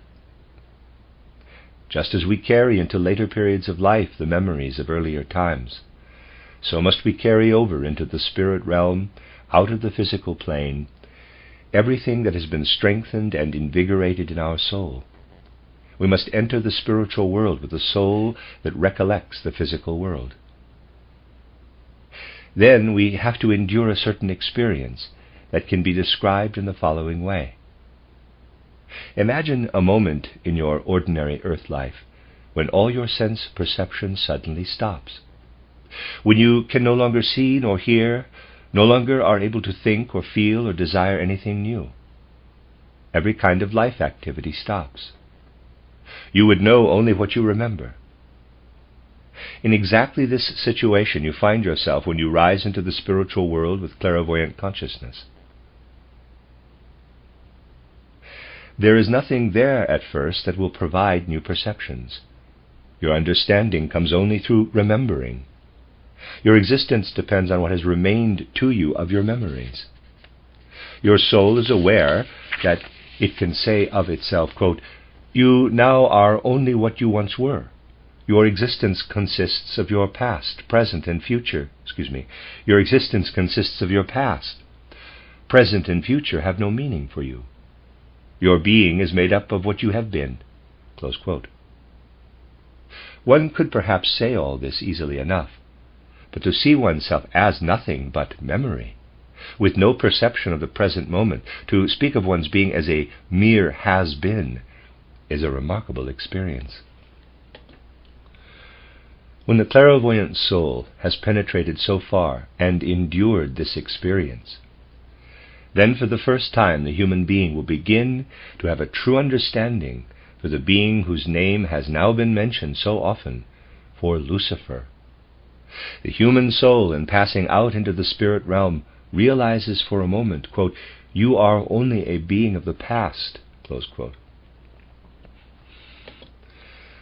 Lucifer is the one who has become, in the cosmic order, forevermore such a being of the past, a mere has-been, a remnant of earth epochs that have died away, of what cosmic epochs had brought to his soul. And Lucifer's life, because the other divine spiritual beings of normal earth evolution have condemned him to the past, consists in fighting with the aid of his past to gain a present and future. Thus Lucifer stands before the clairvoyant vision, preserving in his life and soul the divine spiritual glories of world creation, yet condemned to realize, quote, "They were once yours," close quote. And now this eternal struggle begins, fighting to add present and future to his past in the cosmic order. To perceive the macrocosmic resemblance of Lucifer to the microcosmic nature of the human soul as it crosses the threshold between the elemental and the spiritual worlds, is to perceive the profound tragedy of this figure of Lucifer. And then we begin to divine something of the great cosmic secrets resting deep in the womb of existence, where not only one being struggles with another, but even an epoch of time confronts another in battle as they evolve into beings. A true picture of the world begins to take shape, pouring deep earnestness and dignity into the soul. Here we will sense something that can be called the breath of eternal necessities, such as those experienced in the world midnight, where lightnings flash into existence, illumining even the figure of Lucifer, but they, quote, die on recognition, and dying shape themselves to scripts of fate, forever actively engraved in souls. Footnote, from The Soul's Awakening, Scene 6, end of footnote. The human soul itself, as it grows into life in the spiritual worlds, has a moment where it is a mere has-been and confronts nothingness. It is a single point in the universe, experiencing itself only as a point. But then, this point becomes a spectator and begins to observe something else. Our human soul, become microscopic, has at first no content, just as a single dot has none. But now it finds itself belonging as a third entity to two others. The first to make its appearance is what lives in our memory. This is like an external world, which we can look back on, saying, all that is my past. At first, without really knowing it, we ourselves stand there, next to this past existence that we have brought across the threshold into the spiritual world, providing it with a life as thought being. If then we have a feeling of utter calmness in our soul, whatever we have brought there as our past begins a spirit conversation with the living thought beings around it. We can observe like an objective spectator standing nearby, though at the same time a mere dot, the other two beginning their conversation. Whatever we have brought with us in the way of thought content unfolds a spirit conversation in cosmic language with a spiritual living thought being of that realm. There we listen to what our own past discusses with the living spiritual being.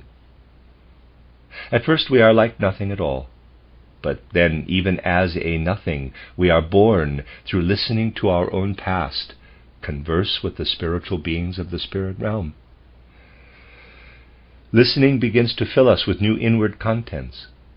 We learn now to recognize ourselves when we are like a single point and feel ourselves as such, listening to the conversation of our own past with a living spiritual being. And the more we take in of this spirit conversation between our own past and the future, the more we actually become.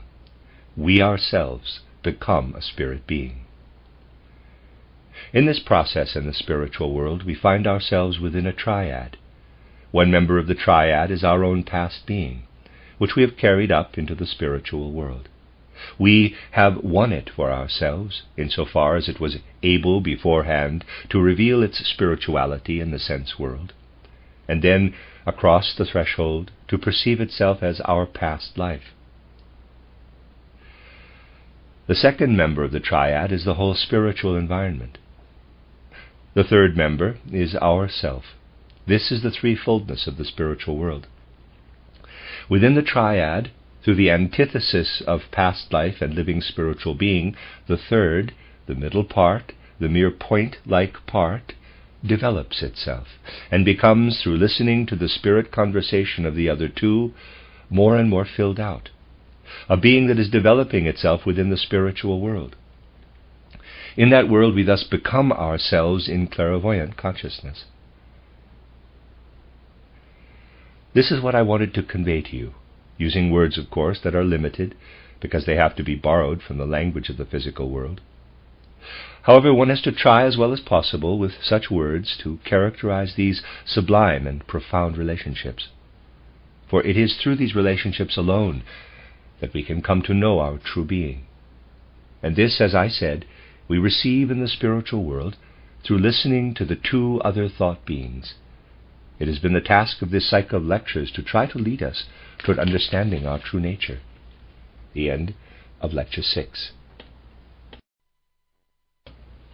You are listening to RudolfSteinerAudio.com.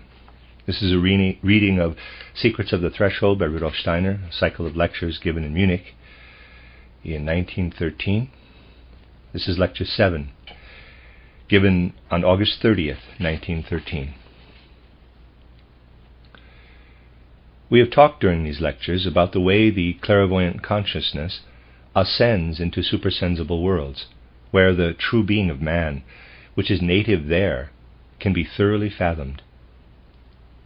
And we have tried in these last few days to show how the human soul, crossing the threshold in its ascent, first passes through the elemental realm and then enters the spiritual world.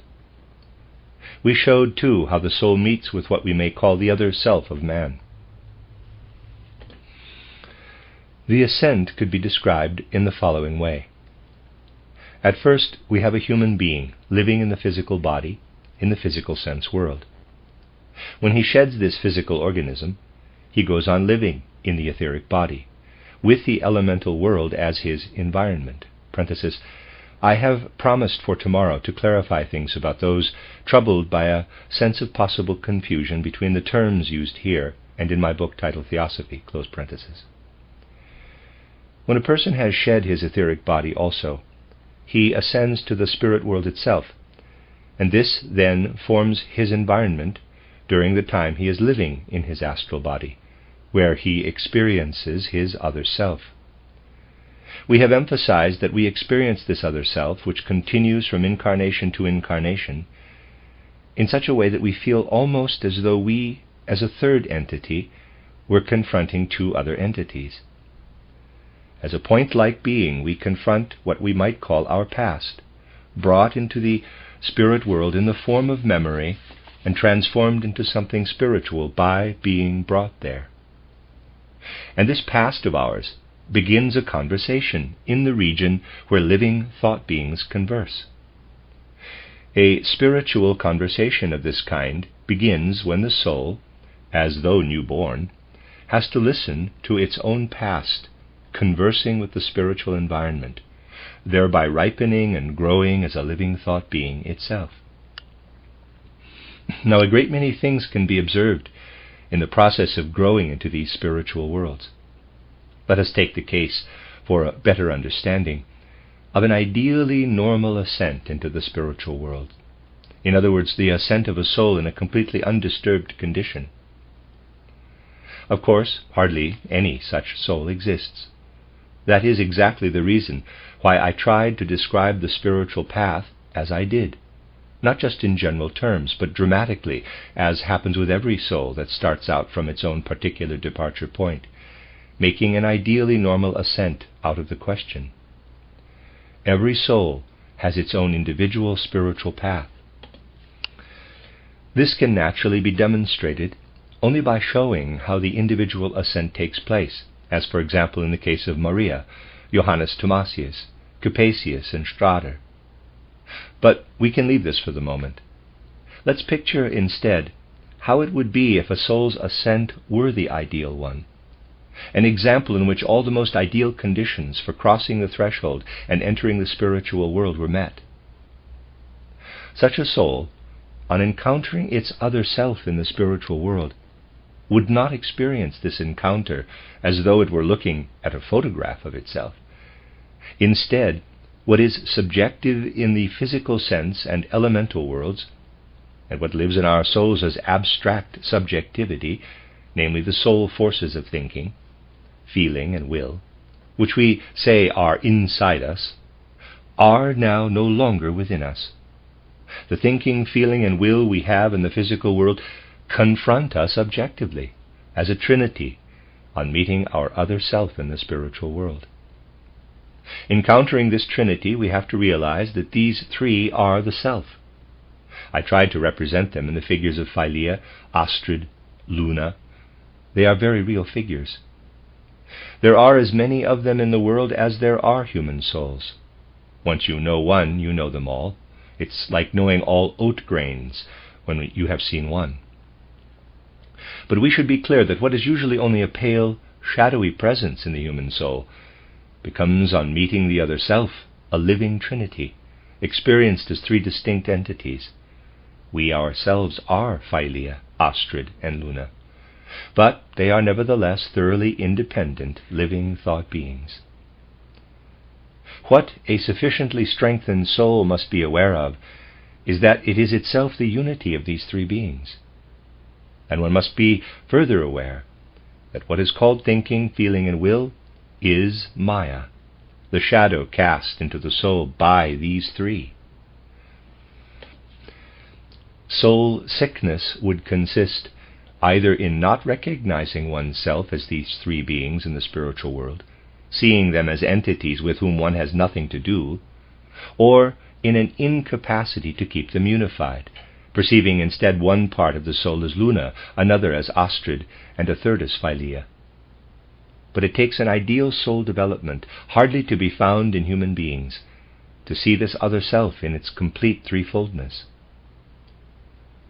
We have to say, if we want to see things as they are, that the beings called Lucifer and Ahriman send their impulses into the physical sense world.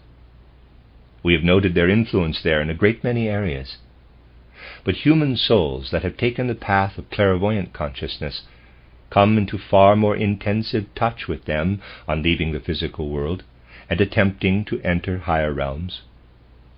Then Ahriman and Lucifer come at such souls and do their best to influence them in various directions. Let us use the following to illustrate some of their actions. The human soul is pretty complicated and has many conflicting tendencies which it cannot control. These live deep down within it, beyond the reach of our ordinary consciousness. As I have already mentioned, the experience of entering the elemental world can be likened to the grotesque act of sticking one's head into an anthill. As we stick our consciousness into the elemental realm, every thought becomes an individual living thought being and begins to lead an independent life in which our consciousness is immersed. Now the clairvoyant has the following experience.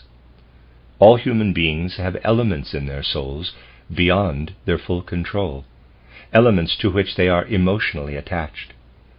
Ahriman becomes particularly active toward these especially intense attachments.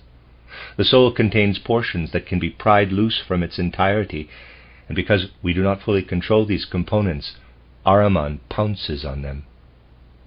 Through Ahriman's unjustified activity, overstepping his proper domain, a tendency arises for those parts of man's etheric and astral being that are inclined to separate from the rest of the soul's life and become independent, to be formed by Ahriman and even given human shape. As a matter of fact, there are all sorts of thoughts sitting in us that are capable of taking on human form. When Ahriman has the chance to make these parts of the soul independent and give them human shape, they confront us in the elemental world as our doppelganger, or double. We have to be aware that everything changes as soon as we leave our physical body and enter the elemental world. One can't encounter oneself while in the physical body, but we can be in an etheric body on entering the elemental world, and still see this etheric body from outside as one sees the double. In terms of its substance, the double is a large part of the etheric body. We retain part of that body, but another part of it separates off, and becomes objective. We look at it and see that it is part of ourselves, to which Ahriman has given our own shape.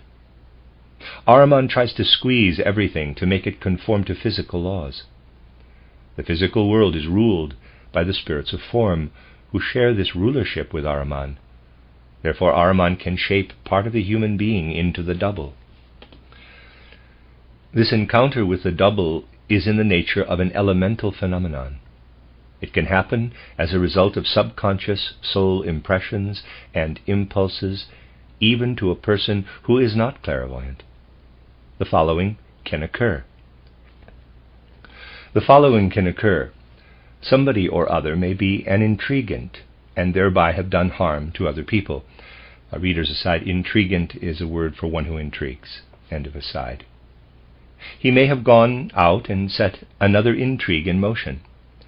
On returning home, he may enter his study, where papers are lying on his desk, papers that may contain things he made use of in his intrigues. Now, what may happen, despite the cynical cast of his ordinary consciousness, is that his subconscious may be seized by these impulses to make intrigues. He comes in, looks at his desk, and what does he see? He sees himself sitting there. It's an uncomfortable encounter, to enter one's own room and see oneself sitting at the desk. But such things belong to the realm of the possible. They happen often and most easily to those given to intrigue. What one encounters is indeed the double. The double is one among many tasks I have set myself to tackle in the two plays titled The Guardian of the Threshold and titled The Soul's Awakening. We know that the double is experienced by Johannes Thomasius. It is due to his peculiar development and to the strange experiences he has lived through that he has these encounters with the double in the scenes shown. Footnote: see The Probation of the Soul, Scene 5. End of footnote. Ahriman can form a part of his soul in such a way that this soul fragment, essentially a part of his etheric body, is filled with self-seeking soul elements. This sort of thing occurs only when the preconditions are such as those in Johannes Thomasius' case. You can get quite an idea of Johannes' particular soul in the course of the 4 dramas. A certain stage in his soul development is also indicated at the end of The Guardian of the Threshold. Footnote: see Scenes 9 and 10. End of footnote. Such a stage is reached by many seekers on the spiritual path. Let us summarize how things stand with this Johannes Thomasius. Looking back to the titled Portal of Initiation, we find him, as it were, experiencing the higher world. But how does he experience it? We might say that if we observe him only in this early part of the dramas, the portal of the initiation, he hasn't advanced very far, not beyond what might be called, quote, imaginative soul experiences, close quote, with all the imbalance and mistakes attendant on them. All the experiences presented there are subjective, except for the scenes that are not part of the action, the prelude and the interlude preceding Scene 8. All the other action is the subjective, imaginative experience of Johannes Thomasius. He doesn't get beyond this stage in the portal. Everything we see on the stage should be conceived as happening in Johannes' soul as imaginative insight. This is very clear from the stage directions, which, except for the 2 scenes mentioned, require Johannes to be on stage throughout. This is very tiring for the actor. Even though in the temple scene at the end of the drama, Johannes Thomasius says all sorts of things that theoretically have objective validity, we might agree that people say a lot of things in various temples that do not reflect maturity, for which a longer growth period is needed. But words are not what matter here. We see from the whole presentation that we are dealing with the subjective imaginations of Johannes Thomasius. New developments come about in titled The Probation of the Soul. A higher ascent is brought about by Johannes' achieving impressions of earlier earth lives. This does not remain in the realm of imagination, but extends into the objective world where spiritual facts are encountered, which exist independently of his soul. We move away from his subjectivity into the objective world. In the course of these first two plays, Johannes gradually frees himself from his subjective state and enters the objective spiritual world. That was why it happened so naturally, since entitled The Probation of the Soul, Johannes was achieving the first stage of actual initiation. That Lucifer gains the seductive influence shown at the end of the play. Thus conditions are met that allow the further development of a soul like that of Johannes Thomasius, as portrayed entitled The Guardian of the Threshold. In this play, Johannes Thomasius is brought into the objective spiritual world. His work impels him at first to a more subjective encounter with Ahriman there. As a result of this meeting, Johannes develops an egotism counter to the divine world order. But now begin his objective experiences, and these are Lucifer's domain. Here we are definitely no longer dealing with the merely subjective, but with a picturing of the spiritual world apart from man. The spiritual world is a spiritual experience, just as the physical world is a physical one. Johannes Thomasius now enters the objective spiritual world for the first time. This means that he is able to bring in with him all the possibilities of erring of which the soul is capable, especially his strange relationship to Theodora. Johannes enters the higher world burdened with all the slag of his lower self, but even so, confronting the higher world. If I may use a shallow term for it, I would have to say that Johannes Thomasius falls occultly in love with Theodora. Certain physical impulses intrude into the higher world in this relationship. As he goes through all this, Johannes Thomasius reaches the point described at the end of title The Guardian of the Threshold. Here he experiences his ordinary self, belonging to the physical and elemental worlds, as well as the other self he met upon entering the spiritual world. In Scene 9, the morning walk, as well as in Scene 11, the temple, in the presence of Hilary, Johannes reaches what one might describe as his inner sensing of both these two selves. But it is clear that he has not yet reached any balance in the relationship between the ordinary and the other self. He wavers back and forth between the two.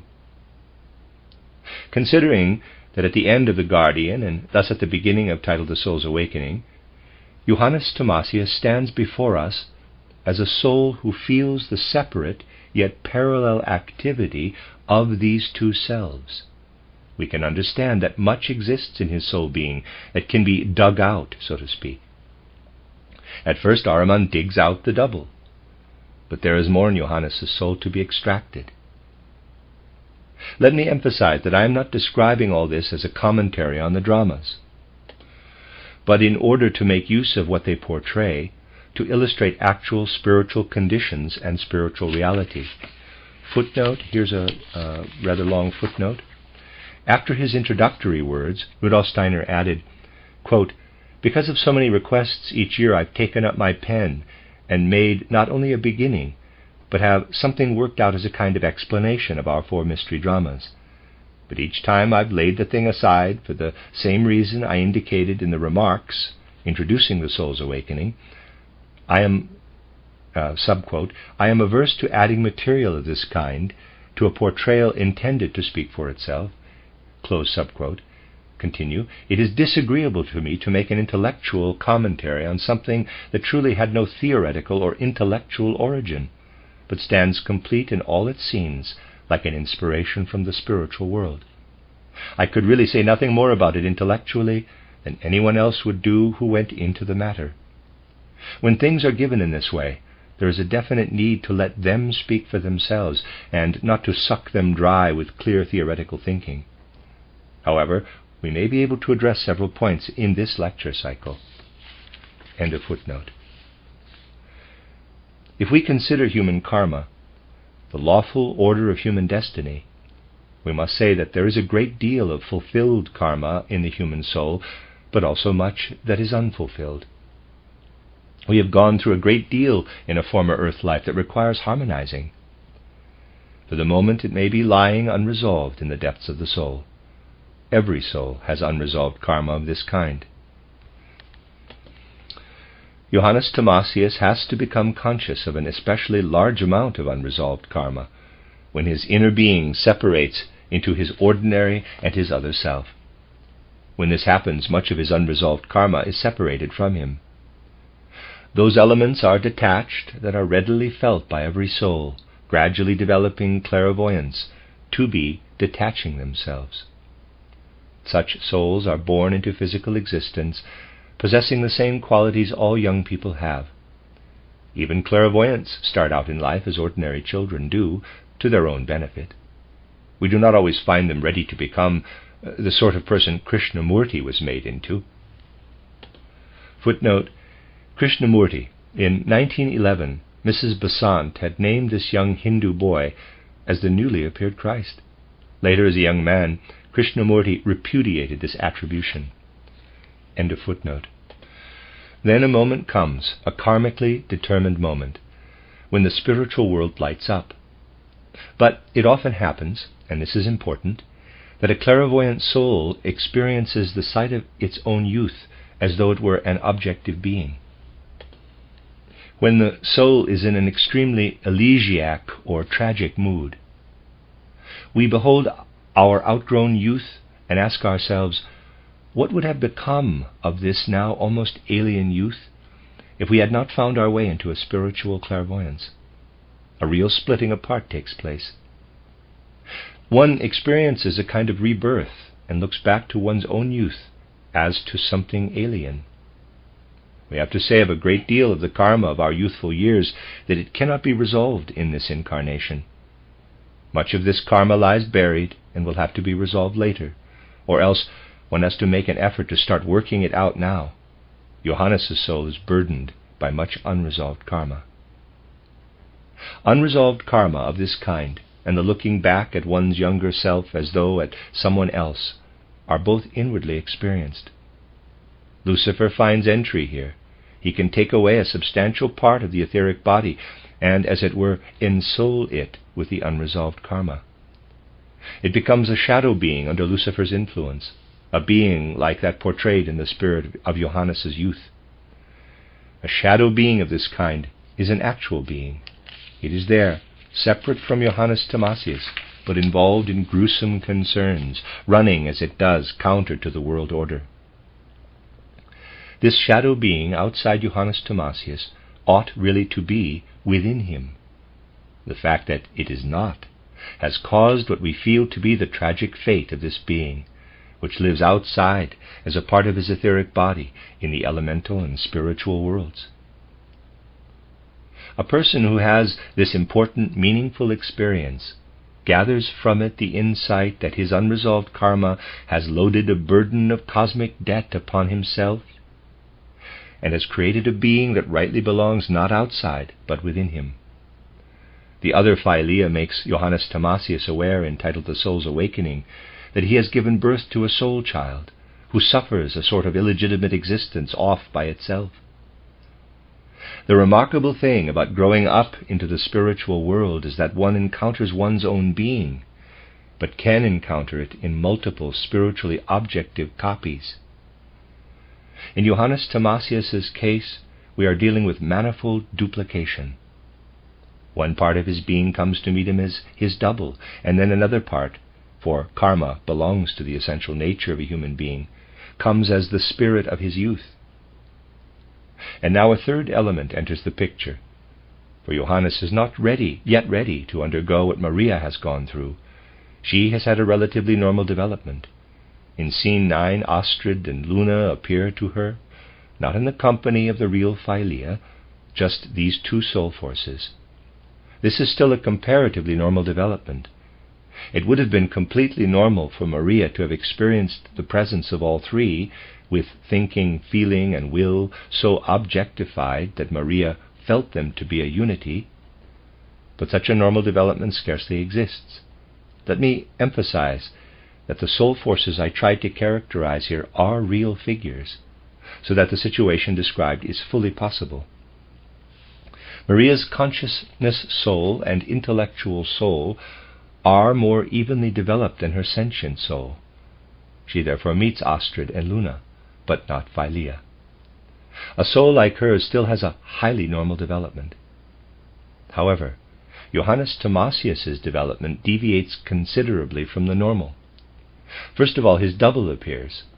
As he nears his other self, the double and then the spirit of his youth appear. All this accompanies his approach to the other self, because the latter brings these inner conditions to light. If Johannes Thomasius were to get really close to the other self, he would be confronted by all three soul forces. But he has to undergo a great deal that looms up on the way to his other self. Since Johannes does not at once attain to the other self, he is met by the other Philea, who is more closely related to his subjectivity. The other Philea is, in a sense, the other self, but the other self, which is still resting in the soul's depth and is not fully separated from it, is still connected with what in the physical world is most similar to the spiritual realm.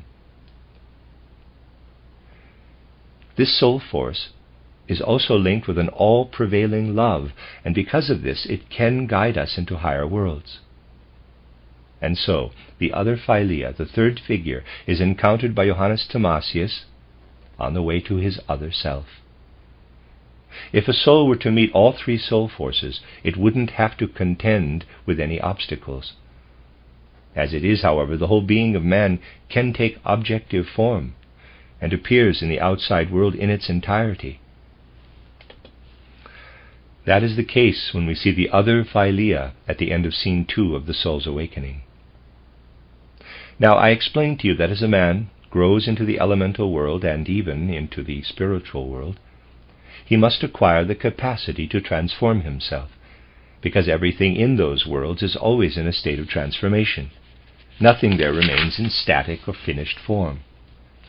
Finished form exists only in the physical realm, whereas in the elemental world everything is mobile and capable of change. But since everything is constantly changing, mix-ups can occur. If one is not alert enough, one can mistake one being for another. That is what happens to Johannes Thomasius. First the other Philea appears, and later on he mistakes the double for her. Mistakes of this kind can happen very easily. We must realize that we have to work our way very gradually to an exact beholding of higher worlds, and that because of the constant change there, mix-ups can well occur. And the way these mistakes come to light is extraordinarily significant for the course of a soul's development. Johannes has had an experience 3 times over, as you will remember.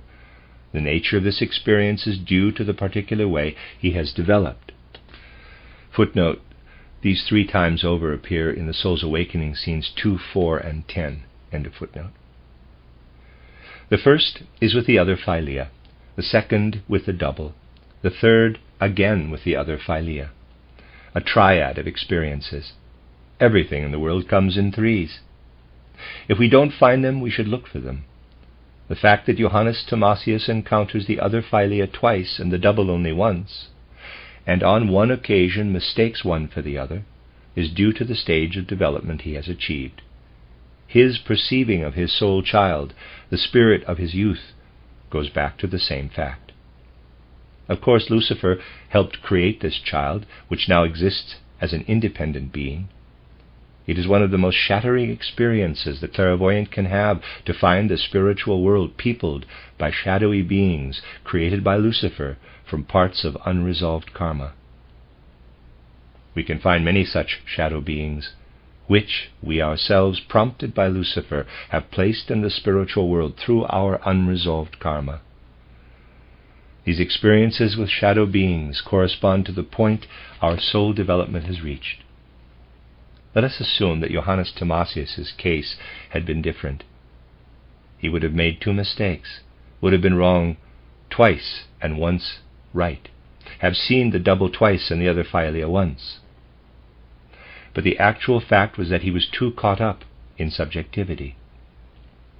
Maria, in contrast, has gone so far in the direction of objectivity as to be confronted by two soul forces. But Johannes has to strengthen his soul to a point where what still remains rather subjective can confront him objectively. Quote, enchanted weaving of one's own being. Close quote. These words strengthen his soul. And as this enchanted weaving of his own being becomes more evident and brings him closer to his other self, Johannes confronts himself in his double, in the spirit of his youth and in the other philia. Johannes Thomasius would have to have a different makeup to experience this triad differently, making two mistakes, let's say, and seeing the double twice. He would not have seen just one spirit of his youth as the soul's awakening has it. He would instead have seen many of his soul children in the realm of shadows. Here great secrets of soul life make themselves felt. You can see from all I've been saying that the clairvoyant path to man's true being is complicated, for the soul itself is complex. To approach it means to ascend step by step into spiritual realms. It means also that you become a being of memory, a being of the past, where you become aware that you are not in the present, nor for the moment have you any future. You are what you have been and carry your past into the present. Your further spiritual growth is then such that what you have thus carried into realms of the spirit, what you experience spiritually, starts a spiritual conversation with the surrounding spirit world. You grow as you listen to this conversation of your own past with the living thought beings of the spiritual world. But when you feel yourself thus transposed into the spirit world, wherein you come upon your other self, you will also have a feeling that can be described like this. Quote, you are now indeed in the spiritual world. You can find your other self as a spiritual being, due to the fact that you are living in the realm of the spirit, clothed in the astral body. But as yet you cannot find your ultimate true being in this world. In spite of ascending into spiritual realms, you cannot yet find the being whose shadow is your ego in the physical world. Close quote. One learns little by little what a significant experience one must still undergo in order to penetrate to the true ego, the true inner being, enveloped in the other self. Man's being is indeed complex, and lives far down in the soul's depths, and actually to reach the real ego requires living through a variety of experiences. It has been emphasized how one can penetrate into the spiritual world with memory, how no new impressions are received, how what one has been must be allowed to speak, and how one, now a point-like being, must listen to the spiritual conversation between one's past and one's spiritual environment. We retain this memory. It also stays with us between death and rebirth. The memory of real sensory existence between birth and death stays firmly present in the soul between death and rebirth. But if one penetrates to the true ego, after having become clairvoyant, one comes to realize that a decision, a spiritual deed, is necessary. And it can be said of it, this must be a strong, determined decision of the will to root out, to forget the memory of what we have been in all its detail. With this we come to something that was also dimly apparent in earlier clairvoyant and cognitive stages of experience. In Scene 3 of titled The Soul's Awakening, where Strider stands at the abyss of his existence, there is a foreshadowing of this experience that one has in spiritual realms. But one stands in the fullest sense of the word at the abyss of existence when one makes the decision in true freedom and energy of will to blot out and forget oneself. All these things are completely true of all human beings. Nevertheless, people are unaware of them. Every night we are required to blot ourselves out without being conscious of it. But it is an entirely different matter, fully consciously to give over to destruction and to forget one's remembering ego, to stand in the spiritual world as a nothing on the edge of the abyss of nothingness. This is the most shattering experience one can have. One must approach it with great confidence that the true ego will be brought to us out of the cosmos, and this is indeed the case. We know, after we have achieved forgetfulness on the edge of the abyss, that everything we have ever experienced is blotted out, and this we did ourselves. But out of an as yet unknown world, a world I might call super-spiritual, our real ego, whose only remaining concealment has been the other self, comes toward us. Only now do we meet our true ego, whose shadow or maya, as it exists in the physical world, is the lower ego. For man's true ego belongs to the super-spiritual world. All this is inner experience. The ascent to the super-spiritual realm, the perceiving of a completely new world at the edge of the abyss, the receiving of the true ego from this world. I wanted this description to serve as a bridge to tomorrow's lecture. You should mull it over. We will continue tomorrow, linking up with what I have said today in regard to the encounter that takes place at the edge of the abyss. The end of Lecture 7. You are listening to RudolfSteinerAudio.com. This is a reading of a cycle of lectures by Rudolf Steiner entitled Secrets of the Threshold. This is the last lecture in this cycle, Lecture 8, and it was given on August 31st, 1913. We come now to the end of this cycle of lectures, during which thoughts about the so-called culture of the present day may well have occurred to you. We have had to direct our attention in some detail to the remarkable way the Ahrimanic and Luciferic forces penetrate this culture. A discerning person, who has some understanding of the insights of spiritual science, will look objectively at modern life and surely perceive all its confusion and chaos.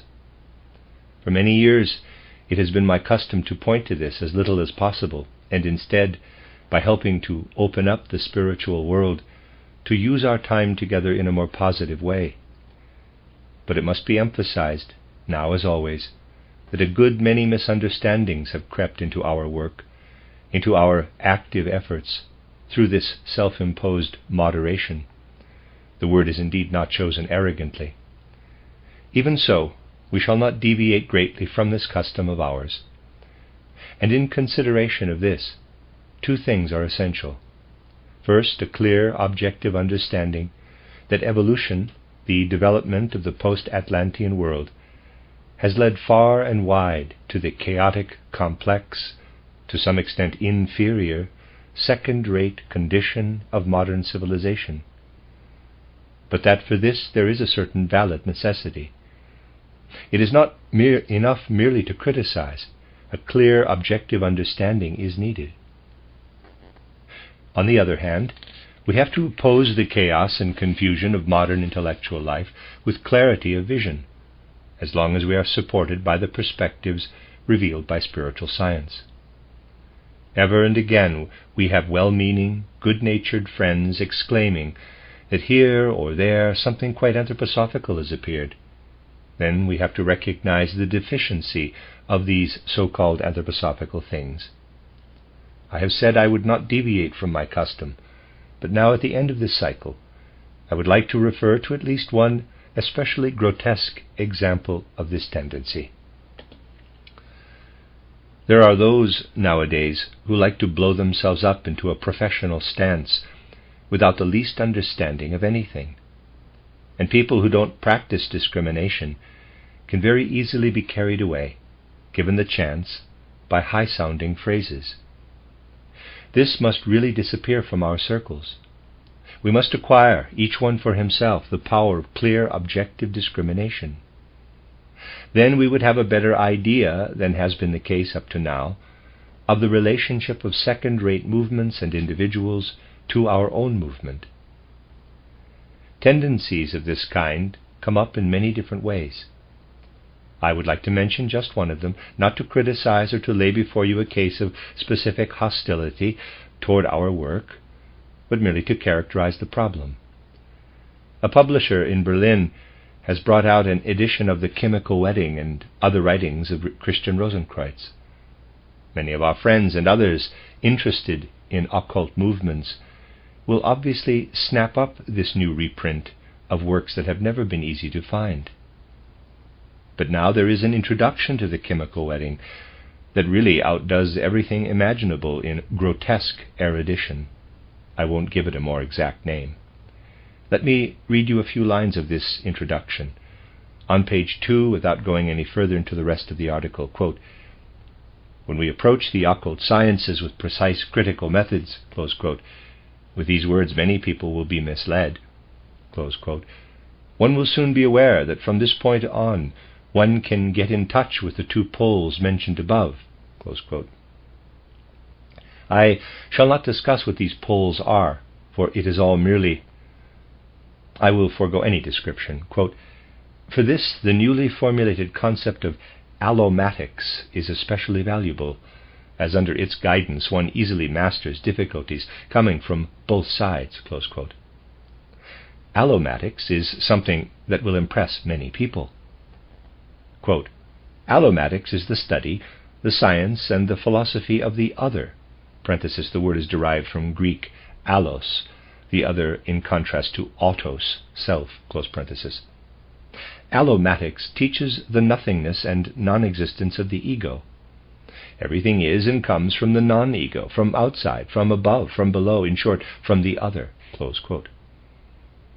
All this erudition continues throughout the article in order to prepare the reading public for the chemical wedding of Christian Rosenkreuz. I would call it, and I am not speaking from animosity, but with objective logic, absolutely the same thing as originating a parology or paromatics in the place of xenology or allomatics. With exactly the same logic that this remarkable duffer derives the world from I and non-I, we could also derive the world from a pair and everything not a pair. That is, the other of the pair. Pair here is spelled P-E-A-R. We could use the same words and concepts in order to explain the whole world as pair and non-pair. Nothing is missing from the world and its phenomena, according to this gentleman, if we explain it by means of paromatics, the doctrine of pair and non-pair, instead of the doctrine of ego and the other. Allomatics is presented as a work of great learning, with parallels to embryology, in order to appear erudite. Its tone is that of many academic works that are taken seriously and are often honestly received by our friends. I say this again not with animosity, but in fact in a spirit of brotherliness, as though they were important works and not merely the products of our inferior age. This points up a lack of discrimination between what has inner value and what is pure nonsense at a low level of literature. Since the author of this introduction is also one of the people who originated or repeated the foolish Jesuit tale, it can be said quite objectively that we can estimate from this the kind of opposition springing up lately from all sides against our movement. Footnote, I guess this person was Dr. Ferdinand Mach, titled Zweimal gestorben, Leipzig 1912, end of footnote. It is important to achieve the right attitude to everything in occultism that, creeping out of so many corners of the world, is regarded by many as of equal significance to profound, scrupulous spiritual science. Another important thing to acquire, if you wish to profess honestly your allegiance to spiritual science, is the right sensitivity to these various gentlemen and their writings. This sensitivity will lead to ignoring them instead of kowtowing and hailing everything they bring out.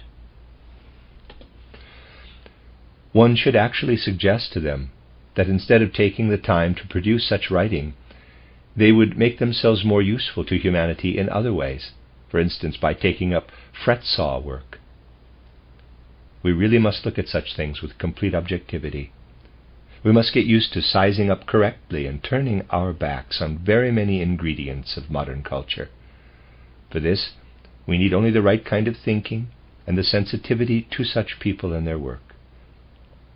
One thing we have to be clear about: the phenomena of our time are perfectly comprehensible if we remember how the Ahrimanic and Luciferic forces have thrust themselves into human development. every impulse and tendency of human evolution changes from age to age. In the same way, as I have often pointed out, the Ahrimanic and Luciferic influences also change. Our epoch is to some degree a sort of reversed repetition of the Egyptian Chaldean age. But as a reversed repetition, the Luciferic and Ahrimanic forces generally play a different role today in the external culture. During the ancient Egyptian Chaldean age, the human soul, looking out on what was happening, could say, from one side the Ahrimanic influence is coming, from another the Luciferic. In this ancient civilization, the distinction outwardly could still be made. However, by the Greco-Roman age, one can say that Lucifer and Ahriman confront the human soul directly and hold themselves in balance there. Anyone who enters deeply into the fundamental nature of the Greco-Roman civilization will be able to observe the state of balance between Lucifer and Ahriman. But in our time it has changed again. Lucifer and Ahriman now are in league together in a kind of partnership in the outer world. Before these forces reach the human soul, they are knotted together externally. In ancient times, the skeins of influence from Ahriman and Lucifer were quite separate. But nowadays we have them tangled and knotted together within the development of our civilization. It is extremely difficult for a human being to unravel the entanglement and find a way out of it. Everywhere in our cultural happenings, we find Luciferic and Ahrimanic threads interwoven in a higgledy-piggledy mixture, stirring up a great deal of violent political agitation, and even playing into many of the abstract ideas and superficial proceedings in full swing now and in times to come. Until we are clear about this, we will not be able to form a sound judgment of the conditions around us. We need to be watchful of the chaotic entanglement of Luciferic and Ahrimanic threads. For no one today is more challenged to come to terms with these forces than he who is on the path of spiritual knowledge, he who is trying to arm his soul with clairvoyant capacities in order to discover something he cannot know with his ordinary consciousness, the real being of man. This must always be the true goal of spiritual science. From the descriptions already given, it is evident that as soon as a person approaches the higher worlds, he has to step across a threshold. As an earth being who has made his soul clairvoyant, he must go back and forth across that threshold, and know how to conduct himself rightly in the spiritual world on the far side, as well as on this side in the physical world. Both in lectures and now repeatedly in our mystery dramas, this important threshold experience has been referred to as the meeting with the guardian of the threshold. A person can actually ascend into the spiritual worlds, this has often been said, and have quite a few experiences there without having a meeting with the guardian, something that is partly terrifying, but on the other hand highly significant, indeed of infinite importance for the sake of a clear, objective perception of those worlds. I have pointed to this, and everything connected with it, in my book titled The Threshold of the Spiritual World, at least as far as I could, while treating the material in an aphoristic way. I have gone further in the course of these lectures, and now I should like to add only a few details to characterize the guardian of the threshold. Should I try to describe everything about the meeting with the guardian, I would indeed have to hold another long cycle of lectures. May I point out again that when a human being leaves his physical body, in which he lives with the physical world around him, he enters the elemental world and lives in his etheric body, just as in the physical world he lives in the physical body. Then, when he leaves the etheric body clairvoyantly, he lives in the astral body surrounded by the spiritual world. We have pointed out that on leaving the astral body, the human being can then be within his true ego. Around him will be the supra-spiritual world. When he enters this world, he has finally attained what he has always possessed in the depths of his soul, his true ego. He reaches now the spiritual world in such a way that his true ego, his other self, is revealed, actually enveloped in the element of living thought being. All of us walking about on the physical plane have this other self within us. But our ordinary consciousness not only is not aware of it, but cannot know that we will not perceive it until we ascend into the spiritual and supra-spiritual worlds. Our true ego is actually our constant companion within us. But when we meet it on the threshold of the spiritual world, it is there in a remarkable way. In fact, one can say, decked out quite peculiarly. There, on the threshold, our true ego is able to clothe itself in all our weaknesses, all our failings, everything that induces us to cling with our whole being either to the physical sense world, or at least to the elemental world. Thus we confront our own true ego on the threshold. Abstract theosophy can simply say, that is oneself, the other self, the true ego. But in the face of the actual reality, we won't find much meaning in the phrase, it is oneself. Of course, we all move about in the spiritual world in the form of our other self, but there we are entirely another. When we dwell consciously in the physical world, our other self is actually very much another, a stranger to us, a being that is much more foreign to us than any other person on earth. And this other self, this true ego, decks itself out in our weaknesses, in everything we should really forsake, but don't wish to forsake, habits of the physical sense existence that we still hang on to when we wish to cross the threshold. And there, on the threshold, we actually meet a spirit being different from all other spiritual beings we could meet in the supersensible worlds. The other beings appear to us in coverings more appropriate to their nature than those of the guardian of the threshold. He arrays himself in everything that arouses in us not only anxiety and distress, but also disgust and loathing.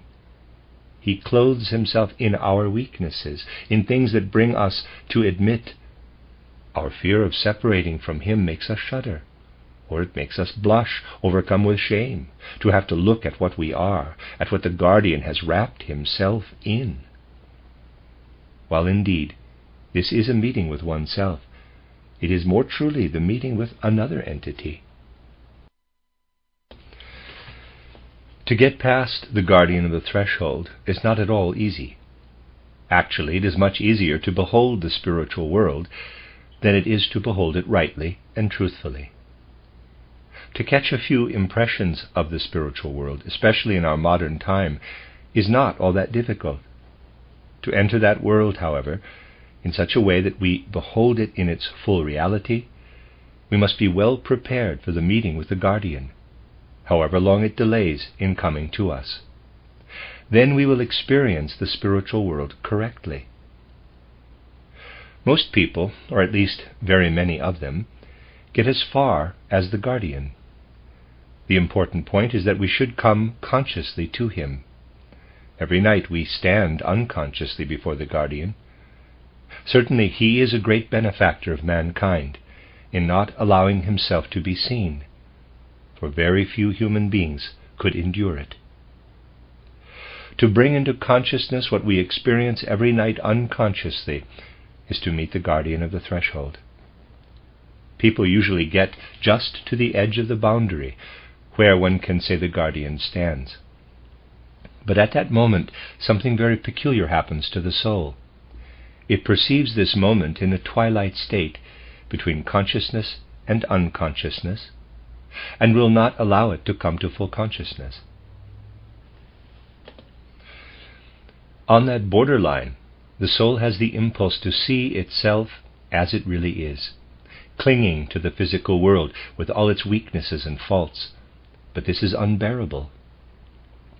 Before the event can become fully conscious, the soul, through its utter loathing, deadens, as it were, its awareness. Such moments of the soul's obliterating its consciousness are the best points of attack for the Ahrimanic beings. We come indeed to the guardian of the threshold by developing a sense of self that is especially strong and forceful. We have to strengthen our sense of self if we wish to rise into the spiritual world. But in the process of strengthening our sense of self, we also strengthen all the tendencies, habits, weaknesses, and prejudices that are held back and limited in the external world through our education, through custom, and through the outward culture. On the threshold, the Luciferic impulses assert themselves strongly from within, and when the human soul tends to deaden its awareness, Lucifer immediately unites with Ahriman, with the result that the entrance to the spiritual world is barred. If a person with a healthy inner life searches out the insights of spiritual science without dwelling in a state of morbid craving for spiritual experiences, nothing particularly harmful will happen at the boundary line. If he attends to everything that should be attended to in the form of rightful, genuine spiritual science, nothing more will have happen than that Lucifer and Ahriman balance each other for the striving soul at the threshold, and the soul simply does not enter the spiritual world. But when the person has a special craving to get in, a so-called, quote, nibbling at the spiritual world, close quote, can take place. Ahriman, then, condensing what the soul has nibbled, pushes into the soul's consciousness what otherwise couldn't enter it. With this, the person experiences in condensed form what he has taken from the spiritual world, so that it looks exactly like a reproduction of physical impressions. In short, he will be the victim of hallucinations and illusions. He will believe he has approached a spiritual world because he has come as far as the guardian of the threshold. However, he has not passed the guardian, but has been thrown back because of his nibbling at the spiritual world. Everything he took in has condensed to what could contain genuine pictures of that world, but does not contain the most important element, the one that will guarantee the soul a clear perception of the truth and the value of what he sees. In order to pass the guardian of the threshold in the right way, it is absolutely necessary to develop self-knowledge, truly genuine, unsparing self-knowledge. It is a neglect of one's duty to the progress of evolution if one refuses to rise into the spiritual worlds, should karma make it possible in this present incarnation. It would indeed be wrong to say to oneself, quote, I shall not enter the spiritual worlds for fear of going astray, close quote. We should strive as intensely as we can to enter them. On the other hand, we must clearly understand that we may not shrink from what the human being is most apt and most willing to shrink back from, genuine, truthful self-knowledge. Nothing is actually so difficult in life as plain, honest self-knowledge. What a lot of queer things one can find in this regard.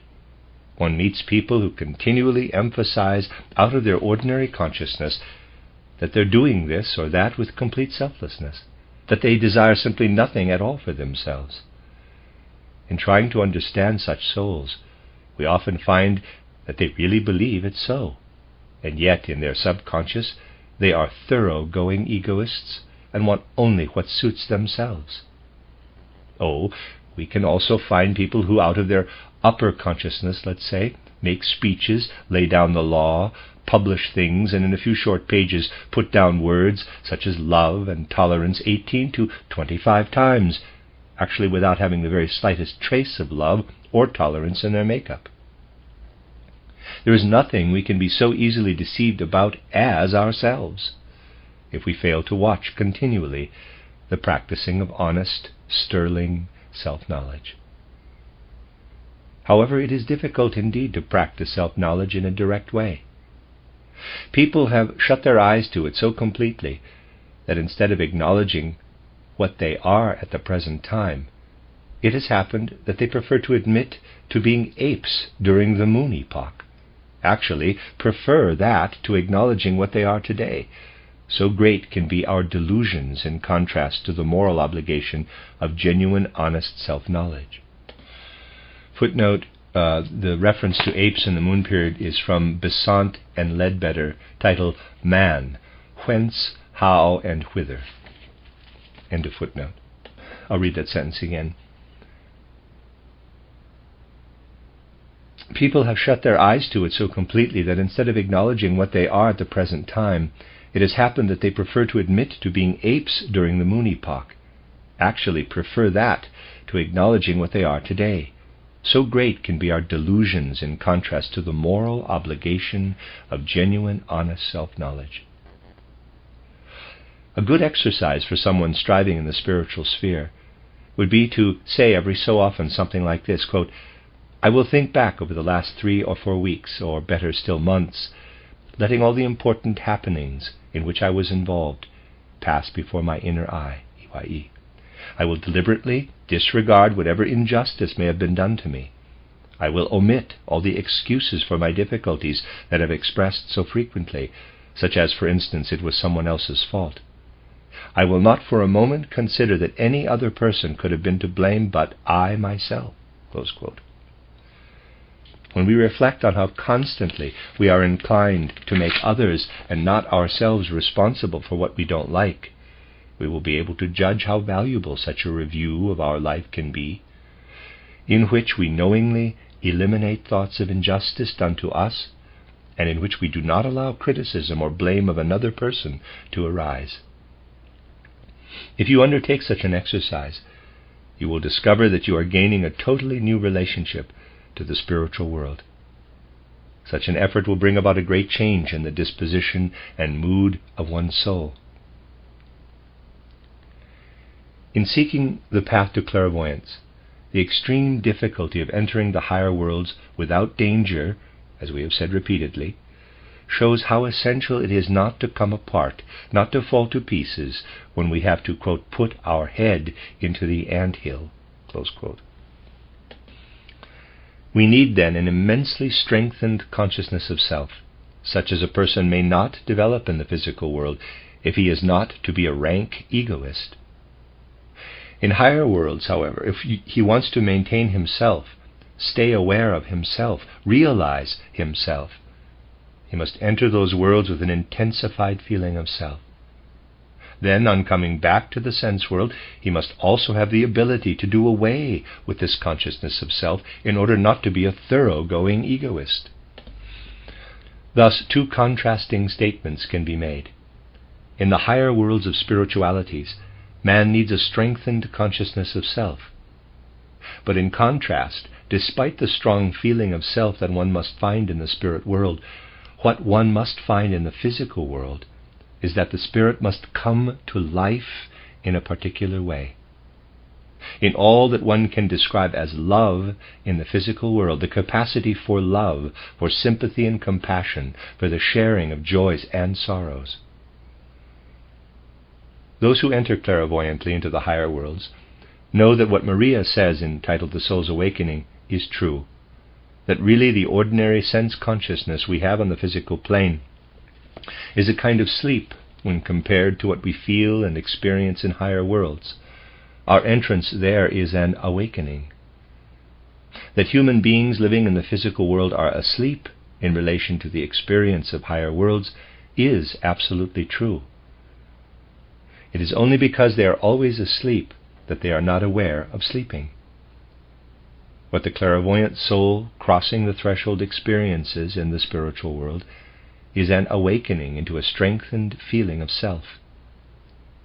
In the physical world, on the other hand, there can be an awakening of the self through love, the kind of love characterized in one of our first lectures here as, quote, "the love for another person's disposition and qualities, for him and for his sake," close quote. That kind of love is protected from the Luciferic and Ahrimanic influences, and in the physical sense world is actually under the sway of the good, progressive powers of the universe. The character of love is most clearly evident in the experiences of clairvoyant consciousness. The egoism we develop in the physical world, without being willing to acquire self-knowledge, shows up when it is carried into spiritual worlds. Nothing is so disturbing, nothing can be so bitter and disheartening as to experience the result of our failure to develop love and compassion in the physical world. Ascending into the spiritual world, we are filled with anguish by the selfishness and lack of love we have achieved in the physical sense world. When we cross the threshold, everything is revealed. Not only the obvious, but also the hidden egoism that rages in the depths of men's souls.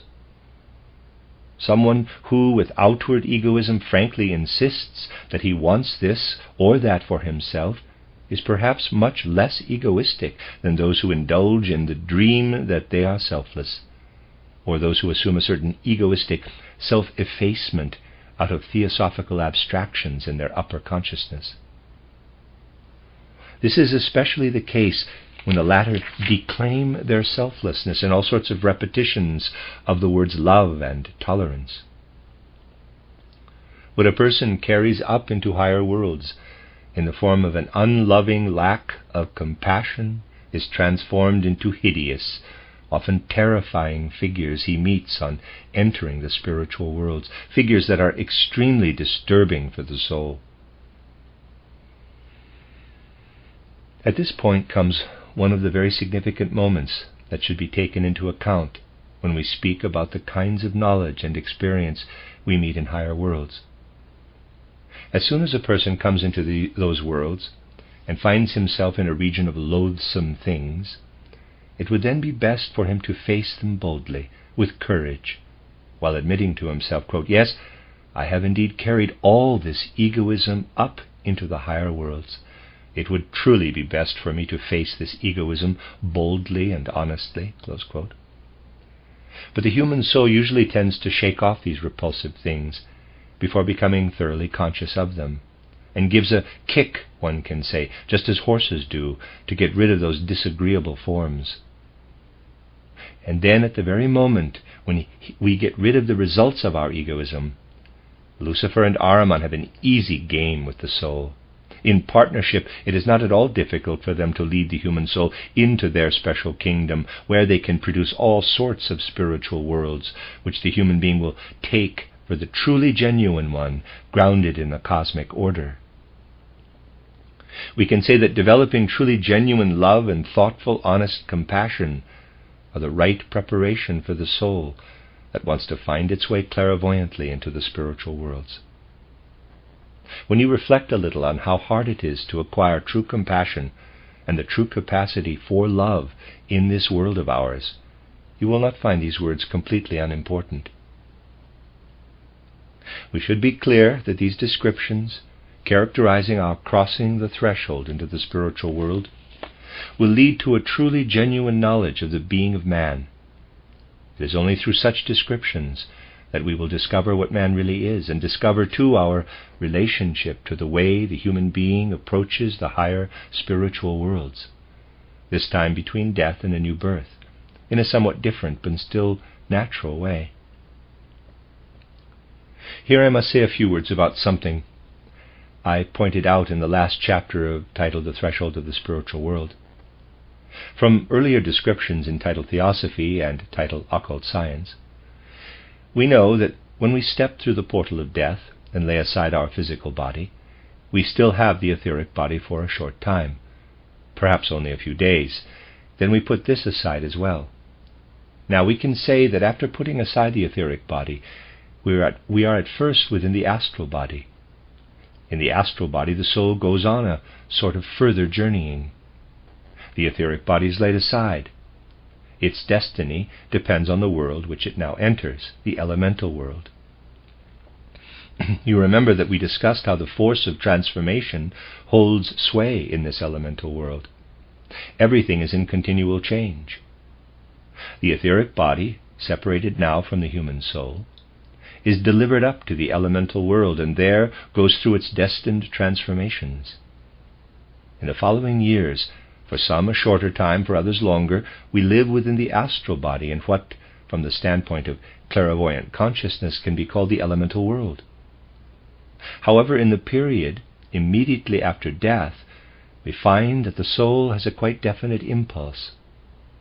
In the physical world, we are not apt to look continually at our own liver, spleen, or stomach, for this would be impossible. We simply cannot see inside the body.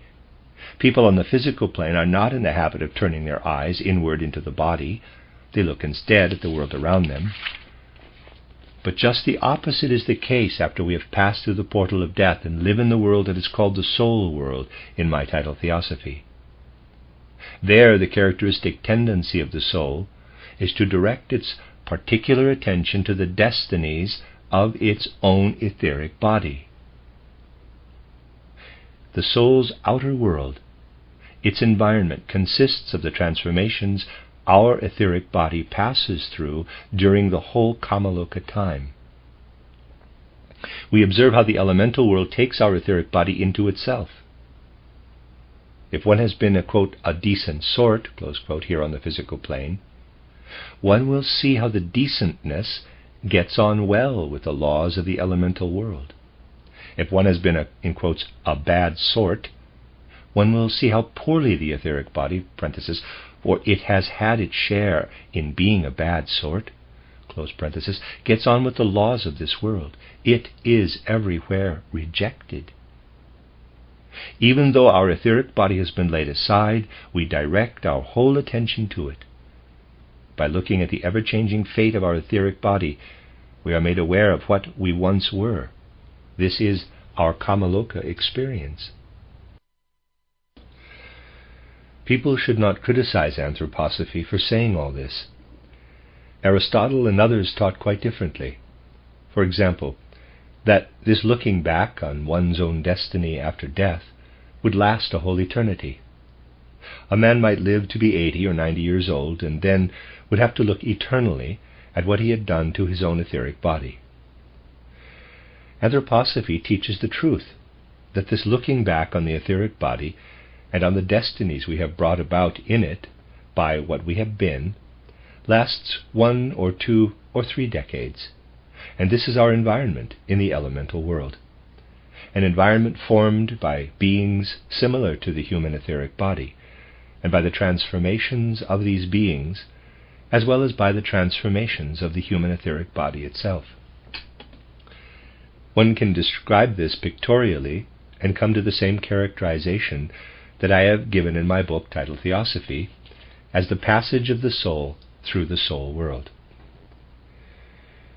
In order to describe the spiritual world in the right way, one cannot keep pedantically to the hard and fast concepts so useful in the physical world. We should be clear that our whole environment during the Kamaloka time is dependent on our mood of soul, dependent in such a way that the elemental world we have just described gradually adapts itself to the soul world.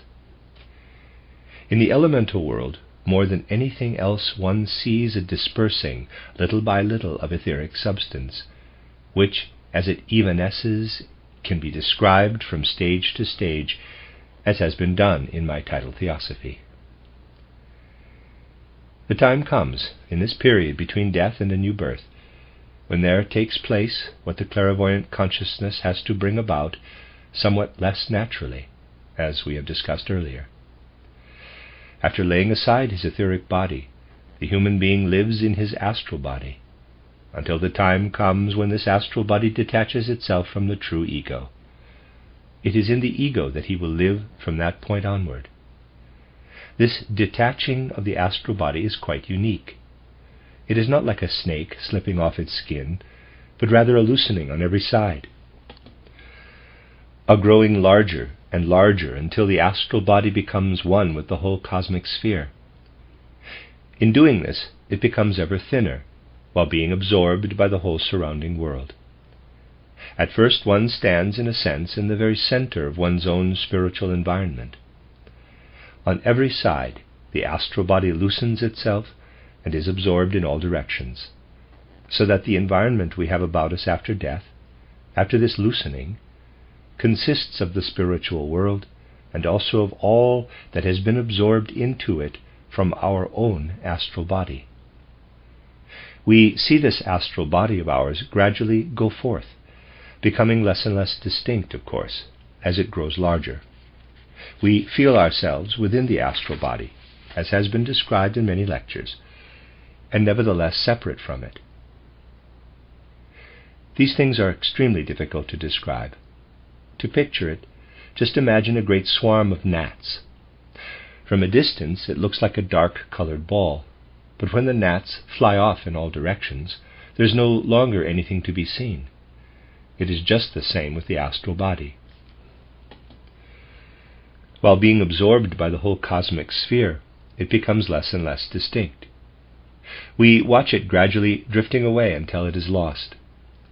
What is lost is the astral body that is always with us when we pass through the gate of death.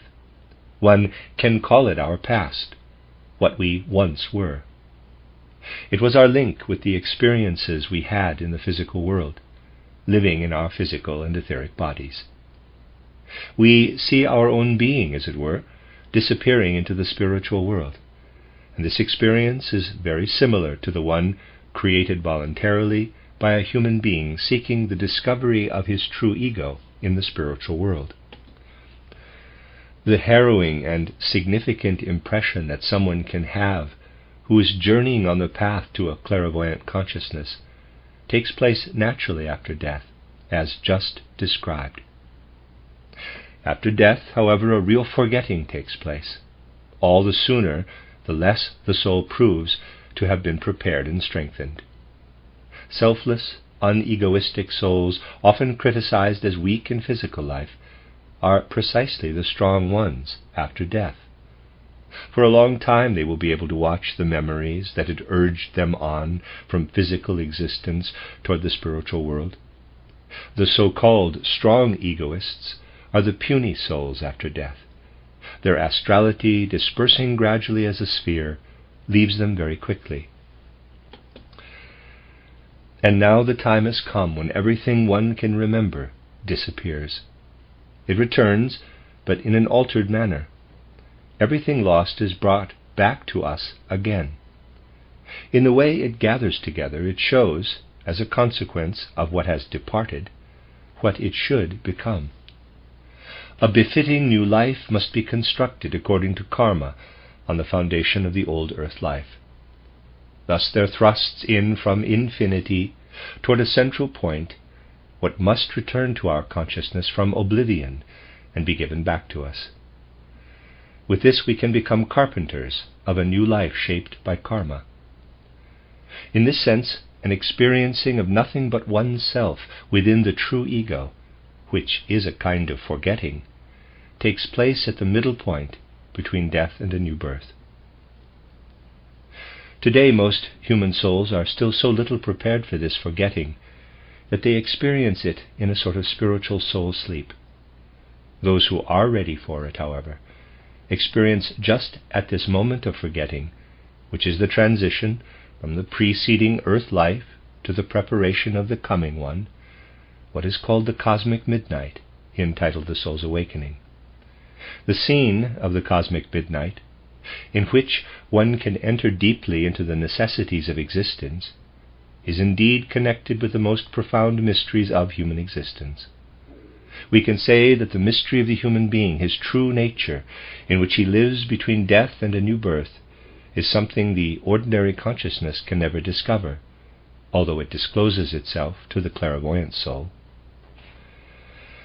We have described here, from the standpoint of the clairvoyant consciousness, the experience of having one's astrality absorbed by the spiritual world. It has also been described exactly, step by step, as the actual spirit land in my title Theosophy and title Occult Science. What comes naturally to the soul after death can be brought about voluntarily for the clairvoyant consciousness. This has been described in Theosophy. The same terms are used here as in Theosophy and Occult Science. We have tried in both this lecture cycle and in the drama cycle to characterize the nature of the cosmos and the entity of man, who has a share in the cosmos. After such a discussion, it may perhaps be permissible to add, for any person setting out on the path here described, that he will need to continue it to some extent on his own. On trying to penetrate ever more deeply into title The Soul's Awakening, you will notice that so many answers to the mysteries of life are dawning on you that you realize the dramas are there to unveil and reveal the mysteries. I can point out an example to you. Try to experience further in meditation what is shown in the soul's awakening, and what I have said here about Ahriman as the Lord of Death in the world. Beginning with scene 3, this appears clearly, but it was already hinted at in scene 1, with the words Strider says to the business manager, quote, "And yet will come what has to come about." Close quote. The manager hears in these few words something like a gentle whisper from the spiritual world. It gives rise to the beginning of his spiritual discipleship.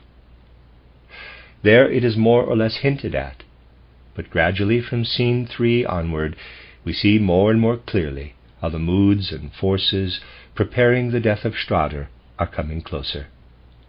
We shall not understand why Theodora appears and tells Strider what she will do for him in the spirit land, unless we get the feeling, though a somewhat vague one as it has to be at this point, that something important can be expected. In the same scene we shall not perceive rightly what Benedictus means when he describes his clairvoyance as being impaired, unless we can feel how the forces of Strider's approaching death are influencing this clairvoyance. In scene 11, a simple, straightforward, but very significant scene, we shall not get the right impression of the dialogue between Benedictus and Strider unless we connect Strider's visionary picture with his presentiment that everything he is using to strengthen his soul will turn its destructive power at some time on himself. Unless, too, we connect this with the repetition of Benedictus's speech about his spirit vision being impaired, so that we have a premonition of what is looming ahead. The mood of the approaching death of Strider is diffused over the whole development of even the other persons in this play from scene 3 onward.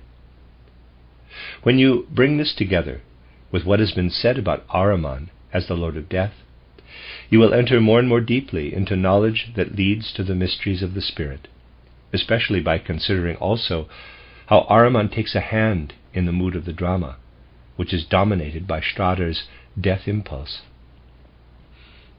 Again, the last meeting of Benedictus and Strider, a meeting intended to be of real significance toward the end of the drama, as well as the final monologue of Benedictus, cannot be understood unless we bear in mind both the rightful and the unlawful interference of Ahriman in the world of the human soul and in the word of cosmic realms. These things were not intended merely to pass through your minds, but in order for you to immerse yourselves more and more deeply in them.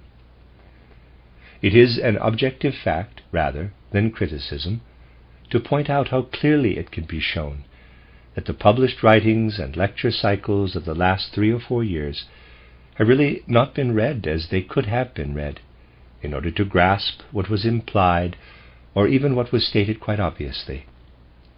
This is not meant as a reproof, far from it. No, it is said because almost every year at the close of the Munich lecture course, through everything having to do with it, thoughts stand before the soul that sound an alert concerning the presence of our anthroposophical movement in the modern world. One has to consider what should be the rightful place of the movement within the chaotic happenings of our present so-called culture. Clear, awakened thinking about this rightful place of the movement will not be reached unless we keep one thing in mind, that our present-day life will most certainly stagnate and become sclerotic unless it receives refreshment and healing from the flowing springs of serious, genuine occultism. On the other hand, just such a series of lectures that makes us aware, perhaps, of the need to turn to spiritual science could also stress something important to every one of us, the feeling of responsibility. In the deepest layers of our souls is imprinted everything connected with our feeling of responsibility, as are our efforts to understand how this movement of ours can make itself felt, the movement that is so urgently needed today, even with all its faults and darker sides. There, too, in those deepest layers, we perceive in various ways the kind of movement ours should be, and what, quite understandably, it only can be at present. This can hardly be expressed in words, and the one who bears it rooted deeply in his heart will preferably not put it into words. For sometimes this responsibility weighs so heavily on one's soul that it seems thoroughly disheartening. Disheartening because the occultists are turning up on every side today, and so little of the necessary feeling of responsibility is at hand. Certainly for the healing and development of humanity, we should welcome the blossoming of anthroposophical wisdom as the finest and greatest thing that could happen now and in the near future. At the same time, we would also like to welcome as the best and often the most satisfying addition to it the feeling of responsibility streaming into and awakening every individual who is taken hold of by spiritual science. Still more highly should one value the emergence of a feeling of responsibility. In truth, we would consider our movement especially fortunate if we could see it flowing out into the world with this feeling of responsibility as a lovely echo on all sides. Many of those who are sensitive to the meaning of responsibility would be able to bear things more easily if they could observe an abundance of such echoes. Still, there are many things that one can only hope for and await in the future. One must have faith while waiting, and have confidence that the human soul, through its own integrity, will grasp what is right and trustworthy, and that what ought to happen will really happen. As we now separate after this course of lectures, we can clearly feel all this. Actually, one would so much like to leave in each soul something that could awaken it and radiate as warm enthusiasm for our movement, but also as a feeling of responsibility for it. The most splendid sign and seal on our spiritual scientific striving would be for us all to be able to feel how strongly linked together we are, even when we are far apart, in a true spirit community of souls having a similar warm enthusiasm for our movement, a similar love and devotion to it, and at the same time with a feeling of responsibility for it. And now let these be my parting words to you as we go our separate ways after the time we have spent here together. May the reality and truth of the spiritual life grow ever stronger through our heart's participation in it, so that we are still together, even when we are separated in space. Let us be united by the reality of the warm enthusiasm alive in us, radiating from an open-hearted, devoted participation in the truth.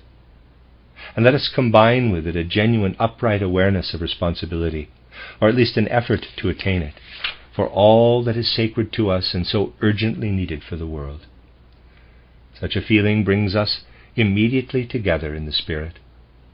Whether our destiny brings us together in space, whether our destiny scatters us apart to our various tasks and occupations in life, our hearts will certainly be united by our enthusiasm and our feeling of responsibility.